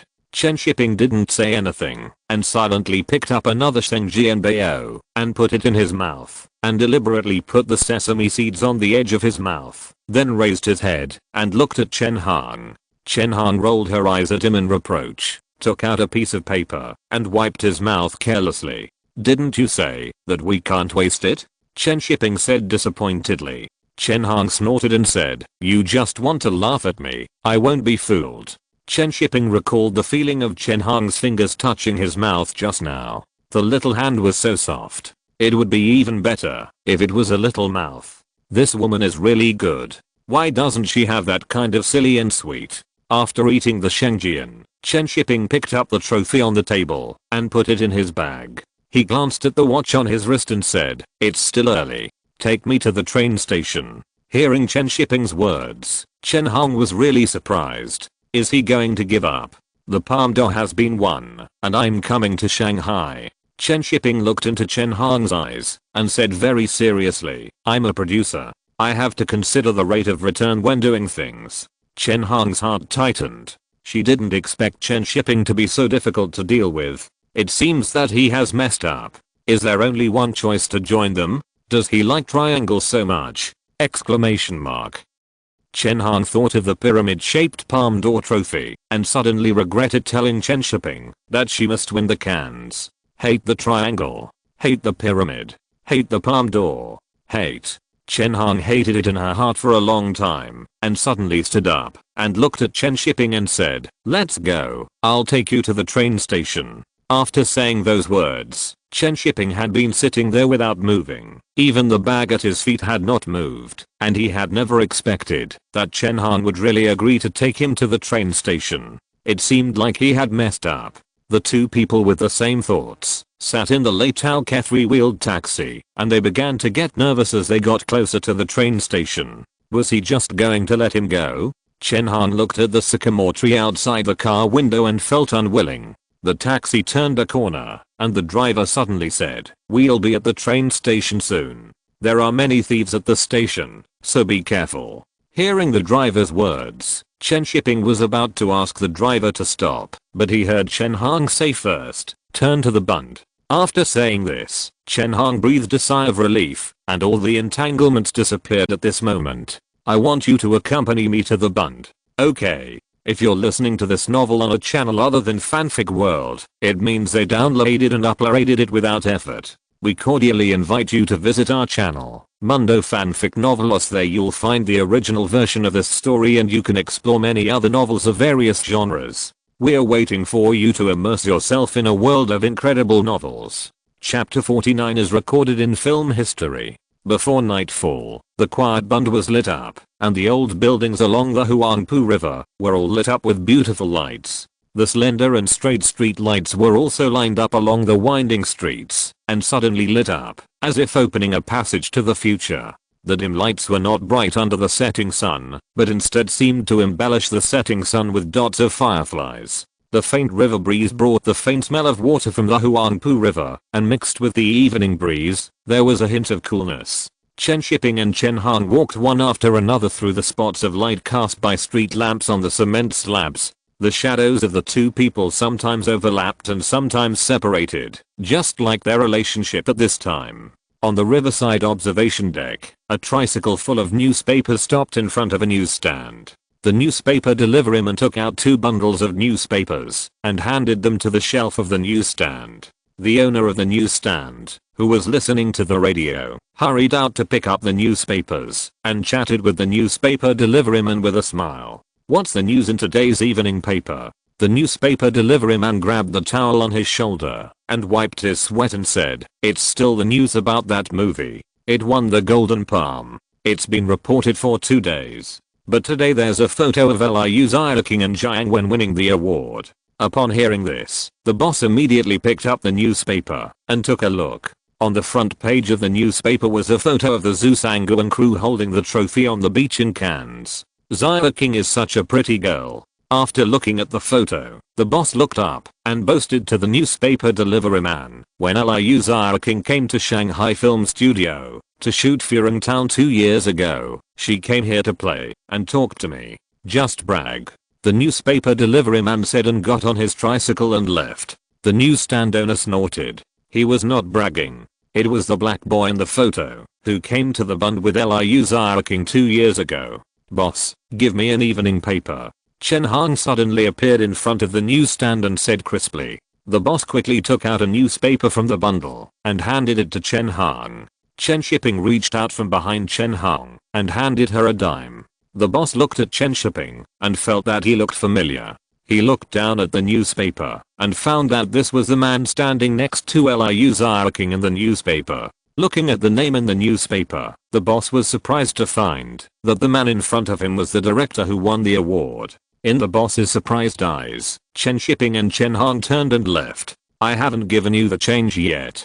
Chen Hong looked at the photo in the newspaper under the street light and said a little sadly, "It's a pity that I couldn't see you win the award in person. Next time we will go together," Chen Shiping said seriously. Chen Hong's eyes lit up slightly, pursed her lips to hold back her smile, raised her head, and looked at Chen Shiping and said, "Okay, Pinky." Looking at Chen Hong's slender fingers, Chen Shiping smiled and raised his hand to hook them and said, "Pinky." After the fingers were hooked together, Chen Shiping grabbed Chen Hong's hand with his backhand and didn't let go. Chen Hong didn't struggle and gently scratched Chen Shiping's palm. Chen Shiping's palm was itchy and his heart was itchy. The fragrance of Chen Hong in the evening breeze always made his brain highly excited. The two were locked up on the bund for a long time. When the ships on the Huangpu River stopped whistling, Chen Hong turned her head and looked at Chen Shiping and said, "Send me back to school. It's too late to go back."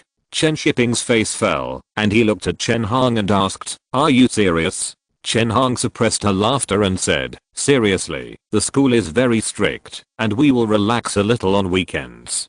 Chen Shiping felt that life was extremely boring. At the entrance of the Shanghai Theatre Academy, Chen Shiping took Chen Hong's hand and asked, "I will go back to Beijing tomorrow. Are you sure you want to go back to the dormitory tonight?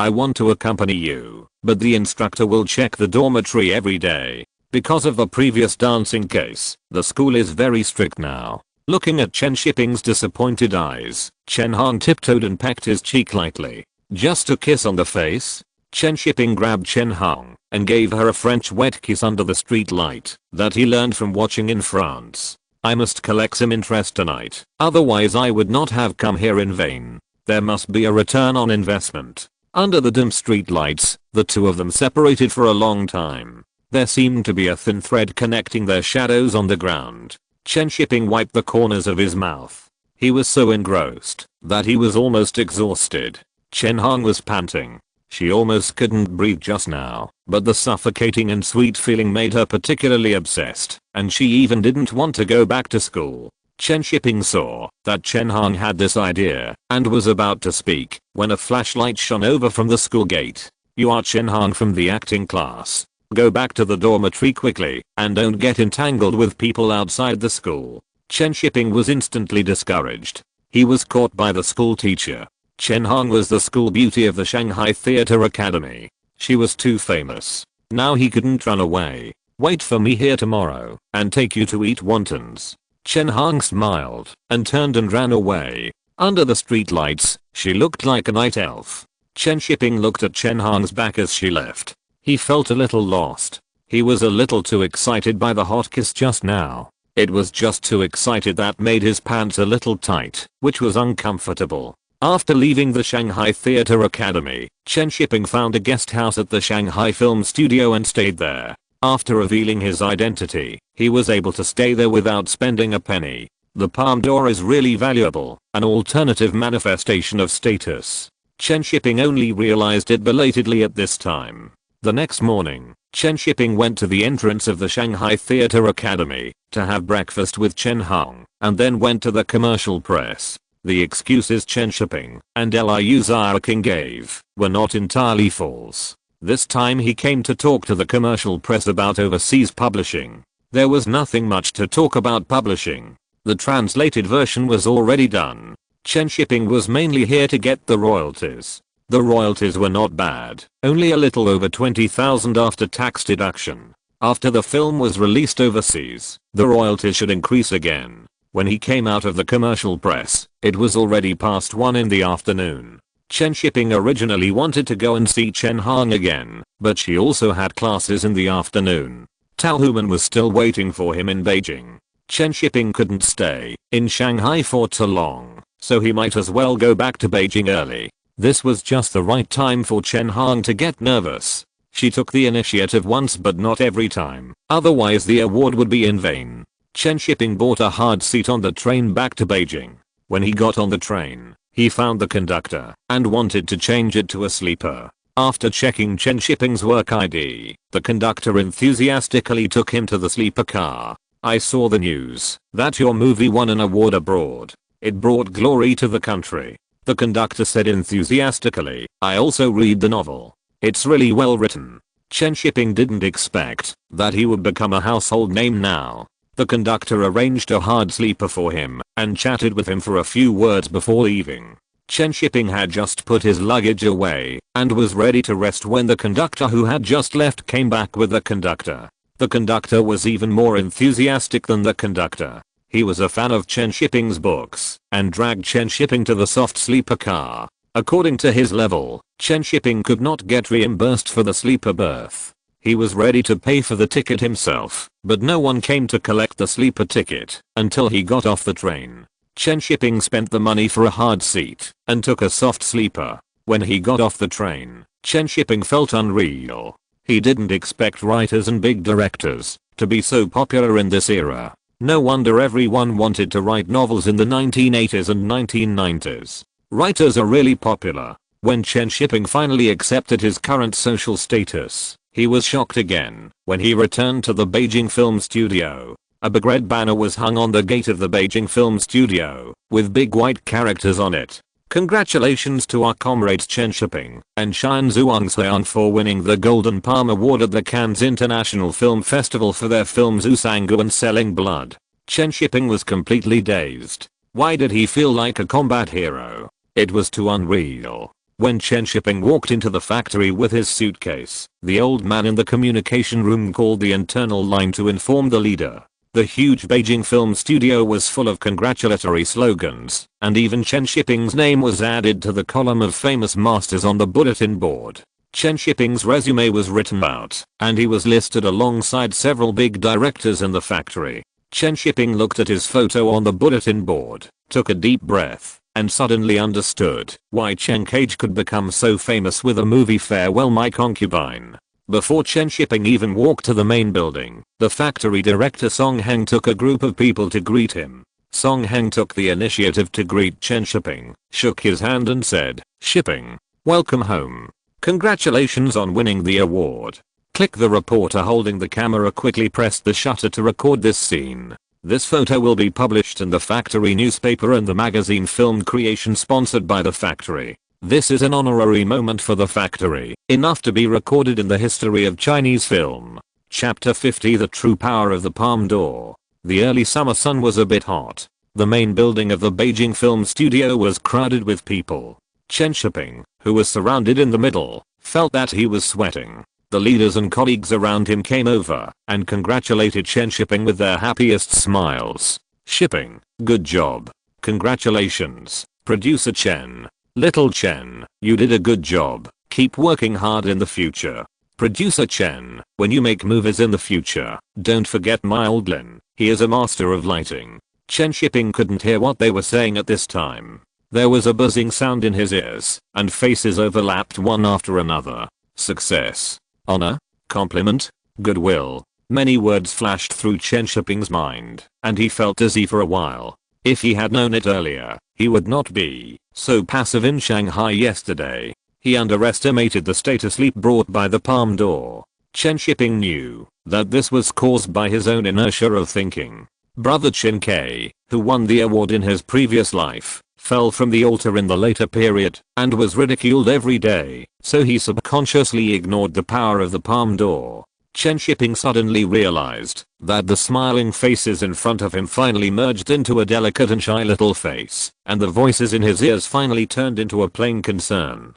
"You are back, are you tired?" Chen Shiping came back to his senses and looked at Tao Human's red cheeks amid the booing of the crowd, showing a big smile and said, "Not tired." The people around couldn't help laughing at this golden boy and jade girl. Chen Shiping wanted to take Tao Human home now, back to the 11 square meter single room, but now there are so many people, he couldn't leave, even if he wanted to. Chen Shiping was taken away by the factory director. He had just returned, and many places needed him as a mascot. At this time, on the other side of the ocean, Chen Cage, who was studying in the United States, was sitting at home watching the news reports.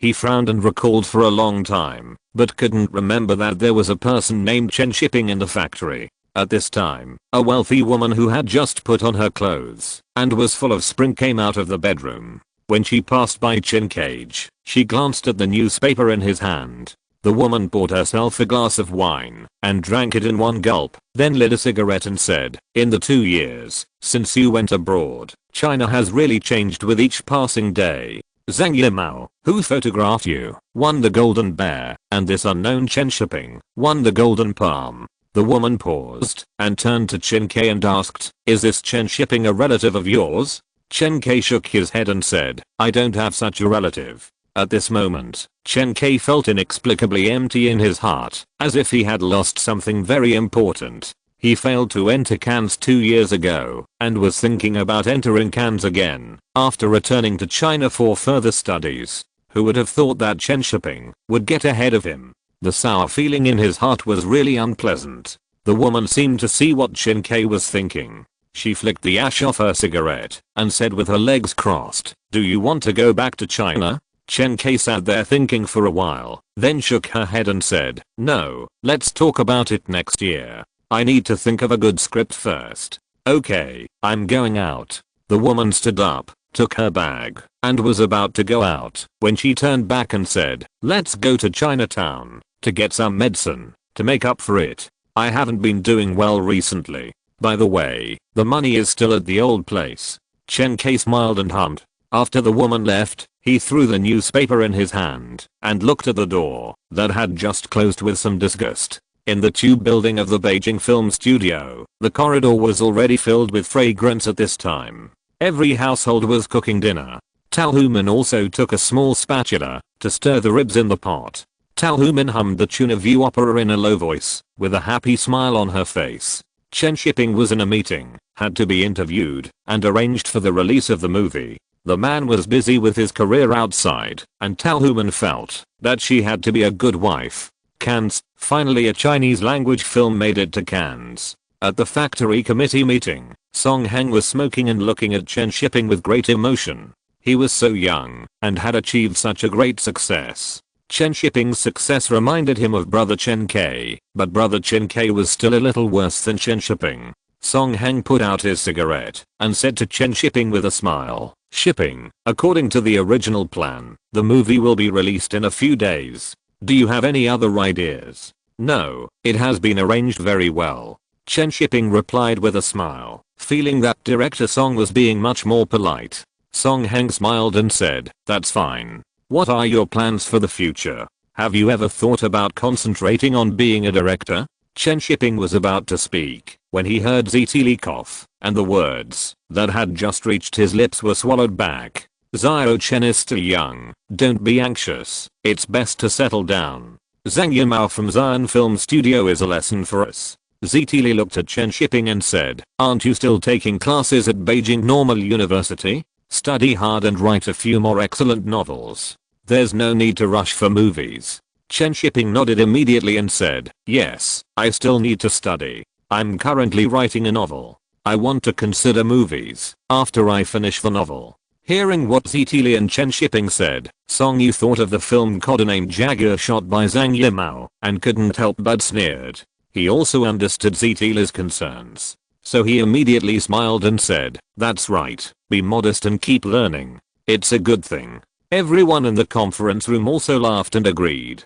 After this topic, Song Yu looked at Chen Shiping again and asked, "After attending Cannes, do you plan to continue to attend film festivals? Have you ever thought about attending more and winning more awards?" Chen Shiping nodded and said, "I have this plan. Director Shine will continue to attend film festivals with the film. He is currently preparing to attend the British Academy Film Awards and the French Film Association Film Festival." The people in the office turned their eyes to Shine Zhuangxiang, and several directors showed envy. If Chen Shiping does not attend the next film festival, then Shine Zhuangxiang will win the award. Although it is not as good as Cannes, it is also an international film festival, and it is certain to win an award.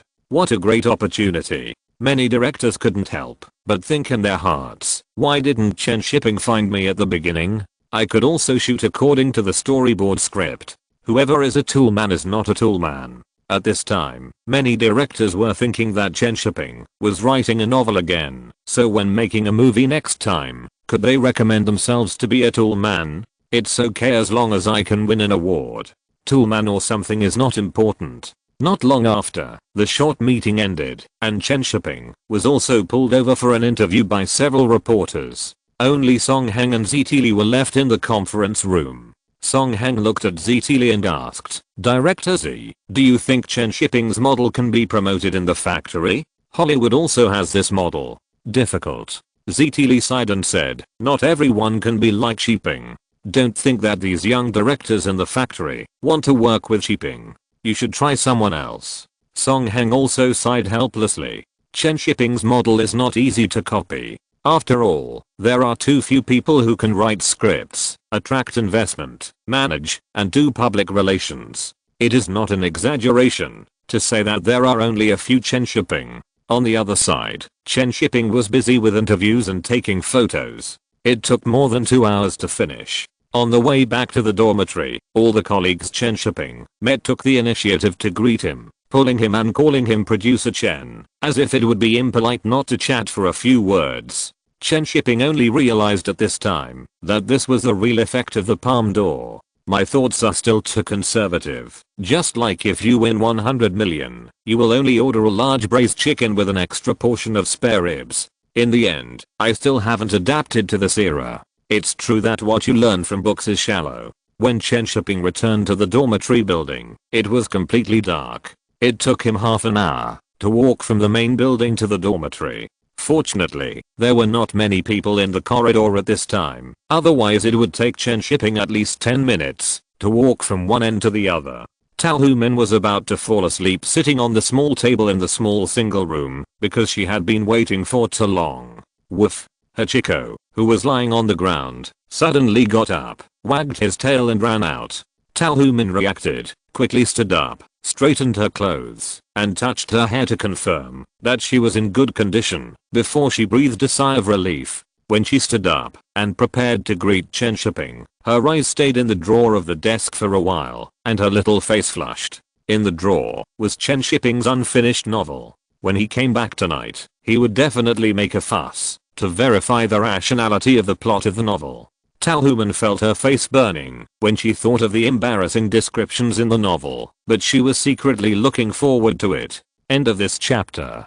Thank you very much for reaching the end. Don't forget to like. Looking for more exclusive content and immediate access? Subscribe to our Patreon. Remember, every like, subscription, or donation encourages us to continue. Thanks to everyone. See you in the next video.